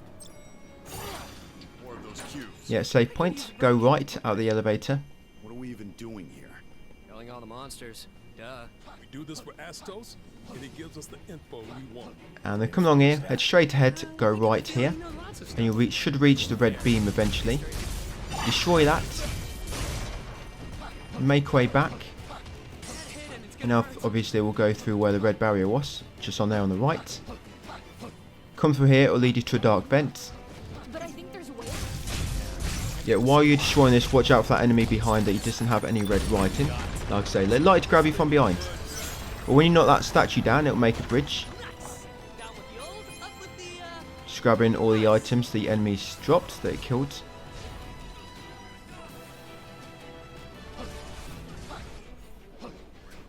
I don't care. Yep, up the steps, go left. If it's not Just a chaos, chest down there if you want to, chaos. which I just ran past. Who cares, right? Yeah, this will eventually lead you to a beam. I think it's a purple beam it leads you to. Something to replace that purpose you lost. You got it. I need a name. Something to kill. I'm nothing without a battle to fight. No, sorry, the blue one. Harmonious and disruptive. Yeah, destroy that, and then you can unlock the door behind it. A shortcut door. I had the feeling I wouldn't understand. Yep, and you can see the blue barrier disappearing on the doorway ahead. Yeah, come in here and destroy all these purple beams. Even comes with guardian monsters. That should remove the purple barrier.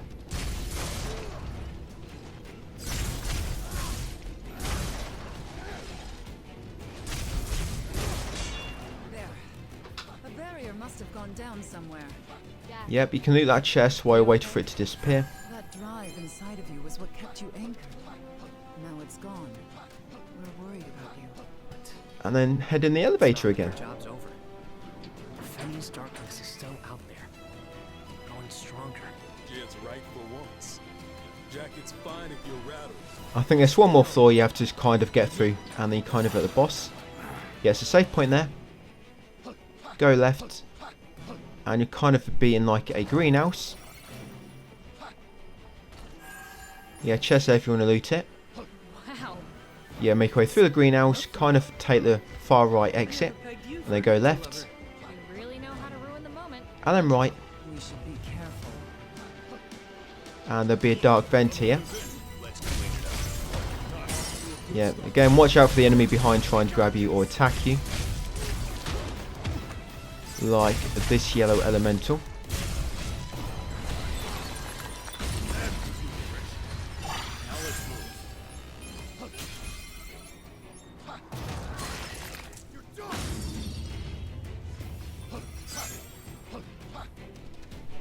Yeah, but go past the fountain.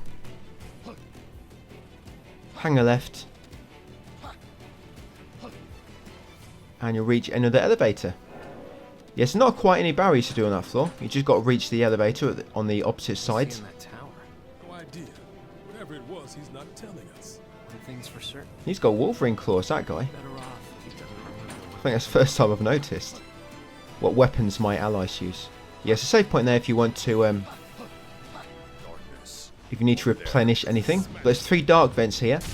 So the 2 dark vents on the left and right, they'll both lead you to a different coloured beam. And the middle one leads you to the barriers, which then beams will unlock. So yeah, do the left and right dark vents first. You can do all dark vents at once if you want to. But you will need to do the left and right beams first. In order to get through the barrier.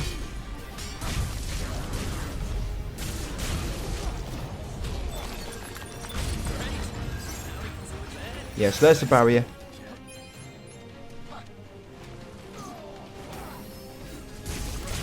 So yeah, you might just want to get rid of all the dark vents all at once. Just get rid of all the enemies which will be chasing you around. It can be a little bit of a nuisance. Yeah, so that's one barrier. And you've got a chest there in the corner. A blue chest near the blue barrier. Right, and I'm just going to go on the opposite side. And there's a red barrier.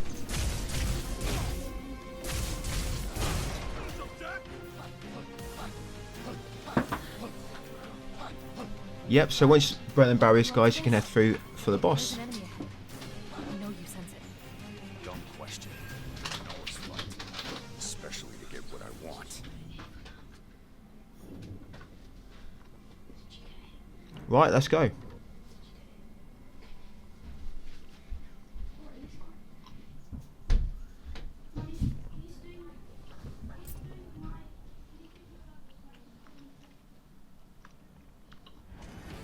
Yeah, so this is the behemoth. It's quite a big enemy. It's even got wings.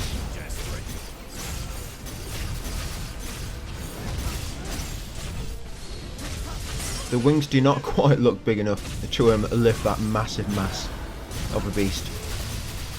But I guess they're stronger than they look.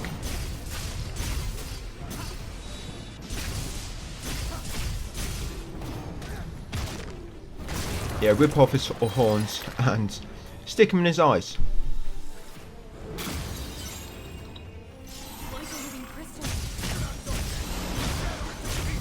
You can use one of the horns to stab him from behind. Oh, it looks like he managed to resist my soul burst. And all I've done is empower him.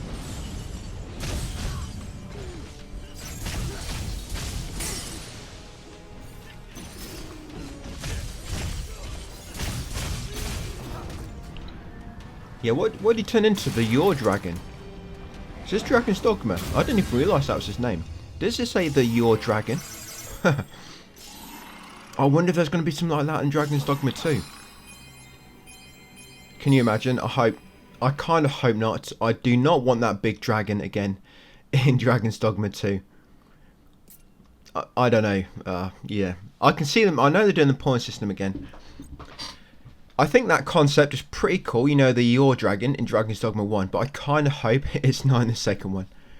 But yeah, that's that main quest done. So the next video, guys, will be the end of the game, and then like I said, we just got post-game cleanup in the final one.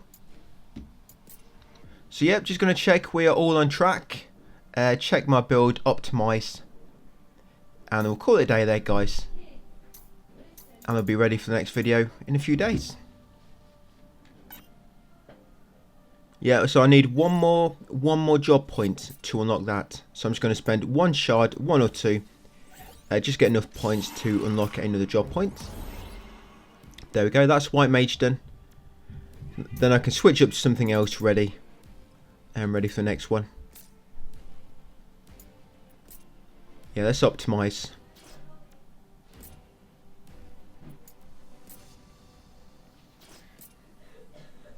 And just try to remember where I was, because it's been a few days since I uploaded the last part. Only 2 more to go, of course. Oh yeah, going on to a few side quests. So doing this one, Scarlet Memories, The Fallen. You should be back in this type of greenhouse type area. With the elevators connecting them all. So this one, destroy all the dark vents. They are right at the end. So you have to make your way all the way back through. And yeah, it might appear like they're both in different spots because there's 2 of them. But literally both, like I say, right at the end and kind of right behind each other as well. You destroy one, and then straight after that you come across the other one as well. But you want to loot that chest, guys, because it's got the key in it. The key of the night, which you need to unlock. Let's head back. Well, you come in there first, and you need it to use this lift. So there you go. You unlock that shortcut gate, then you can get back to the elevator quicker, and activate the lift with the key of the night. And your friends will drop in. And once you get down, you'll be in Vassal's quarters. What should we do now? Just sprint past these guys. Take a right here. And come through this gate at the end. And there's your first dark vent. So yep, it's on the ceiling. Well, not on the ceiling, but it's high up on the wall. So you have to destroy all the enemies it throws at you in order to dispel it.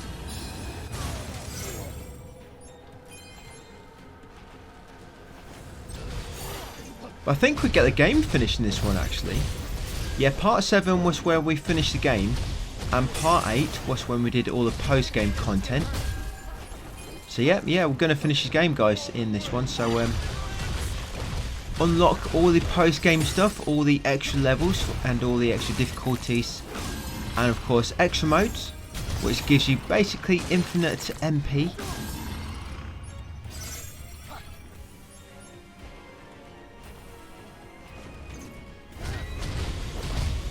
Yeah, I think, I mean, it looks like, I was going to say I'm hoarding up my MP for the boss, but I don't think there's really a boss, just got to destroy 2 dark vents.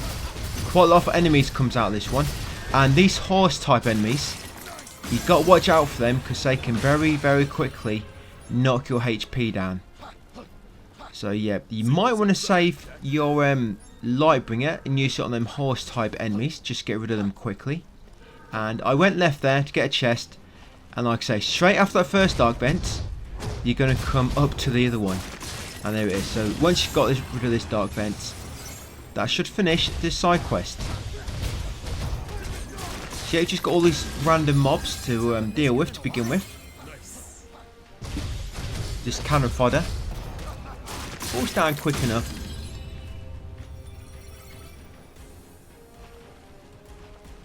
What job am I using?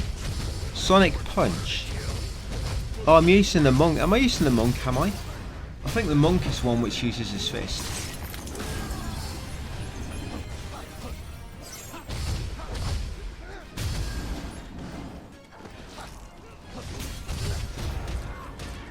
Yeah, you'll get some enemies come out of this one which can kill you very quick if you're not careful. Yeah, watch out for these big eyes. I mean, these stagger quite well. But if you let them go too many attacks off, yeah, they can knock your HP down pretty quick. That's why I'm using my light bringer on them.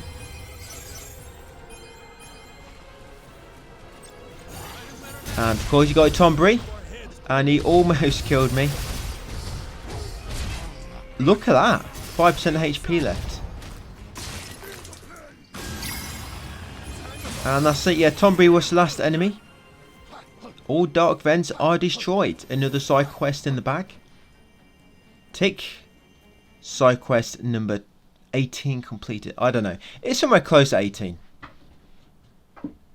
24 to do. And we've done about 18-ish. Right, so I'm going to head into job 2. Oh, it was a monk. Yeah, Path of the Assassin. So just unlock the Assassin. Well, I have. So I can change my job up now. Unless there's still something to unlock with the monk, of course. Right, so that's the level we're doing next, guys. Coral Memories, The Avengers. Yeah, back in the same level. Vigilia Court. I think this one's for finding a chest. Yep, acquire Org Killer. It's not as good as it sounds. Yeah, it's not some epic uber weapon. I mean, it'll get outclassed pretty quick, just like everything else. But yeah, but with this one, the chest is not in a random place. It's always in the same spot. So I actually took the wrong turn here. That's why I went for that chest. This is the door you want to come inside, the one up the steps. Come along here, between them two blue enemies with the cloud hairstyle. Round here, past these guys, take a left. Straight through that corridor. Take a right. Now then, let's get ourselves together. In here. And down the statue. Up ahead. Time to go to work. Yep, so you got some orbs we need to destroy. So we're going to destroy this red orb here. And then we can destroy that explosive capsule here. Just damage it and then get the hell back. That's it, so you don't get damaged. And come all the way around here and you'll see the sign of door frame, which has got a red light sign indicating that was where the red force field was. And carry on through. Now you destroy the red beam, save your game, and jump in the elevator and press a button. We're going down to floor 36.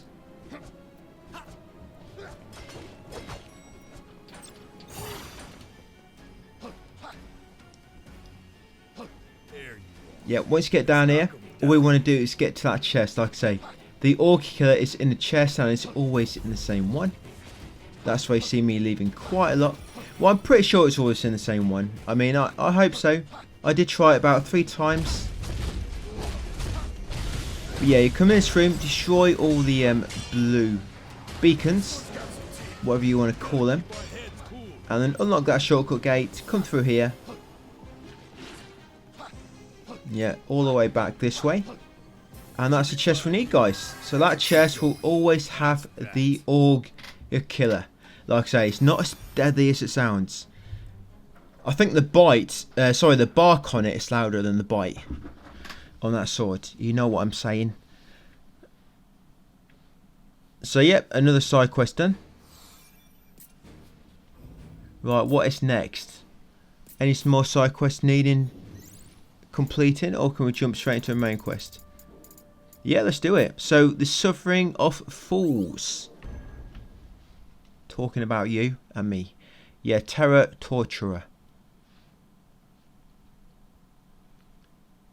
This place can be a little bit confusing, actually. I mean, I am pretty easily confused anyway. But yeah, this one can confuse me a bit more than normal. Because a lot of the branching paths, they look the same and they can be hard to notice. The branching paths, that's a problem.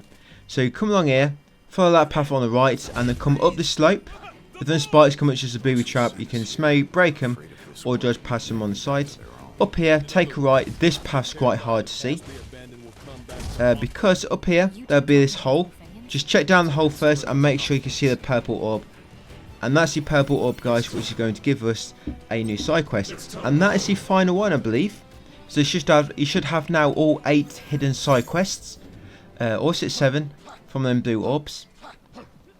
Trigger that save point, come this way, and go through that portal. In this level we kind of have to break seals to make the island in the middle lower. Yeah, so destroy this dark vent. Do not go in the portal yet. Destroy that and then go around the back of it, guys. I'm pretty sure I've seen a chest around the back of this, so it could really help you out. But yeah, just mash the dark vent. Yeah, I'm just tricking you. You can't really get behind it. But yeah, destroy the dark vent. And once you have done so, back through the teleporter, the transport warper. Right, over here you'll see the island fall down a little bit, indicating that you're part of the way complete. Once you spawn back here, yep, making our way back now. Somewhere far away, I'm sure. Not just in distance. To the kind of hub area, if you want to call it that. Can't even visualize that. Yeah, back over here. Squirming in the mud. And you're going to come down this way now. Through the sky. Head all the way down. Save point there, so you know you're on the right track. Ew.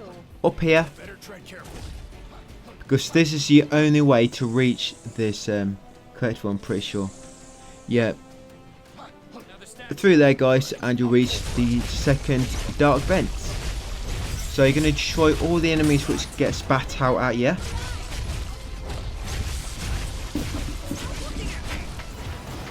Yep, stick your sword in that hole if you want as well. Just like that. And that should kill most of the enemies. So I'm going to grab any equipment they dropped. Little objective marker there for a change. Bit glitchy that. It just randomly appears and then it'll just be gone. I mean, look, it's gone now, that objective marker. My count, yeah, we're good. So how many statues left? Just one, but not for much longer. But yeah, once you spawn back here, head over there, guys, save the game, and come over here, go right through this doorway. What is this darkness that we're You're going to climb up the hot rocks. Catalyst for change. It corrupts animals, people. It's what caused all Yeah, this so one more to go, and then we can enter the sort of main path in the middle and progress a little bit more. So you're up here, hang a right, destroy them bones. Wonder what's at the end. Yeah, you don't have to come here, it'll lead you to a chest. But I think this is another instance where I accidentally went the wrong way.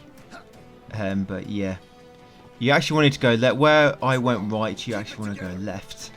And it'll bring you up here, drop down onto here, across here, and there'll be a save point. So we now know that we are on the right track. Carry on a bit more.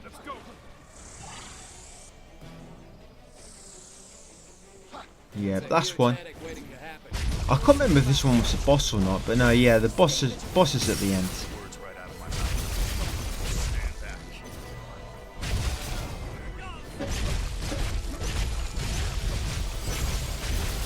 Yeah, you might want to use a bit of your light bring that I guess you could do. You might think it's not really any need using a something very expensive like that just on a dark vent. Probably that's why I like to save it all for the boss. Yeah, so back through the portal, and you'll spawn down here. You'll see the island finally come down. We made it down here. We fought to dispel the darkness as warriors of light. To save the world. And we're going to get this dark vent next over here.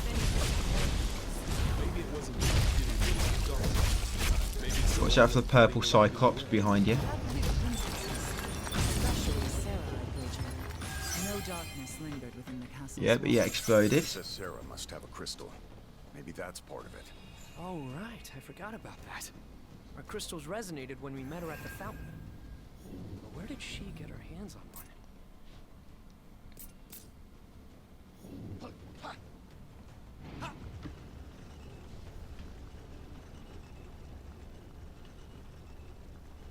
Yeah, you come up there, and as you can see, there'll be a brief cutscene once you go so far up the slope. You're late.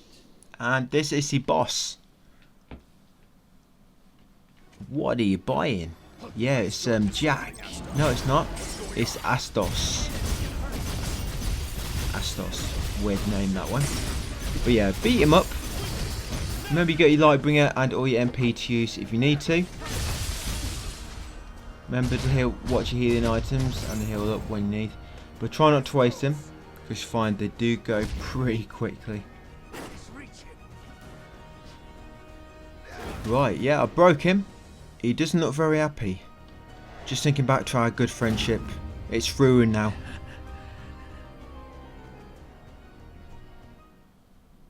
Yep, he kissed my missus, so I'm not very happy with him. So now he's transformed. He's still quite a puny human. Yeah, still goes down pretty quick.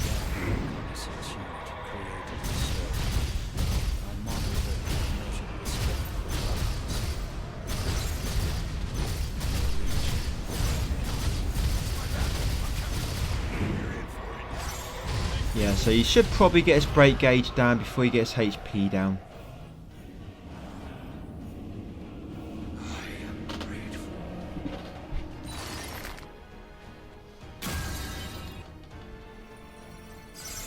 Right, so another main quest in the back.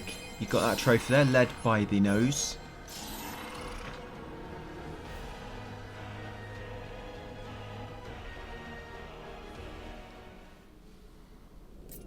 Right, I know what's coming up now. I think it's going to be a few more side quests. These last few story quests, they're pretty quick actually. So we might just jump into them.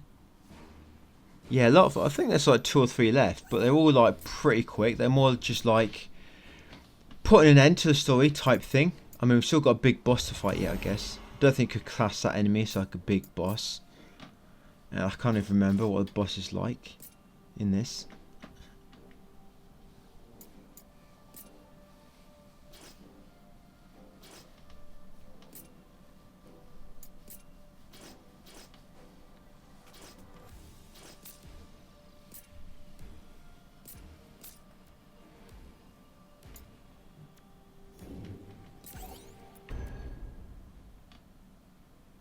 Right, we're good to go. Cornelia. I've checked all my jobs, see if I can unlock any new jobs within them. And I've also changed my equipment set a little bit. Right, so you're going to spawn here, in Cornelia. The city that never sleeps. That's what I've been told.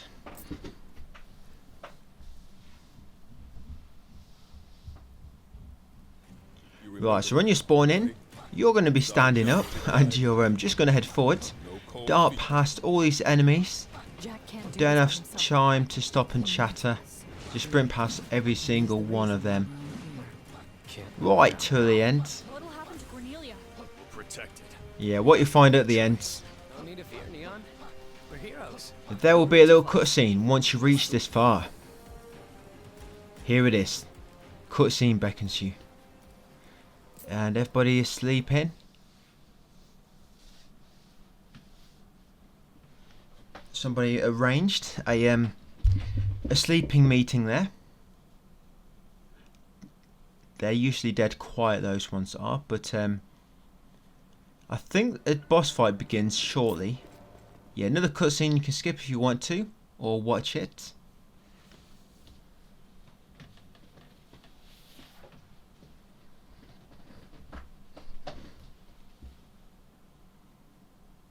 Yeah, really long loading screens.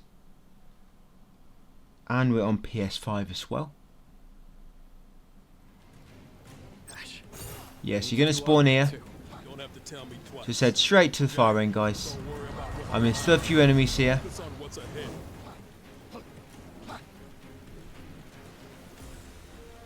When it comes to getting any of the items in this room, try to do them later.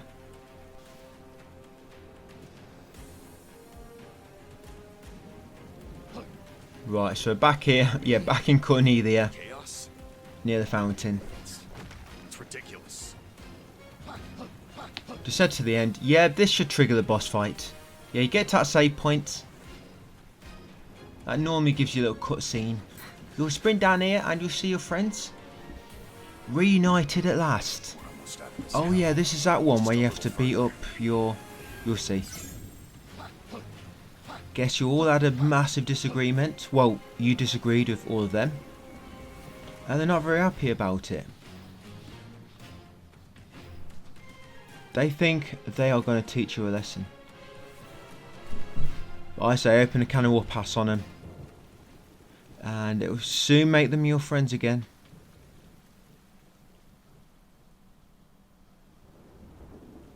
So yeah, but these can kill you quick as well. Yeah, your friends can kill you quick. Some of these do hit pretty hard.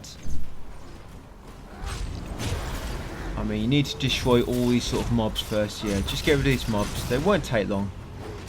And then soon you should be fighting, like I say, fighting your friends.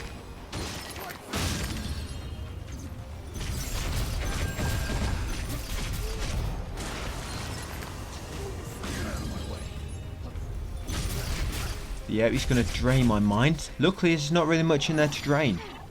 So he actually didn't really recover any health. He actually got dumber after draining my mind.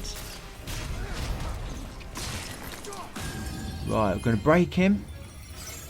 See if I can break somebody else. Good thing about breaking them, like so, you know, using Soul Burst.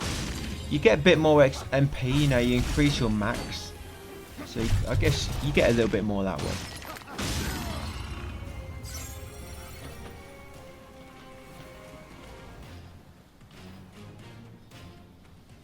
Right, another cutscene because we've got rid of all the perps.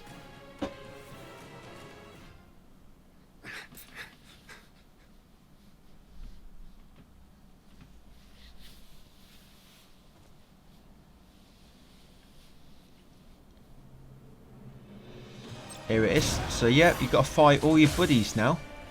Don't be shy, guys. Just go all in. They are not going to hold back, so neither should you. Yeah, it's going to be tornadoes, lightning, pretty much every element is going to get lobbed at you.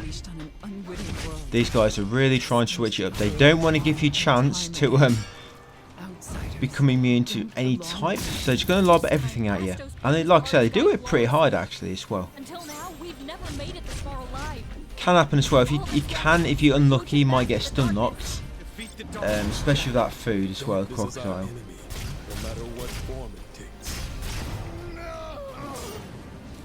Even we know what happens next. The rest is in your hands. You can do it, Jack. Tame chaos. Make it your own. Right, one more friend left. I'm going to kill my last friend.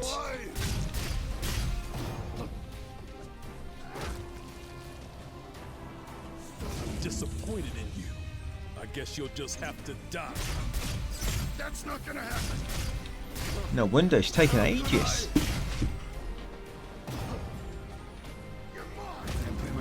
That's it. See that? I fooled him. Made him think I had my back turned. I knew he'd go for me. And I just quickly switched around and impaled him. Right, just get my breath back for a second. Yep, these lungs. I don't work them a lot, you know.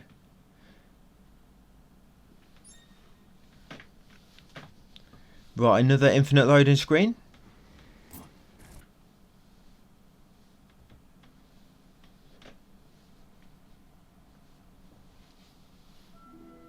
Right, back on the world map. Yep, so Warriors of Calamity. That's the last main mission, I believe.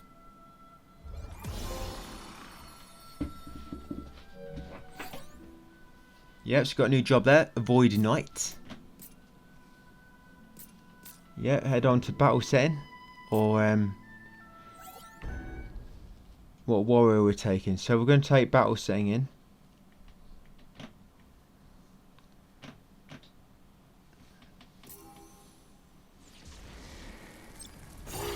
Yeah, back on this level. Is this the very first level? Yeah, back on the very first level. From that vile, obsolete world. We cannot allow them to re-establish the connection from their end. That is why we need to keep monitoring the balance of light and darkness. If it looks like yeah, so just sprint past them all, up these steps. We're probably just heading straight to the boss. This shortcut gate will be here now, even though we didn't actually kick it down ourselves before. It will be there now. Right, and out the door.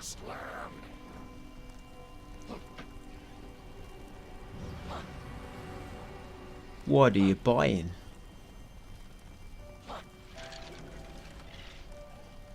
You're down here and go left up that fallen massive pillar, or building should I say. Right, been up here before? A long time ago. We're going right back to the beginning, where it all began. But yeah, just head straight past these boys, these old boys down here. I think they're boys.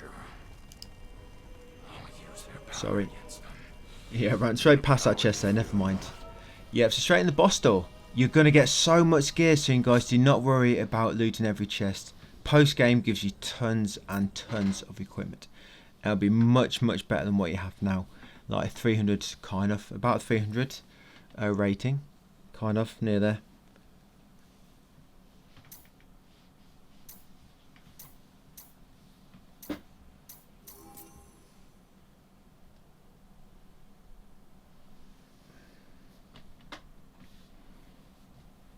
But yeah, some cutscenes.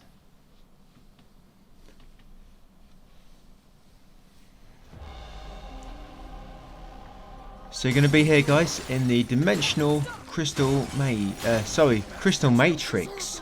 I think I said Maria before. Crystal matrix. Yeah, I thought it said Crystal Maria for some reason. Yeah, but you smash the crystals and then smash a bigger one in the middle, and you'll teleport here. Now when you get here, you're going to kind of be ready with a grenade to lob it to the north, where the targets are. A little bit that way. Yeah, we'll beat a little bit this punk here. He's got 4 arms.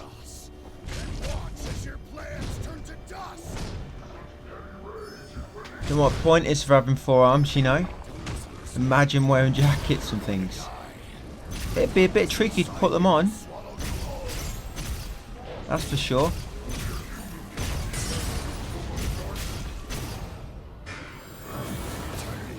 Oh, no way.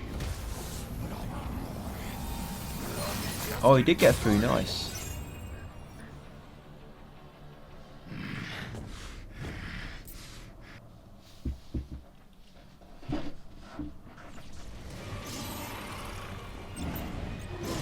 Yep, and it'll take us on to his second stage. So again, just going to try and knock down this brake gauge, bring it down to 0,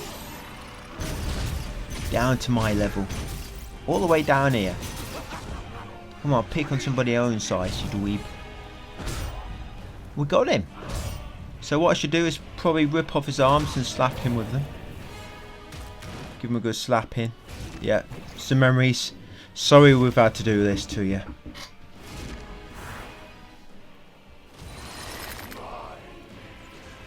But if it requires doing for platinum, I am not going to lose any sleep over it. Yeah, you get that trophy, Terminus of Fate, and then you'll stand here marvelling in all your glory.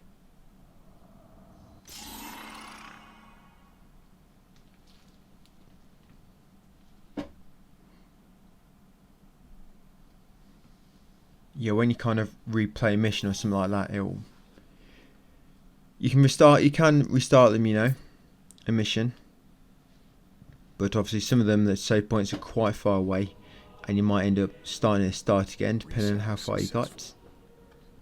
Yeah, so there's me, aluminium.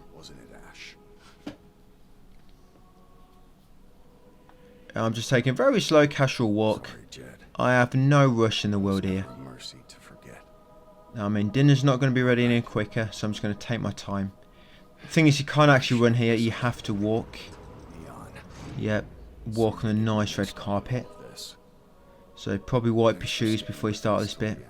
Just do not get in any more trouble. This is our world now. I won't let those bastards use it as their plaything. Those of you who love getting there, almost there. 12 more steps to go. The warriors of light will come one day. And we're at the top.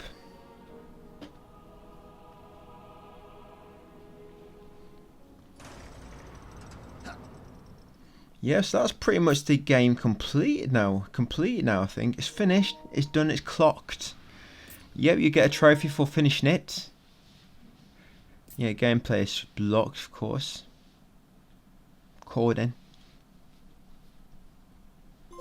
Yep, so there you go. His name is Garfield. You'll get that trophy, guys.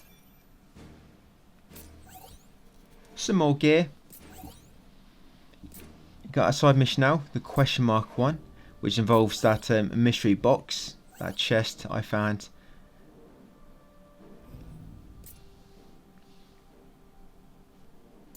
Yeah, so just see if I can unlock any new skills.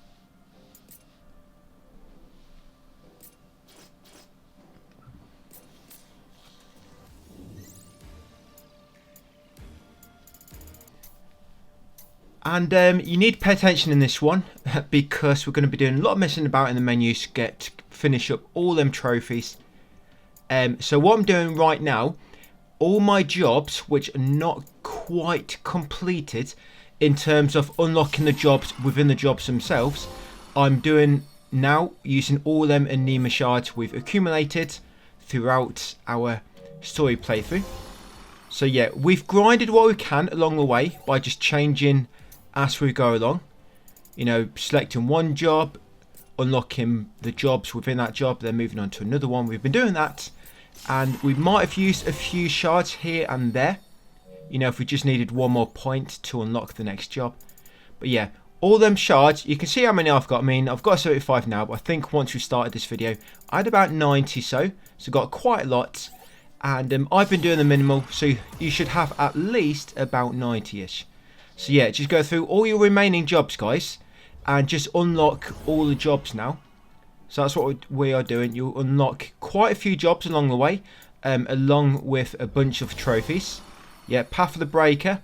Basically, all the expert jobs will give you a trophy.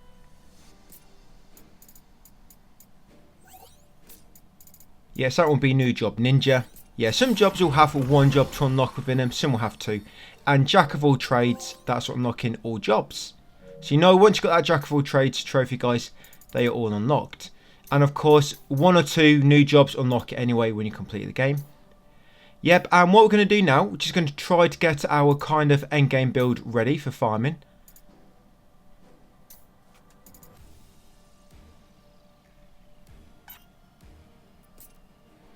Yep, so you want in this one, guys, Runic Protection in Void Knight. Unlock that.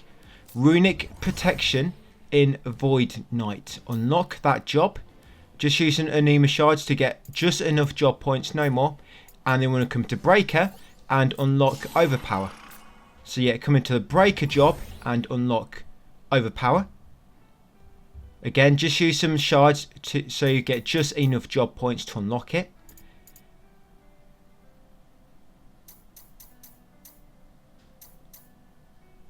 And is there any more?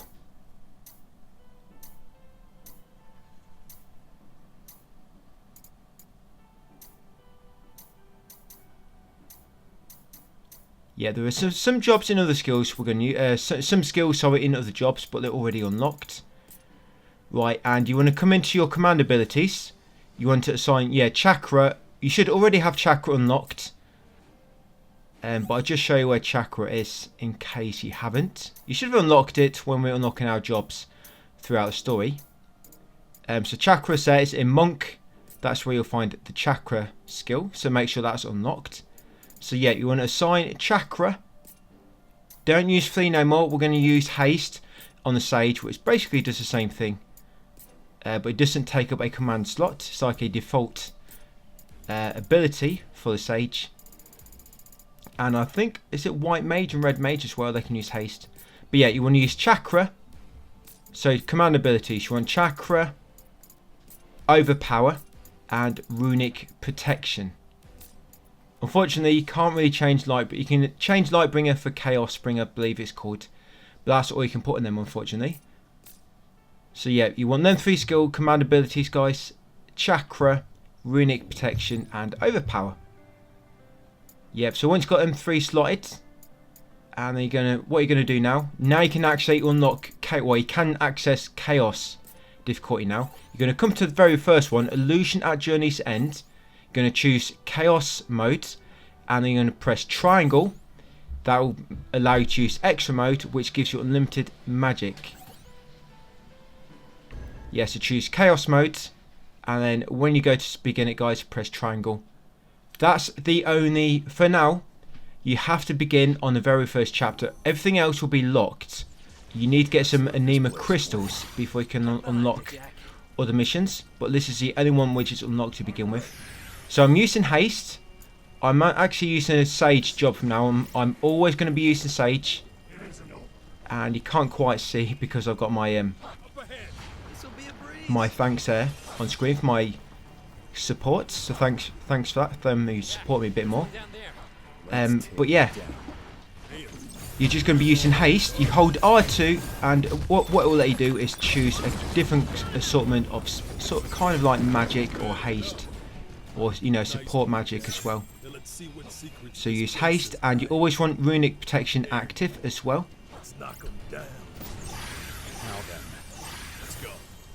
And if you ever get hit with debuffs, you can use chakra to get rid of them. So yeah, runic protection will make you invincible, guys. It will make you invincible. And all we're doing for now is going to get all the way to the end of this level. We just want to do this level quickly. We are on chaos mode. We got company.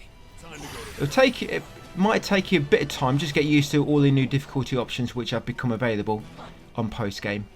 Yeah, you have to choose chaos mode, and then once you're in chaos mode, then you can enter extra mode by pressing triangle when you go to begin the level.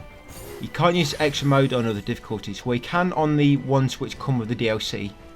But the difficulties below chaos, you cannot use extra mode.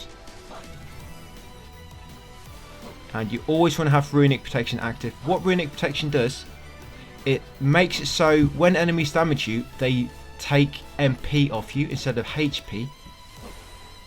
But because you've got infinite MP, basically means you're invincible. Because you've got runic protection active, so damage is going to be taking MP off you. But they can't, it's just infinite. All you got to do is make sure you keep an eye on that runic protection in the bottom left corner of the icon. And just make sure you cast it again before it runs out. And like I say, some debuffs might make it so that it deactivates it. So be very careful. If you get a debuff and it gets deactivated, yeah, Seeker of Ultimate Power, that's for finding your first Enuma Crystal. Yeah, then use Chakra to cure any debuffs, and then you can cast Runic Protection again. So come in here to get the key, and we'll go and head through the boss door. Yeah, so that Overpower ability as well, you're going to be using that one to damage enemies. Because that does quite a lot of damage without any need to increase your build around it, get better equipment, anything like that. It just does quite nice damage by default. So it's really nice to use, like I say, without worrying about farming. So yeah, make sure you got Runic Protection active, guys, and just keep spamming Overpower. If you've got Haste active, you'll cast it quicker. So if you're thinking, why am I shooting so quick? It's because I've got Haste active. So Haste is kind of better than Flee, because Flee just makes yourself move quicker, but Haste makes all your actions quicker. I think Flee just makes you move quicker, I'm pretty sure. But your haste will make it so you cast quicker, you swing your weapon quicker, you move quicker, so it's kind of better all around. It doesn't last quite as long as Flee, unfortunately, but when you've got infinite MP, it don't really matter. So yeah, just spam Overpower. Make sure Runic Protection remains active, and there you go, guys. That's for completing your first Chaos difficulty level. Right, so now I've got some Anima Crystals, now I can start unlocking all the extra levels. Every mission now, there's not really any extra mission. I mean, there's still a few side missions we need to do.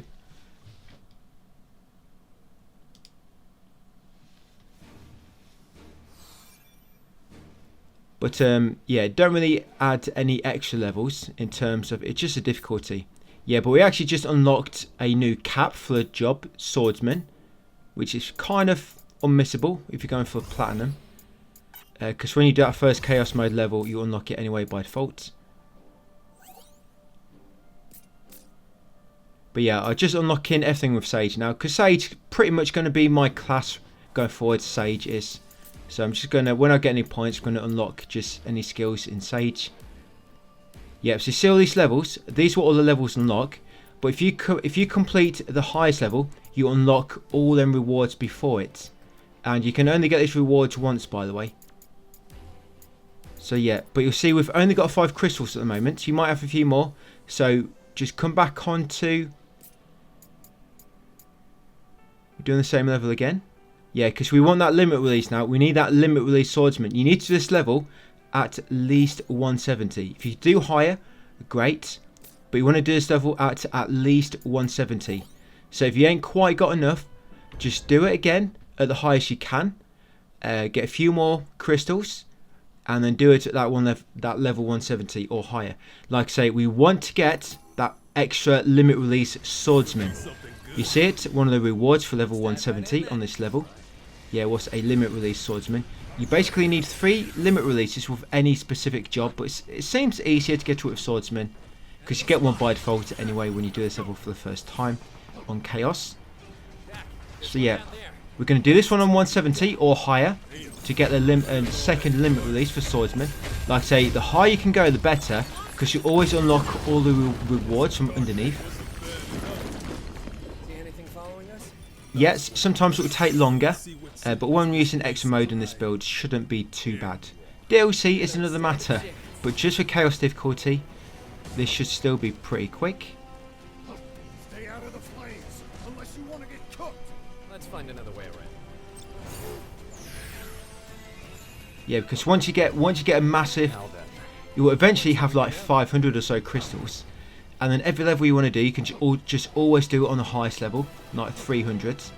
And then when you do it, you'll literally get so many crystals. You'll probably, to do a level 300, it costs like 30 crystals or something. But because you're getting every single reward beneath it, you end up getting like 100 or 50 or so just for doing that level on the highest difficulty. So you definitely get back what you put into it and more. Like I say, that's just for the rewards for the very first time you complete it on that level. So yeah, just getting straight to the boss again. We're just doing the same level, but on the same chapter, should I say, but on high level. So I'm on level 180. So yeah, all the enemies will be much stronger. They'll take more to kill. But overpower still works pretty good. It kind of works on chaos mode. But if you get a DLC, you probably might have to tweak this build a little bit. Yeah, and this runic protection, it's a shame because, like I say, the only downside is a debuff can knock it off you, so you really got to be careful with some enemies. And if it does get knocked off, then quickly use chakra to remove any debuffs and then cast it again. Yeah, this runic protection, you can get it so it's actually, you know, the night job. Yeah, the night job, if you get his affinity to 400%, it actually gives you runic protection by default, and it's not an actual buff at that point, so it can't be deactivated. It's just always present as long as you've got 400% affinity with the knight. So that's really helpful to know.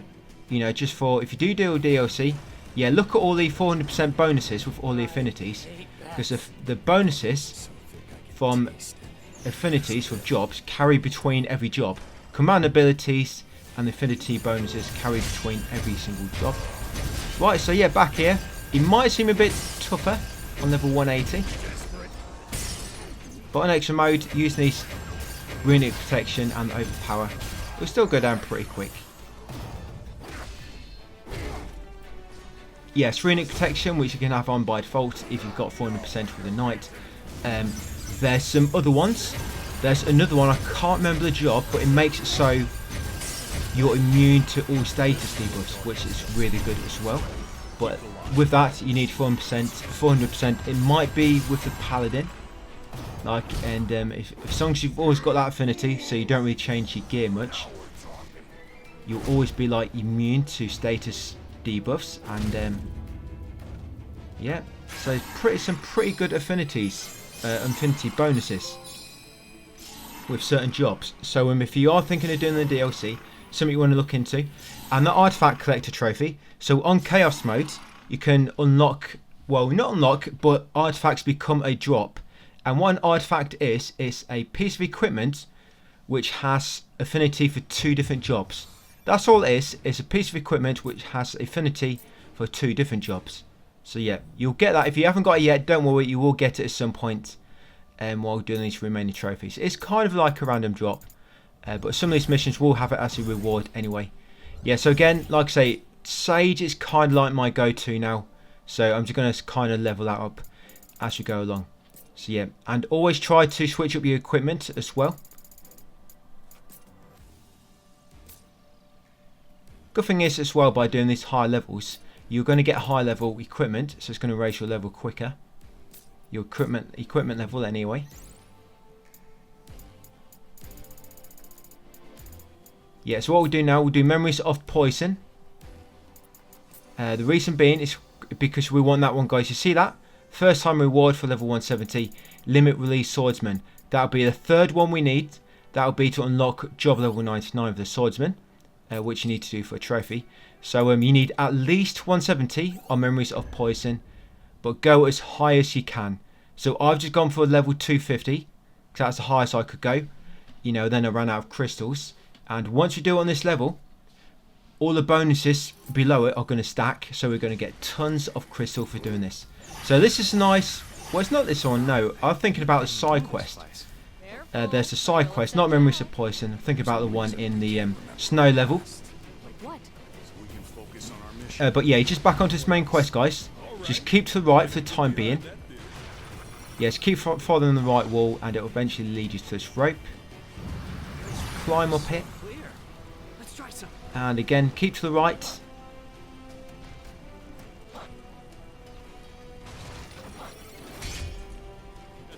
Yep, and eventually you'll reach his flower. Destroy the flower, and then destroy the vines. You'll be a safe point. At the safe point, go right, and then go left to that fork just here. Take a left, a sharp left. Yep, and then you want to kind of take the next right. You'll know if you're on the right track because you'll come across a Mulbra eventually. Yeah, there she is. Take a left at the Mulbra, you come to a red flower. Destroy it and destroy the vines. Go left, well, kind of right, and then left. You'll reach the back of some vines. You want to go left there and drop down there. You'll find another Mulbra and another red flower. Destroy that, destroy the vines, and then come through here. We've still got a few side quests to do, but I'm just trying to get a stock of anema crystals built up first, so that when we do the challenges, the remaining side quests, we can just do them on chaos mode on high level, and that will help us complete most of what we need to do as well for the remainder of the trophies. So yeah, I'm about to go and jump in and fight the boss. So yeah, I'm just making sure runic protection has been renewed. Yeah, so this is going to be a Mulbra, so be very careful. They can hit you with quite a lot of status debuffs, and you do not want it to deactivate your runic protection, because if that happens, likely one hit will kill you. Yeah, so you do get debuffed. Even if you get debuffed with that one which makes it you can't cast any spells, Chakra, that Chakra command ability, it can be used even if you are silenced. So don't worry, you can always use Chakra.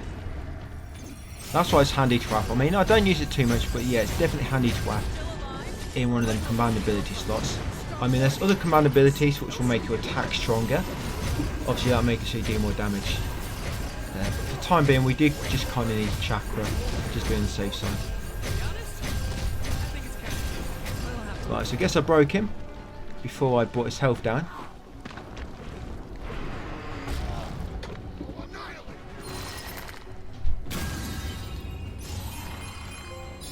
Yeah, Cycle of Darkness. That's for completing your first level 200 or higher mission on Chaos difficulty.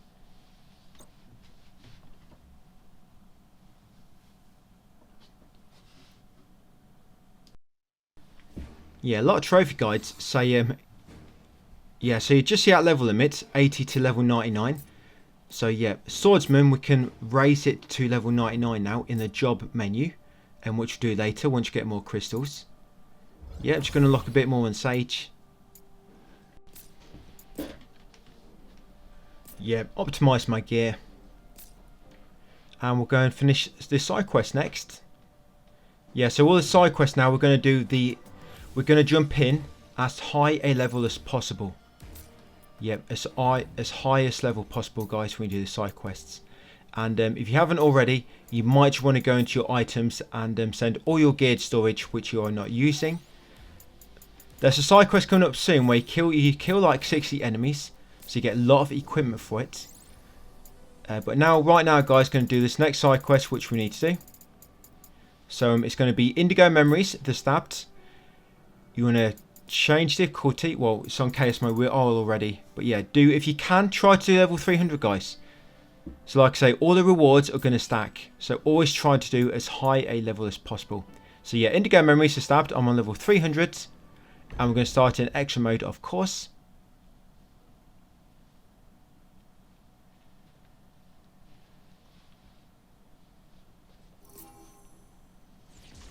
Right, so for this one, you've got to kill 5 Tombries.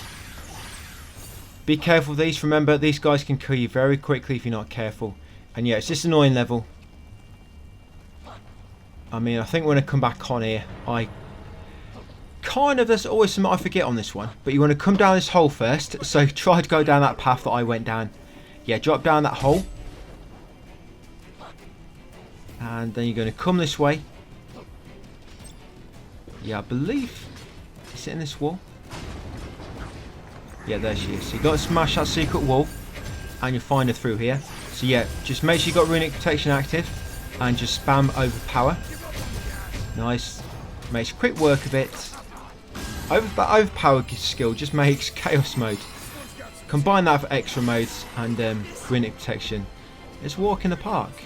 And people say that apparently this platinum's grindy. And then here we are doing it all in just over 4 hours. Yeah, so got them stairs next. Smash this wall.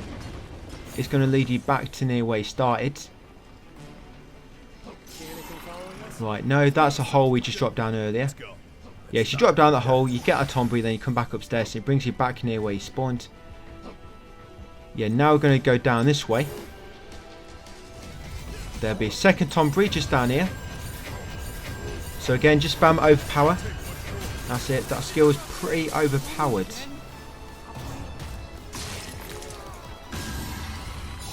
So yeah, 2 off 5. Carry on down the next set of steps. Hang a right. Try to get in this doorway and you'll find Tombry number 3.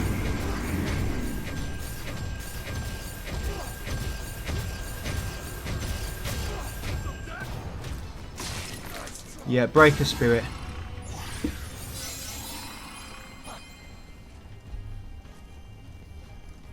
Yeah, try not to go too close to the middle there, because this is going to happen. I almost got away. Yeah, fortunately, these things in the middle, it seems to be no matter what, it always seems to do the same amount of damage no matter what you hit it with. Yeah, you're going to head this way. So I would say if it's north or what, but they haven't even put a compass in this game. Yeah, so smash that secret wall at the bottom of the steps. And you find your sister Tombry number 4. Yep, so break his spirit as well. These Tombrys break really easily. They give up far too easy. Yeah, so we've got one more. So yeah, you came from kind of behind the broken steps, so you want to go the other way.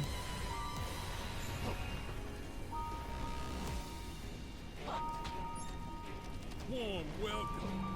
I don't stand a chance. Yeah, sorry, phone was ringing. Yeah, so final one, guys, should be just continue along here. And it should be near this deactivated teleportal, just at the end. Remember to shoot faster and make sure you've got haste active with the sage.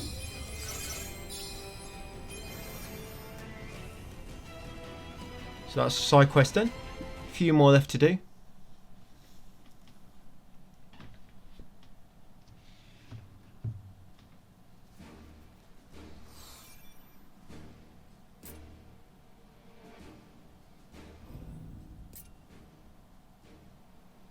Yep, so I'm just going to unlock some more skills in the Sage. Yep, so Savant, that's for unlocking every single panel in a job tree for a single job. So that's another trophy out of the way.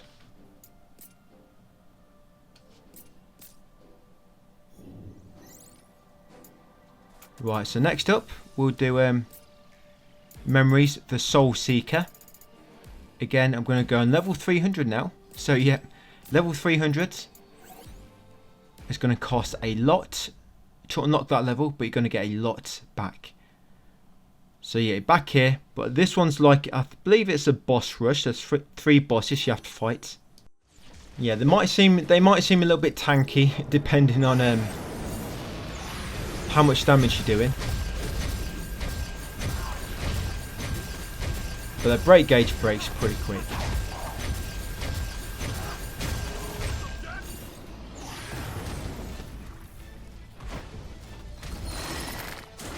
Yeah, you'll find if you do the DLC, them difficulties, even on extra modes, if you're just using this build we use now as it is, it can take a long time to kill the enemies.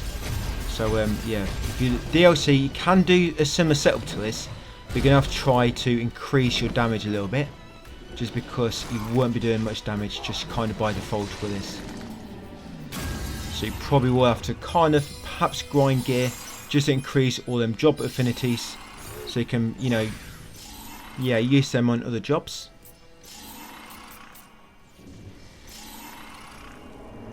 Yeah, so there's 3 bosses in total, and you got the Cray Claw. Yeah, just watch, make sure you always got runic protection active, and just spam your overpower.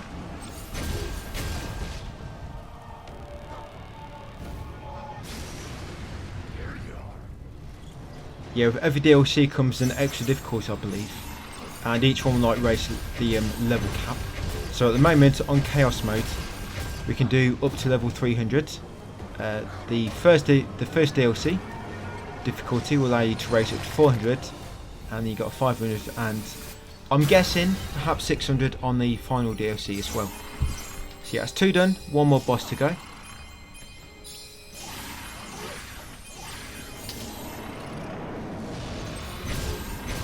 Yeah, this big guy, the Iron Giant, he is good. Yeah, this guy.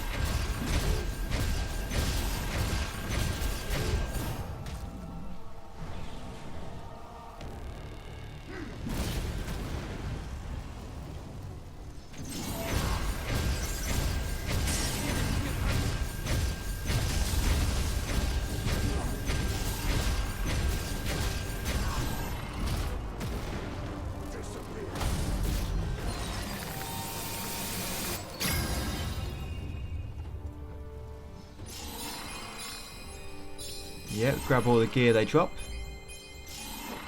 Good thing about it as well, if you're doing as high level as possible, you're also going to get loads of high level gear as well.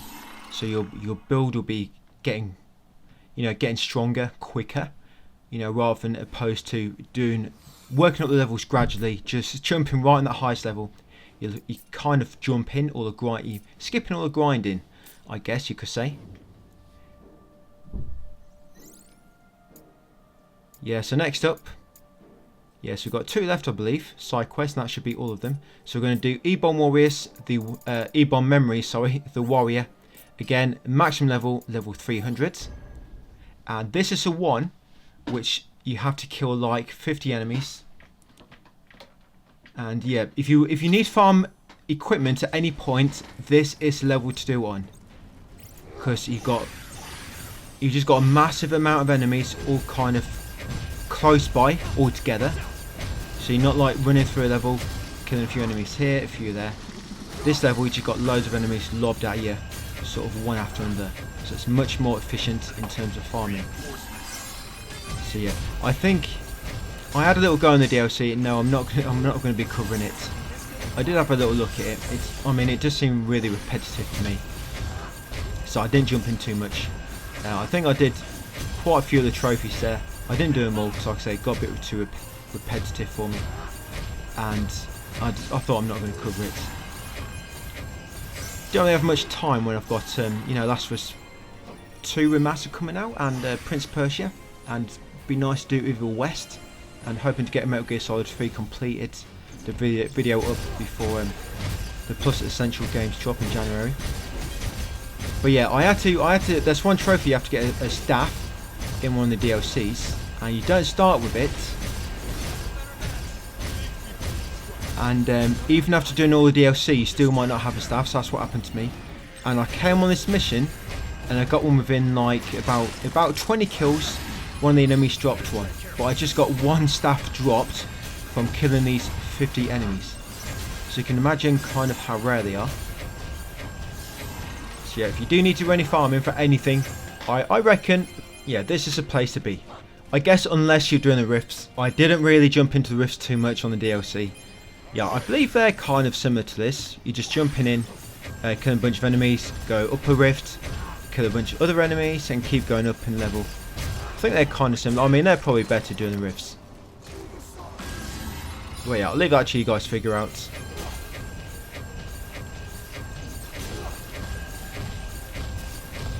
Yeah, only killed 20 so far. Yeah, it will seem to take a while, but actually doing this, you're actually working towards getting all your crystals which you need for the trophies. Because I think when a lot of trophy guides, they say getting platinum is grindy, you know, in mainly getting that max level job. I think because they normally grind for the levels, whereas we're just jumping in different levels, doing them on the highest level you can, and unlocking all them rewards all at once. And we're just going to unlock every single panel within the jobs, if we, you know, for what we need to. Well, to raise that, you know, master job, because to get 299, you have to spend a lot of crystals or spend a lot of time grinding out the type, you know, the job XP which you get. Yeah, you've got to spend a lot of time grinding that. I mean, we're what, job level 30? And you have to get to job level 99 for a trophy. Yeah, the quick way is to just get loads of crystals and then just spend all of them to get like the remaining, what's it, 69 job points, and then just unlock them all that way without having to worry about grinding the XP, you know, separately in missions. So yeah, 37. Yeah, sometimes it's quicker to just quickly deplete the enemy's HP bar, you know, as opposed to jumping over and trying to break them, because you've always got that kind of long breaking animation when you do break the break gauge. But if you just kill them outright, they just die instantly. Not instantly, but I mean without your inputs, I guess, other than killing her. So one left. Just make sure you always pick up these equipment. They will disappear eventually. Yep, and there we go. So yeah, you get plenty of gear for doing that one. Yes, I believe one more side quest to do. And this other one, it's very similar, but you got two bosses, I think, 2 or 3. And I think it's in the same arena. Yep, E-Bomb Memories, The Guided. Yes, again, level 300. You see that I've got 568 Enema crystals now. Yeah, how long? I mean, we've been doing this for about 32 minutes into the video, and we've already got 500 crystals, and we completed the game like 30 minutes ago, didn't we? So yeah, it's not. I don't think it's that grindy at all. DLC could be another thing. You know, the whole of the story. Yeah, so this is Chaos Advent. First boss we're going to fight on this side mission.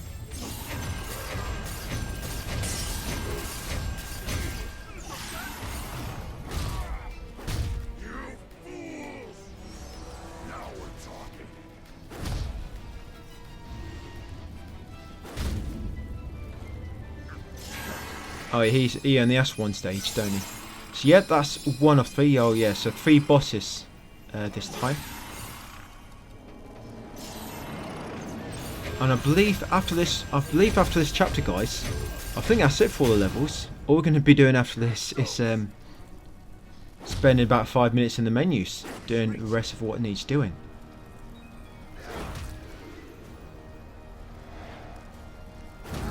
Yeah, so this is your second one.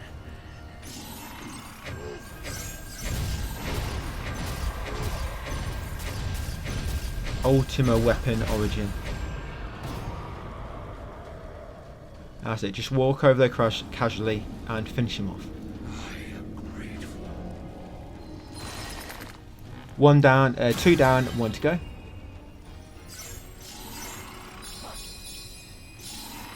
Loads of artifacts. You should get loads of, I think they're called job crests, or master crests they're called. You normally get them for whatever job you have equipped. They drop from enemies kind of randomly. But you can use them just to increase some of the stats, some of the default stats on your kind of armor piece. So they can be quite handy. But it's a trophy for using one of them. Trophy for crafting. Not crafting, but enhancing a piece of one of your statuses on one of your equipments. Yeah, but we'll do all them very shortly. So yeah, Darkness Manifest.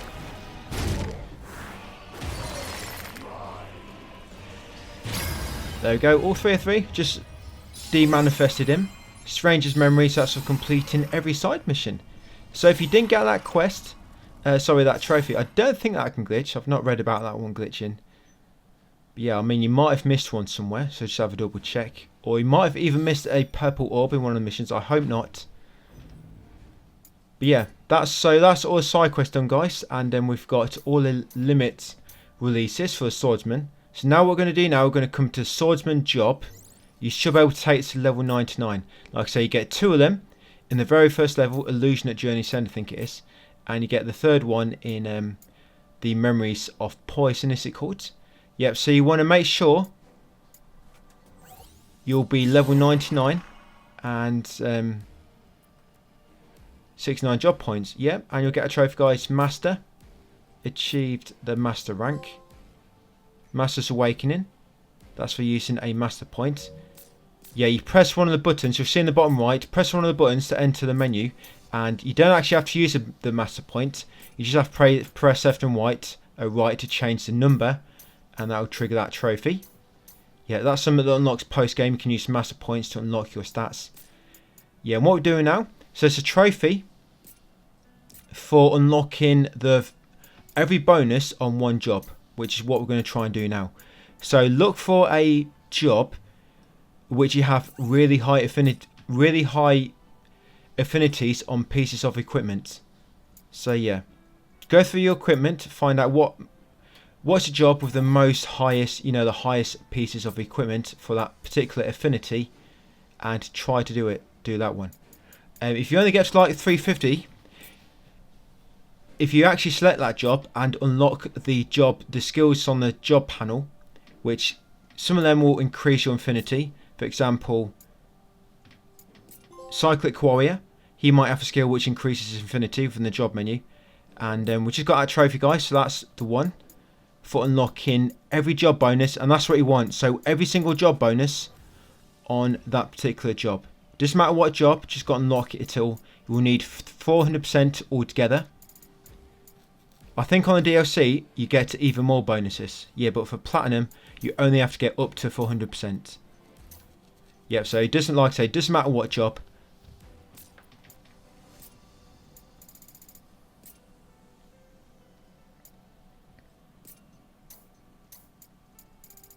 Yeah, so you can go through these and actually see what the bonuses is. And these job affinity bonus do can be used on any job. And we can see there in my name on the top left, what job. So that's night.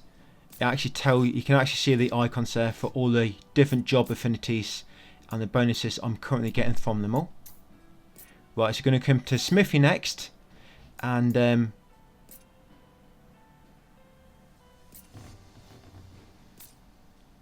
yeah, so we're going to get a few trophies here with the Smithy.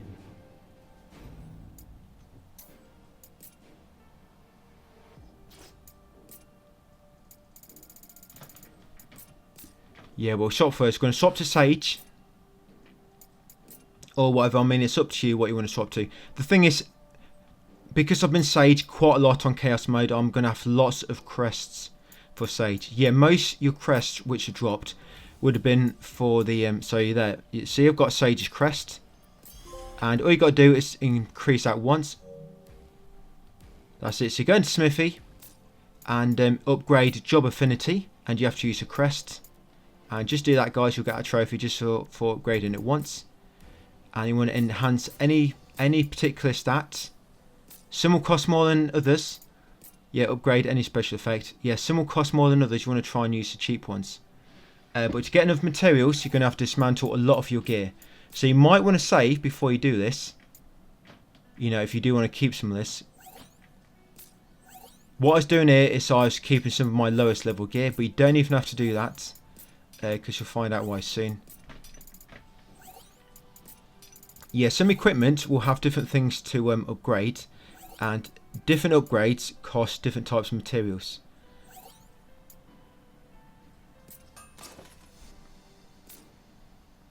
You know, so a low level item doesn't necessarily mean it's going to be cheap to upgrade, because you might not have none of the materials. So yeah, when you do dismantle everything, so yeah, I just dismantled everything, so I've got no gear now. You need to do that to get all your materials you need anyway to upgrade. But yeah, you can lock a few items. Like I say, you saw me lock some of the lower level ones there. And that's trophy I just got. And that's a platinum. So yeah, just fully upgrade any special effect, guys, on any weapon. But dismantling will give you enough materials to do so with something. And you unlock that trophy, guys, and then platinum. And that is it. So that's a platinum on Stranger of Paradise. Doesn't take long, does it? Doesn't take long at all. But if any of you do the DLC trophies, let me know how you get on. So I would have liked to do it, but just a time thing really. But I would like to know what it's like the DLC. Is it quicker than the platinum? Is it grindier? You know, is it kind of linear? Is it fun? But yeah, that's another platinum in the bag, guys.